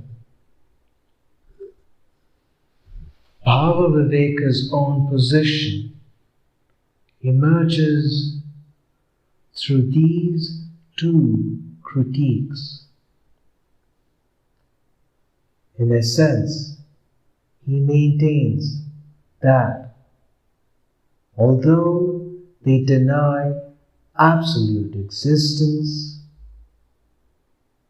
they do accept some forms of intrinsic and objective reality to things and events, which Madhyamika Prasangika masters like Chandrakirti totally reject. So, although Chandrakirti, Buddhapalita, and Bhava Viveka were all great disciples of Nagarjuna, there is a substantial difference in their respective understanding of Nagarjuna's philosophy of emptiness. It is on account of this difference that Tibetan Buddhist scholars distinguish two divisions within the Madhyamika school, which they call Swatantrika and Prasangika. These two schools also differ in their methodology. The Madhyamika Prasangika lay much greater emphasis on what is called the consequentialist style of reasoning. This resembles the reductio ad absurdum, where you are not so much using reason to affirm something yourself, but rather you're concerned with showing the internal inconsistencies of your opponent's standpoint.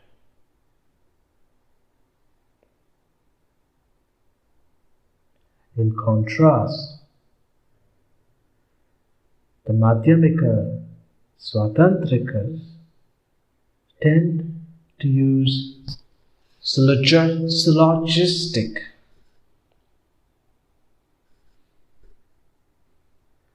type of reasoning to establish their positions. Furthermore, there is another fundamental difference between Bhava Viveka and Chandrakirti, which concerns the way our senses perceive material objects. For Bhava Viveka, it is valid to say that when a visual perception arises, we see the appearance of an objective entity because he accepts that things do not, because he accepts that things do possess a degree of objectivity which is then projected onto the perception. This is totally rejected by Madhyamika Prasangika school of Chandrakirti. It is clear, therefore, that the central point of difference between the two Madhyamika schools is whether or not one accepts any idea of intrinsicality.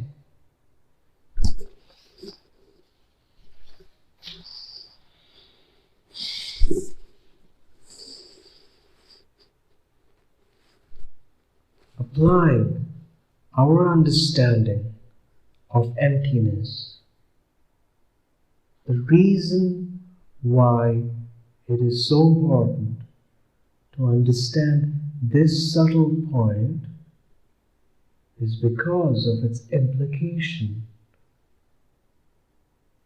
for interpreting our own personal experiences of life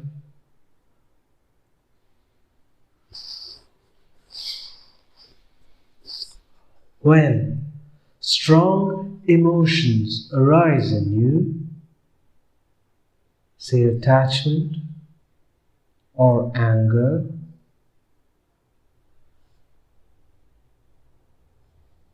if you examine the experience of that emotion, you will see that the underlying it is an assumption that there is something objective and real out there which you're holding on to, and onto which you project desirable or undesirable qualities. According to the kind of qualities you project onto a thing or event, you feel either attracted to it or repulsed by it. So, strong emotional responses, in fact, assume the existence of some form of objective reality.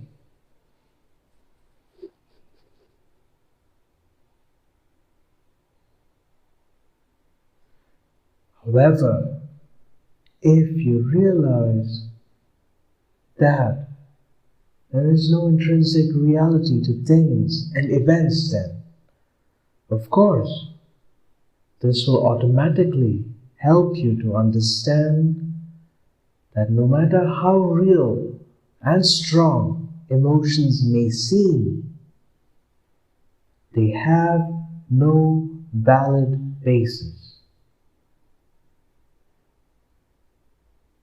Once you know that they are actually based on a fundamental misconception of reality, then the emotions themselves become untenable.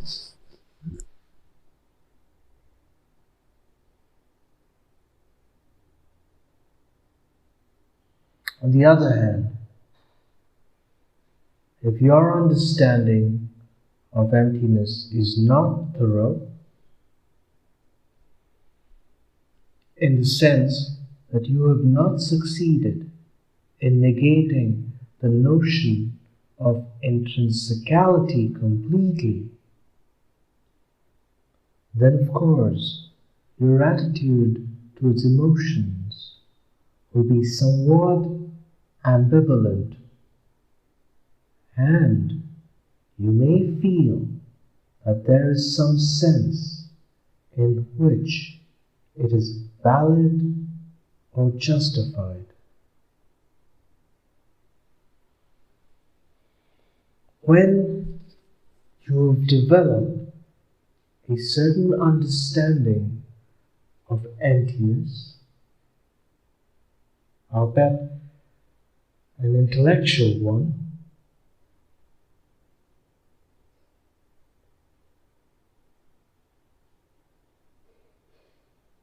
you will have a new outlook on things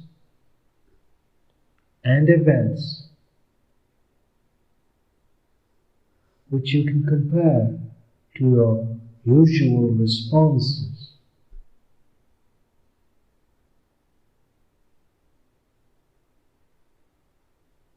You will notice how much we tend to project qualities onto the world. More especially, you will realize that most of our strong emotions arise from assuming the reality of something that is unreal. In this way, you may be able to gain an experiential sense of the disparity between the way you perceive things and the way things really are. The moral that we can draw from all of this is that strong emotions which afflict our mind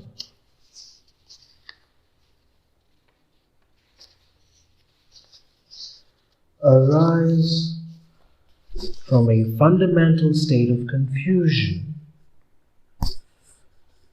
which leads us to apprehend things as real and existing independently. In conclusion, we know that afflictive emotions and thoughts have no valid basis, neither in our experience nor in reality, nor in reason.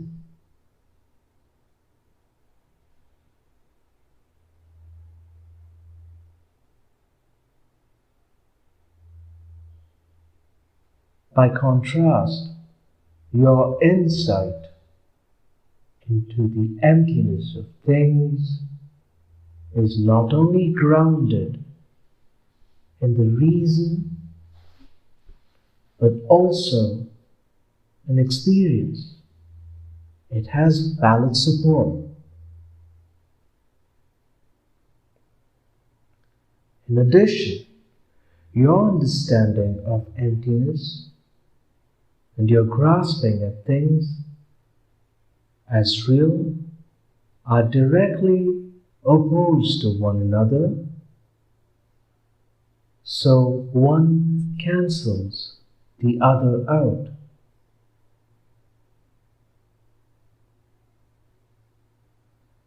Since they are opposing forces, and given that one has valid grounding, whereas the other does not, the final conclusion we can draw is that the more we deepen our understanding of emptiness, and the greater the power of our insight becomes, the more we see through the deception of emotions, and consequently, the weaker those emotions become.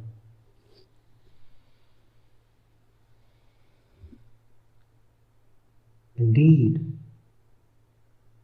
we come to realize that strong, afflictive emotions and thoughts, their basis, which is ignorance, can be weakened, while insight into emptiness can be enhanced.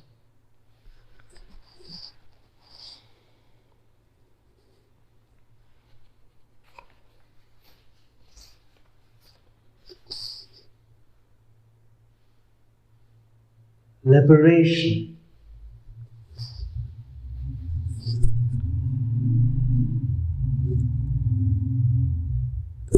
We have arrived at a point in our examination where we can conceivably accept that the power of delusions and of ignorance can be reduced. But the question remains as to whether it is at all possible to eliminate them completely and eradicate them from our minds. Some of the points in Maitreya's Uttara Tantra may be very critical here. According to that text, our potential for knowledge is intrinsic to our consciousness and is an inherent natural quality of our mind.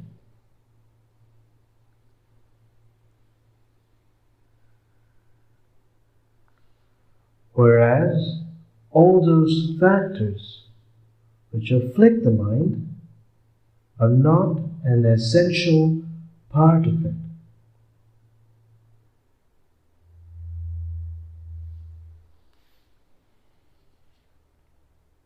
Mental afflictions, which are distinct from the essential nature of our mind and are therefore called adventitious. So, when we talk about gaining the perfect wisdom of a Buddha,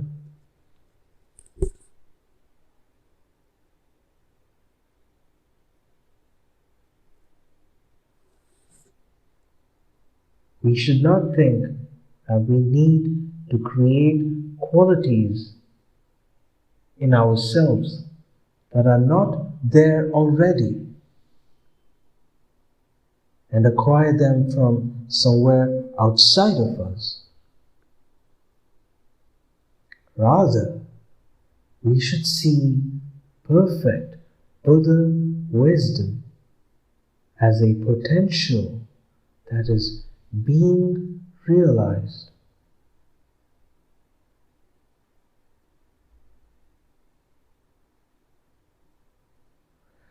The defilements of the mind hamper the natural expression of that potential which is inherent in our consciousness.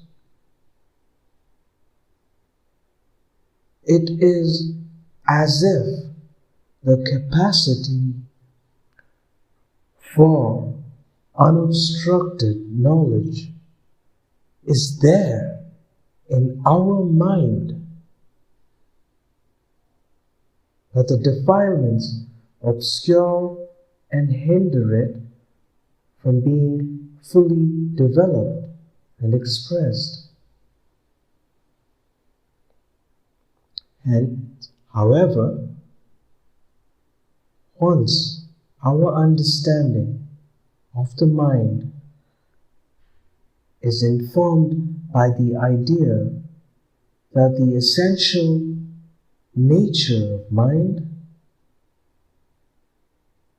is pure luminosity and mere experience, or the sheer capacity to know,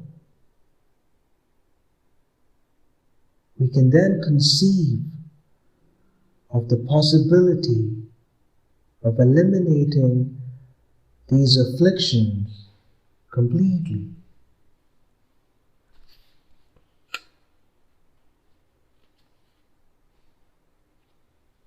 To sum up, in this chapter, we have followed the conceptual approach to the question of whether or not it is actually possible to attain liberation. Finally, if we accept that liberation is possible, how exactly is it to be understood?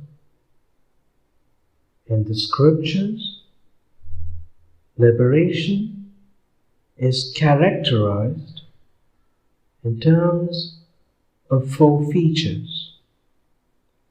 The first feature describes it as the true cessation of the continuum of afflictions. According to the second feature, liberation is true peace, the state of total tranquility where the individual has attained complete freedom from all defilements of the mind. It is described in the third feature as totally satisfying, because one has reached ultimate satisfaction.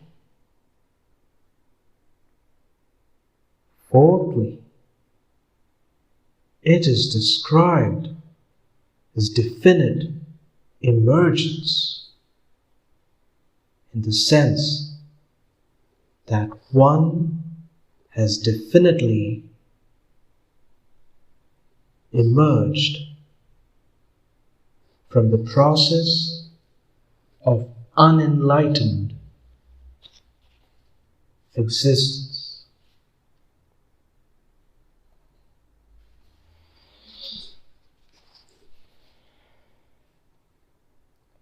End of chapter 4. The truth of cessation.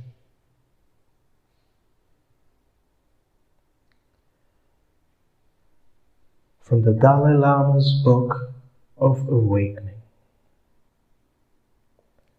This is a recording for Vox Olympia.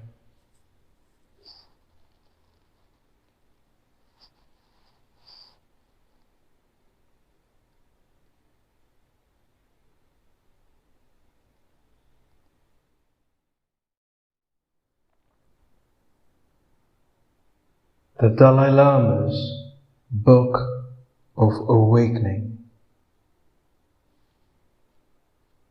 by His Holiness the 14th Dalai Lama.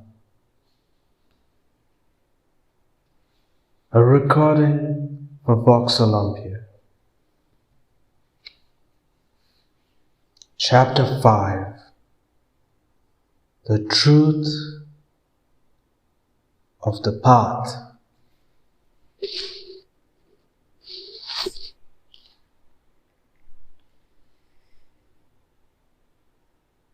If we accept that liberation is an achievable goal, how is it possible to achieve it? This question brings us to the Four Noble Truths. The fourth Noble Truth, which deals with the true path.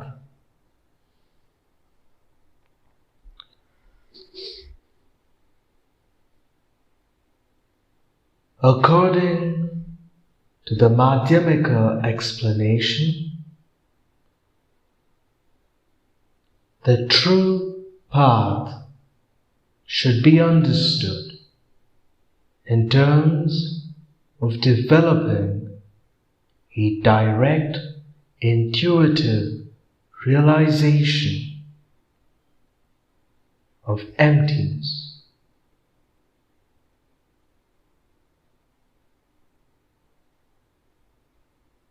This is because the intuitive realization of emptiness leads directly to the attainment of cessation. However, in order to have such a realization, one must have a basis in a single pointed meditation. Since this is what leads to an experiential knowledge of emptiness.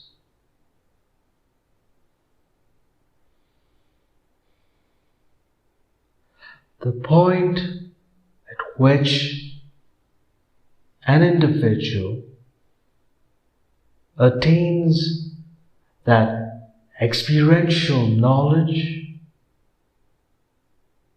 is said to be the beginning of what is called the path of connection or path of preparation,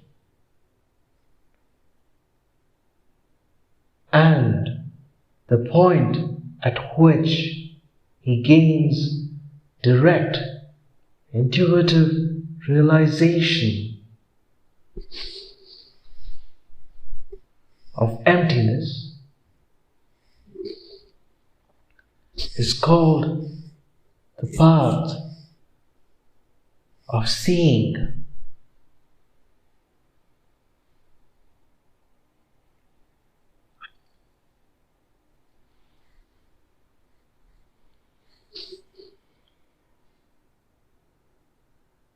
The experiential knowledge of emptiness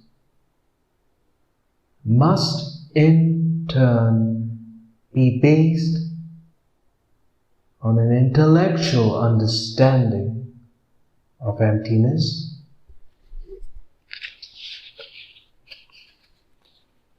developed through inference.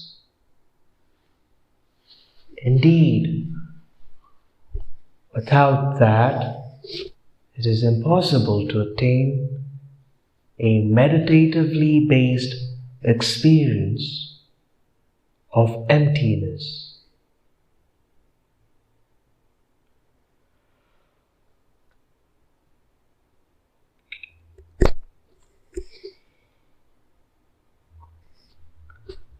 That initial stage of developing intellectual understanding is part of what is known as the path of accumulation.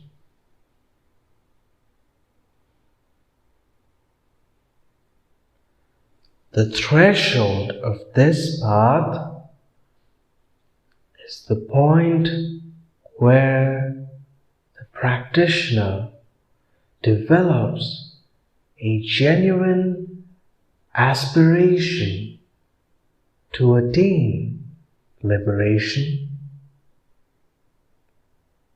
and this we consider to be the very beginning of the Buddhist path.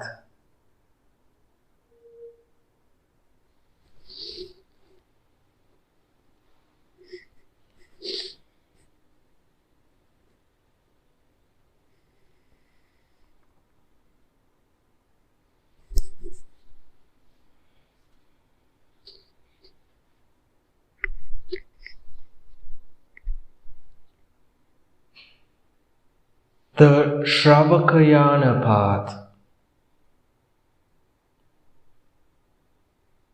Even before we embark upon the path, a great deal of preparation is necessary.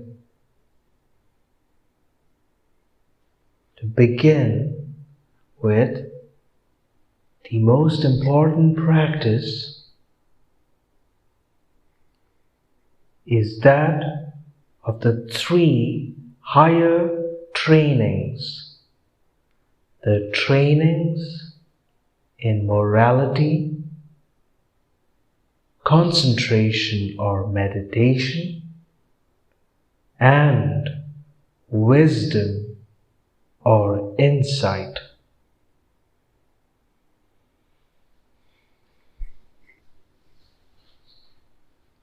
The scriptures generally describe transition from one stage to another in terms of a mediator's experience.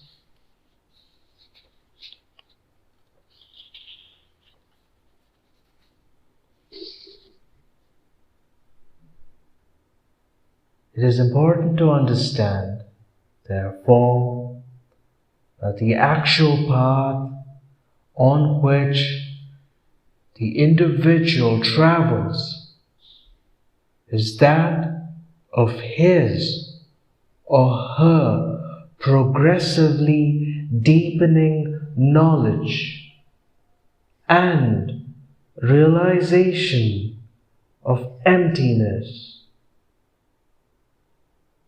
technically known as the wisdom aspect of the path. Moreover, the wisdom that realizes emptiness must be developed within the context of the union of the single-pointedness of mind and penetrative insight, known as the union of shamatha and vipassana.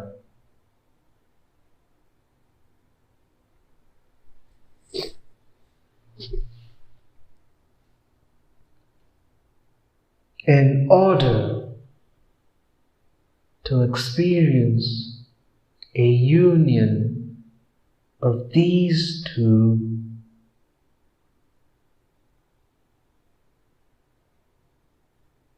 we have to develop shamatha first,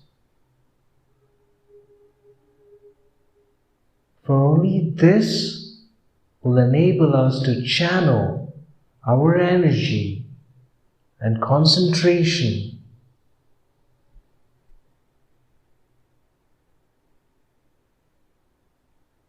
Training in shamatha is therefore key. For it to be successful, two factors must be present, namely the application of mindfulness and the application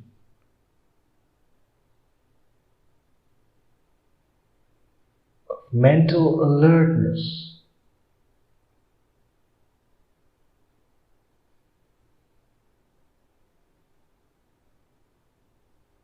These two capacities themselves will only develop successfully if our single-pointedness of mind is based on an ethically sound life in which we apply discipline both to our attitude and to our way of life.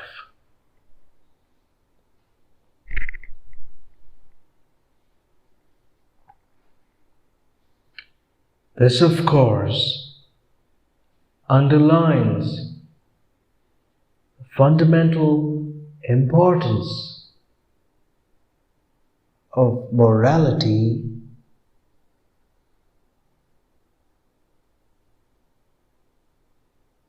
So now we can see how the three trainings are connected to each other.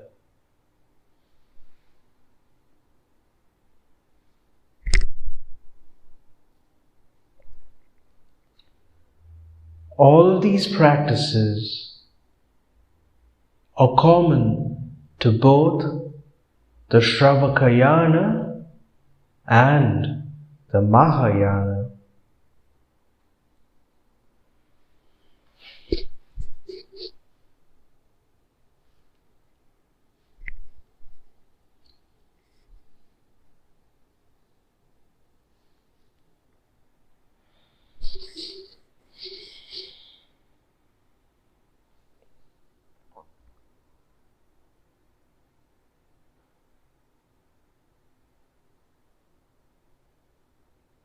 The Mahayana path we must now look at another important aspect of Buddhism, namely the way that the entire teaching of Buddha is founded on compassion.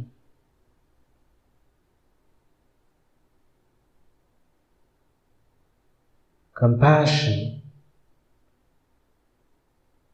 is the very foundation of the Dharma.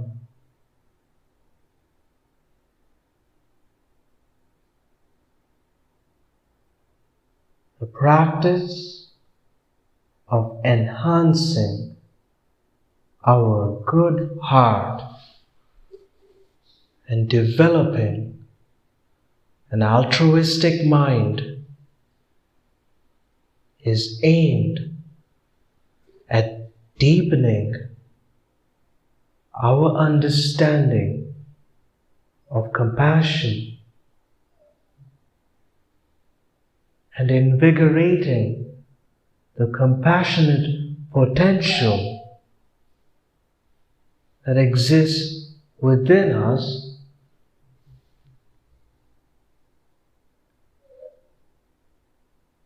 It is on the basis of profound compassion that we develop the altruistic aspiration to seek enlightenment for the benefit of all.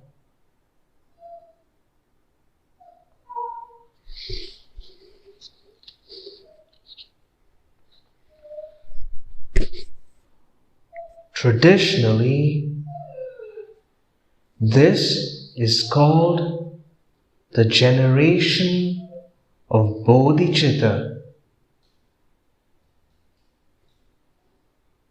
What is bodhicitta? In Maitreya's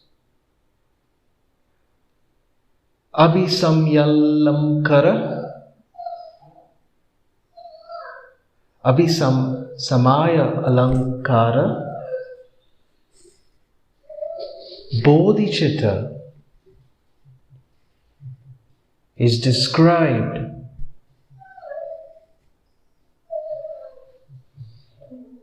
as having two motivating factors.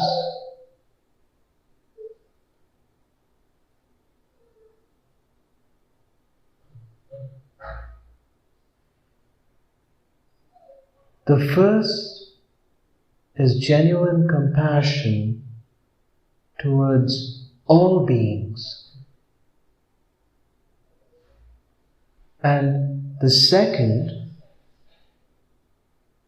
is recognition of the need to attain full enlightenment in order to fulfill the welfare of others. Indeed, to develop the altruistic mind of bodhicitta, it is not enough to have mere compassion. Bodhicitta must be based on a compassion which carries a sense of responsibility, so that you are willing to take upon yourself the task of helping others.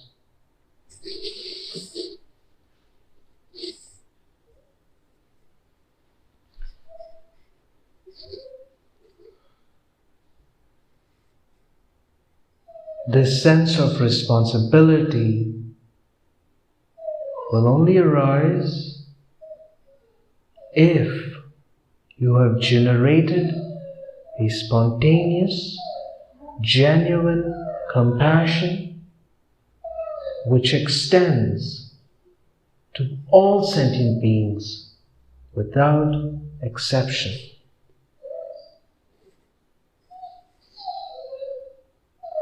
This is universal compassion.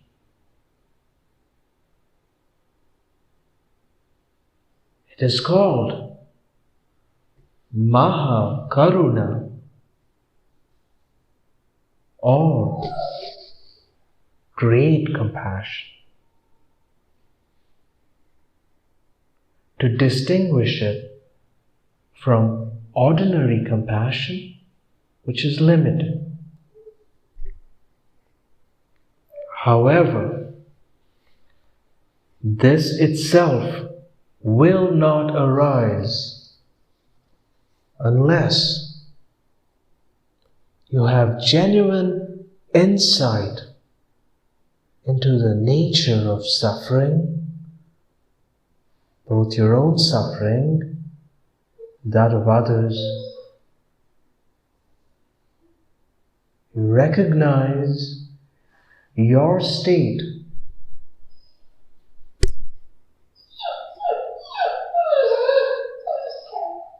as being one of suffering. Then you will also feel a genuine empathy and connection with others,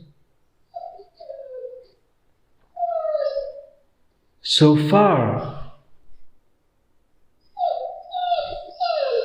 as gaining insight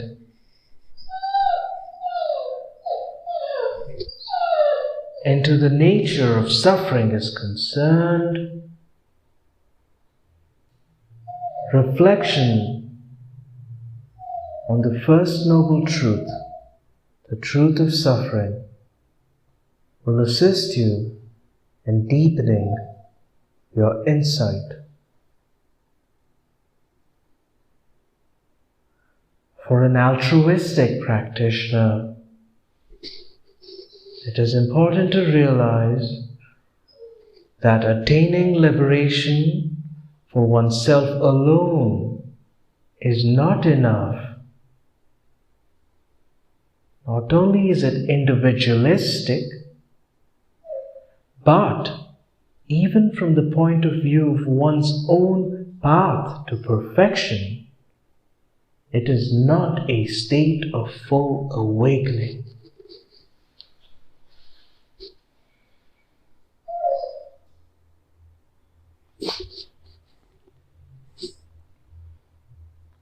It is therefore crucial to nurture our natural empathy and our sense of closeness with others. One of the methods described in the Buddhist scriptures for doing this is to imagine that all beings are your mothers.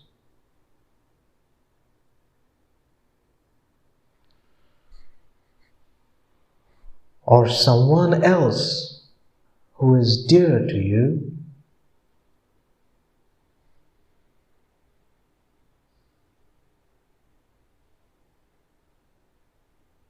You awaken the compassion you naturally feel for your mother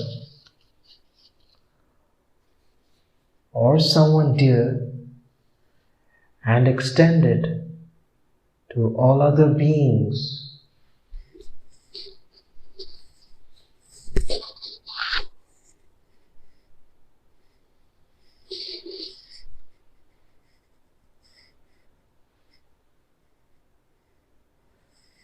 In this way, you develop a natural and spontaneous empathy.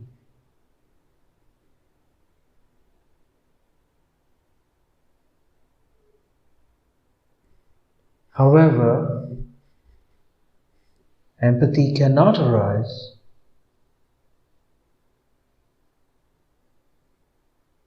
if your emotions towards others fluctuate due to the fact that you view some as enemies and others as friends.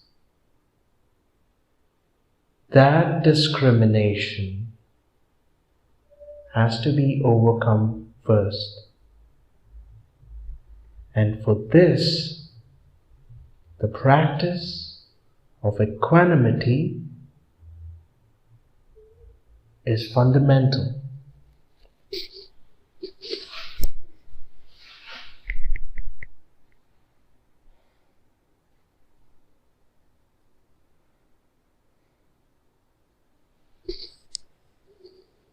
A different method is presented by Shantideva in the Guide to the Bodhisattva's Way of Life.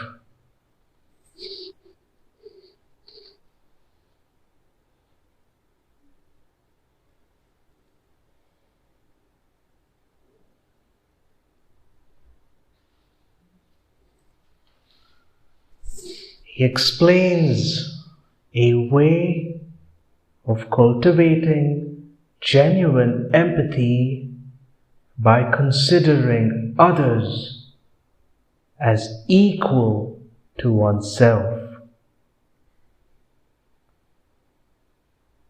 For example, just as you personally wish to be happy and overcome suffering, others too have a similar desire. And just as you have the right to achieve this, so do they.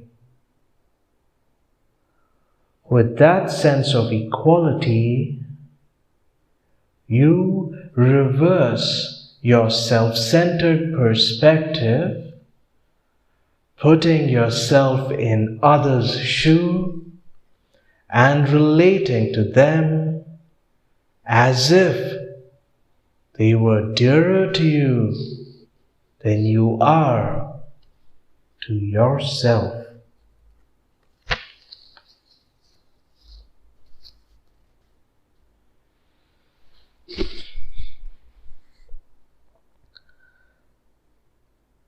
According to the Tibetan tradition, these two different methods are combined and then meditated upon. Once you have gained even a simulated experience of the altruistic mind as a result of your reflection and meditation, then the custom is to stabilize and reinforce it by participating in a ceremony where you explicitly generate bodhicitta.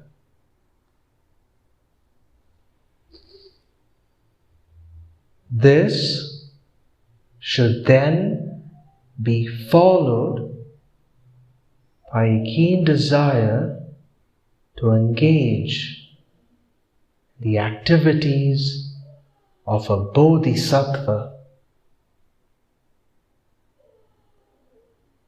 According to tradition, the practitioner formally takes the vows of a bodhisattva at that point. The bodhisattva ideal, or the activities of a bodhisattva, are summed up in the 3 precepts. The first is the precept of deliberately engaging in virtuous actions.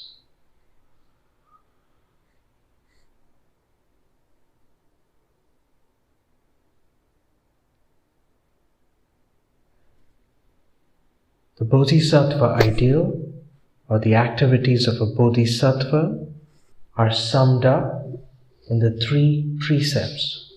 The first is the precept of refraining from negative actions. The second is the precept of deliberately engaging in virtuous actions. And the third is the precept of helping others.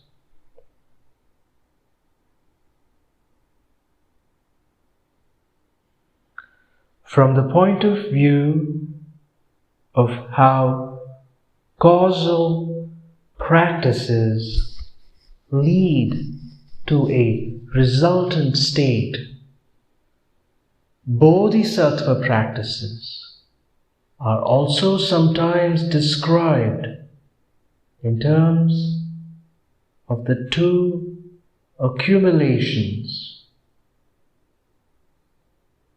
the accumulations of merit and wisdom. These two accumulations come together in the union of method and wisdom.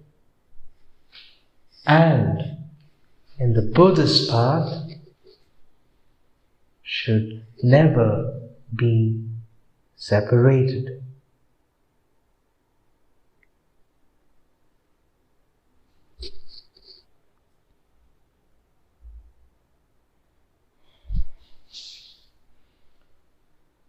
The Vajrayana path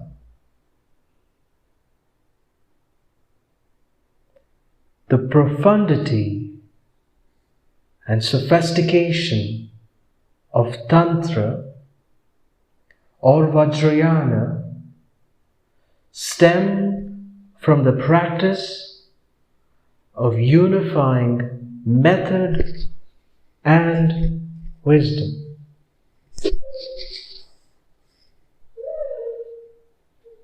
To put it more briefly, one of the unique features of the union of method and wisdom in the Vajrayana teachings is that the practitioner first subjects his or her perception of self and the world to an understanding of emptiness.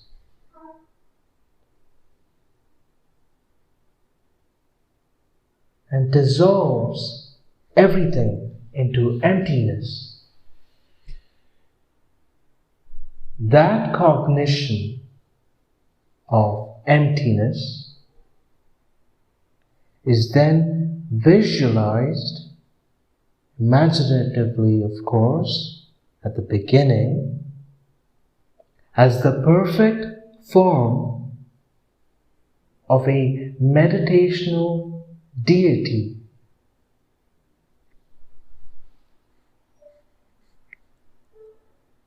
Next,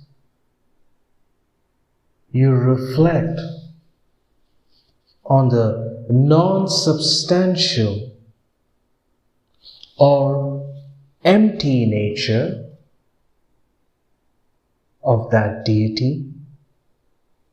So, within one instance of cognition, both method and wisdom are present and complete. There is a visualization of a deity and at the same time an understanding of the empty nature of that deity.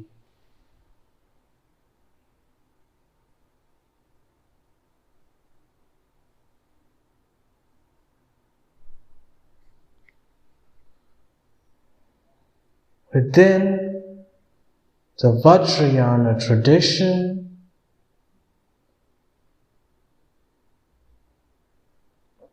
there are 4 principal classes of Tantra according to the Gelug, Shakya, Kagyu schools. These are Kriya Tantra, Karya Tantra, Yoga Tantra, and highest Yoga Tantra. The first 2 classes do not involve taking Vajrayana vows. It is in the Yoga Tantra and the highest yoga tantra that the tantric vows are taken.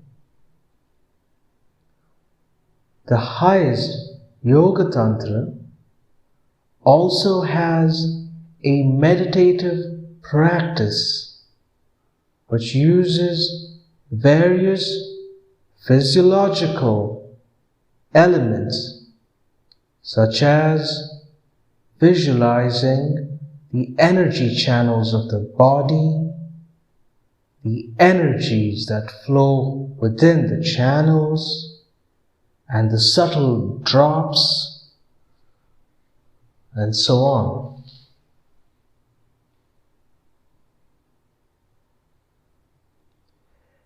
In all of these various types of meditation, the key is always the aspiration of bodhicitta and insight into emptiness.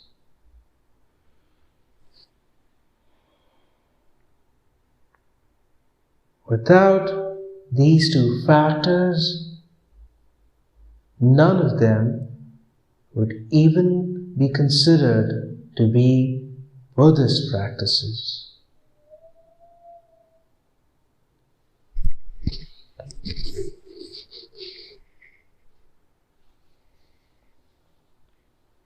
However, in some very reliable and authentic texts belonging to Yoga Tantra, it is said that the Vajrayana path can also be based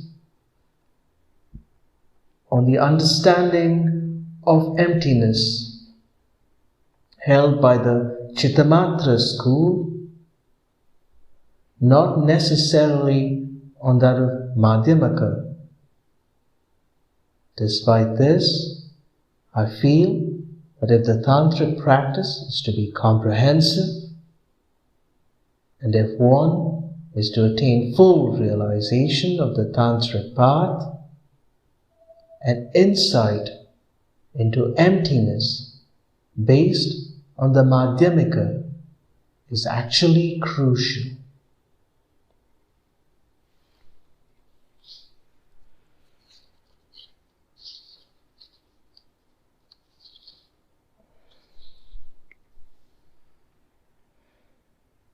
Advice on following the Buddhist path. There are 3 pieces of advice I would like to share with you.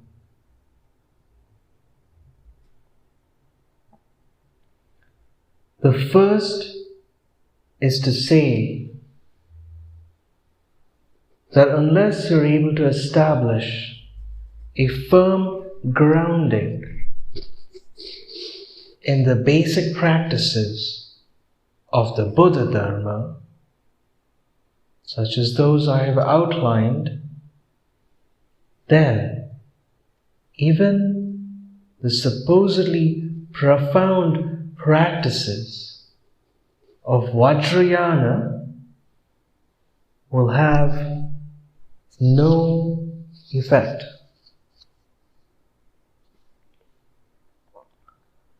The point is that for a practicing Buddhist, it is really vital to develop an understanding of the 4 noble truths and to meditate upon them.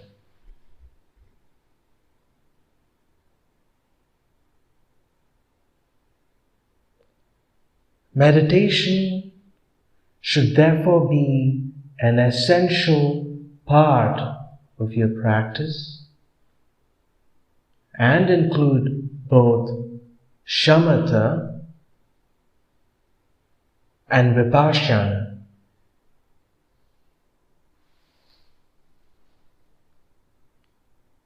Another important factor is your determination.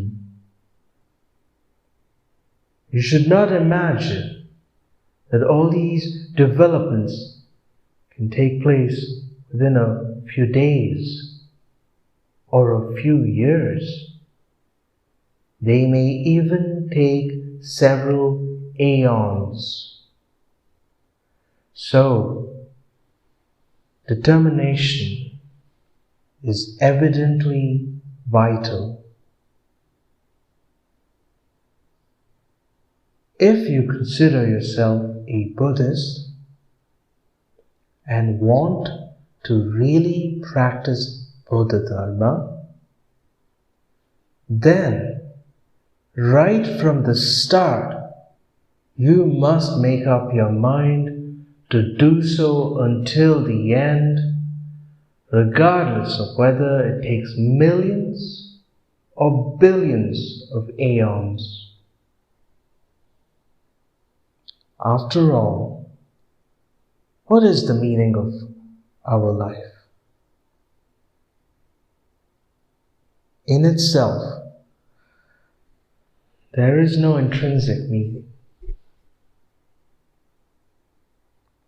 However, if we use life in a positive way, then even the days and the months and the aeons can become meaningful.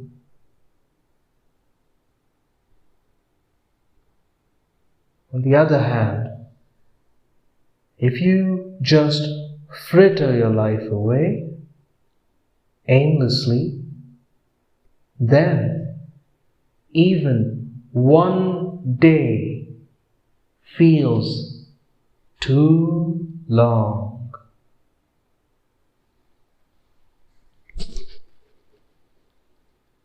You will find that once you have a firm determination and a clear objective, then time is not important.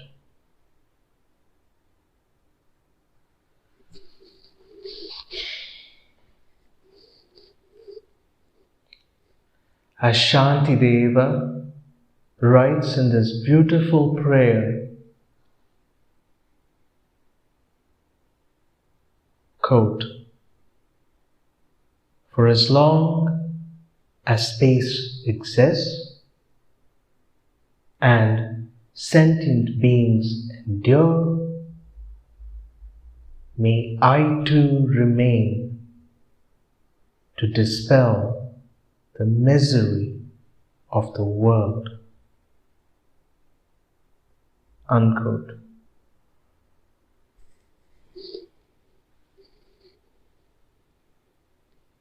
His words really convey a certain understanding to me,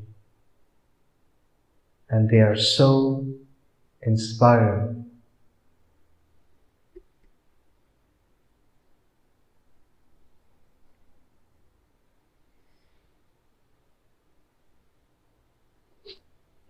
My final point is that the more impatient you are, the more you want the way that is quickest, cheapest, or best, the most likely you are to obtain a poor result.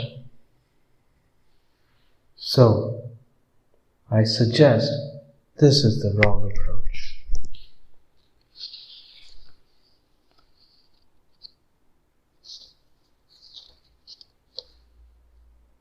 Conclusion.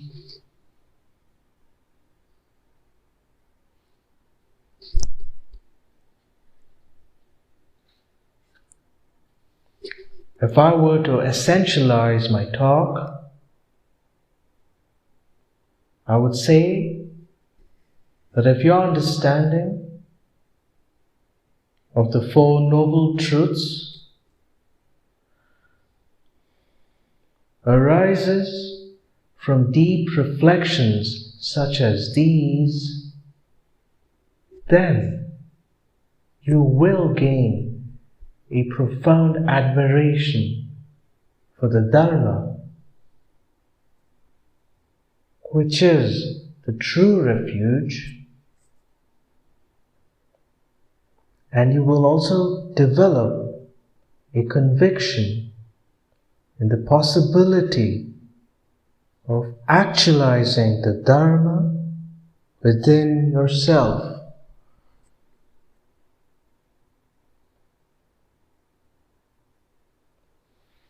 On the basis of such a conviction, you will be able to develop genuine devotion in the Buddha, the Master who showed you the path. And you will also have a deep respect for the Sangha, members who are your spiritual companions on the path.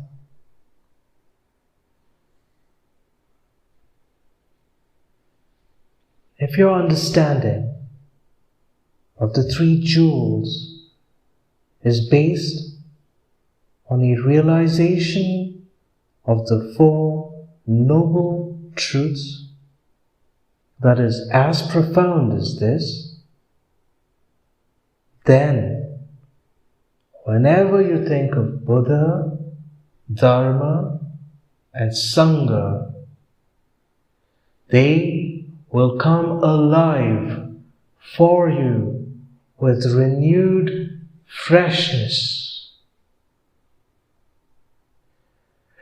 This is what is meant by going for refuge.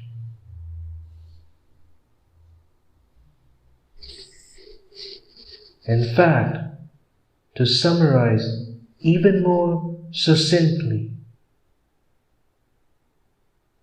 the whole of the explanation I've given here is to show what is meant by going for refuge in the three jewels.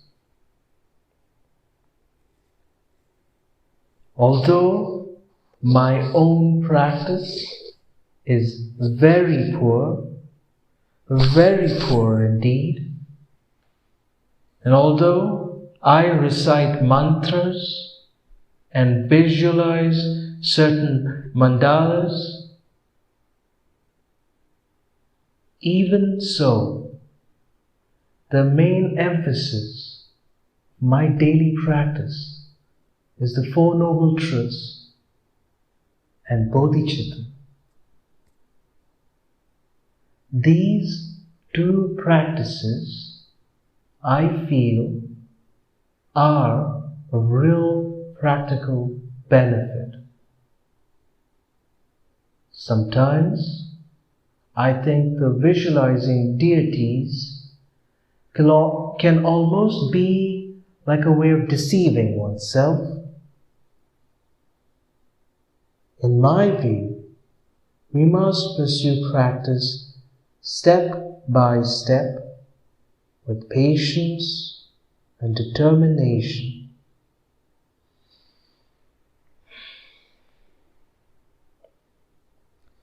If you practice in this way, then after a year or after a decade, you will notice at least some improvement in yourself. And when you see that, it brings a new encouragement to continue. However, we must realize that change is not at all easy.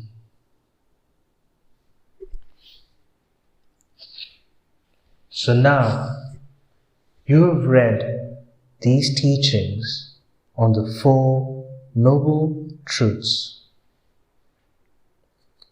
If you consider you're a Buddhist, then please put them into practice. they should not remain merely on an intellectual level.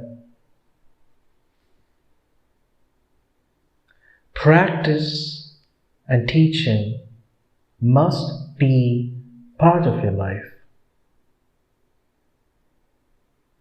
The same applies, of course, to practitioners and believers of other faiths, such as Christians, Muslims, or Jews. Whatever your faith, if you accept that faith, then it must become part of your life. It is not sufficient to attend church on Sunday and join your hands together in prayer for a few moments if the rest of your behavior remains the same. Whether or not you're physically in a church or a cathedral, I think the teaching of your own religion must be in your heart.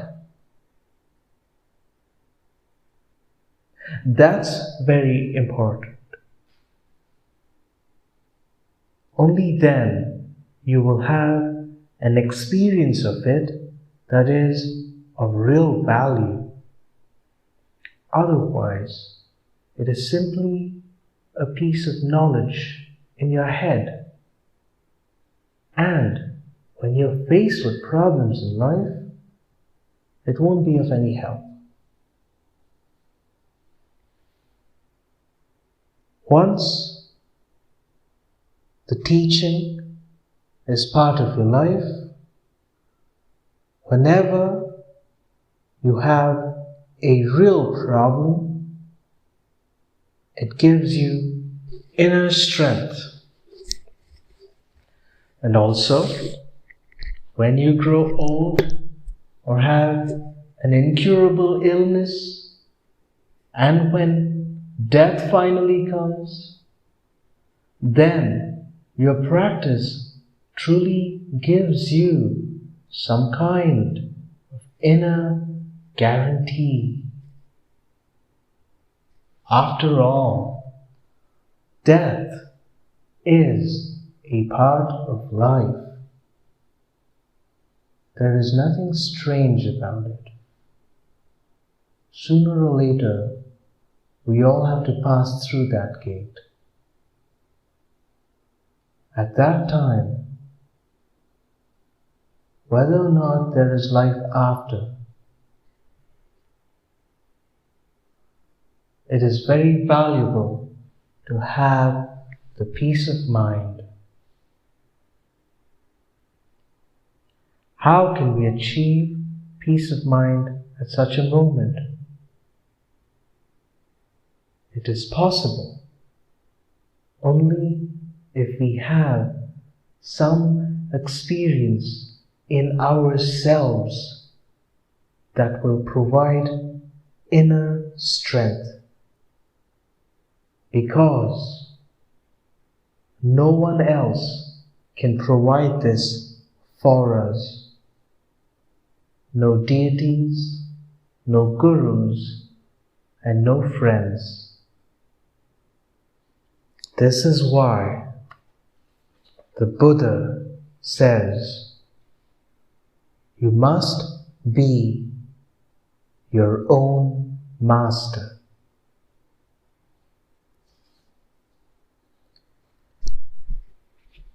End of chapter 5.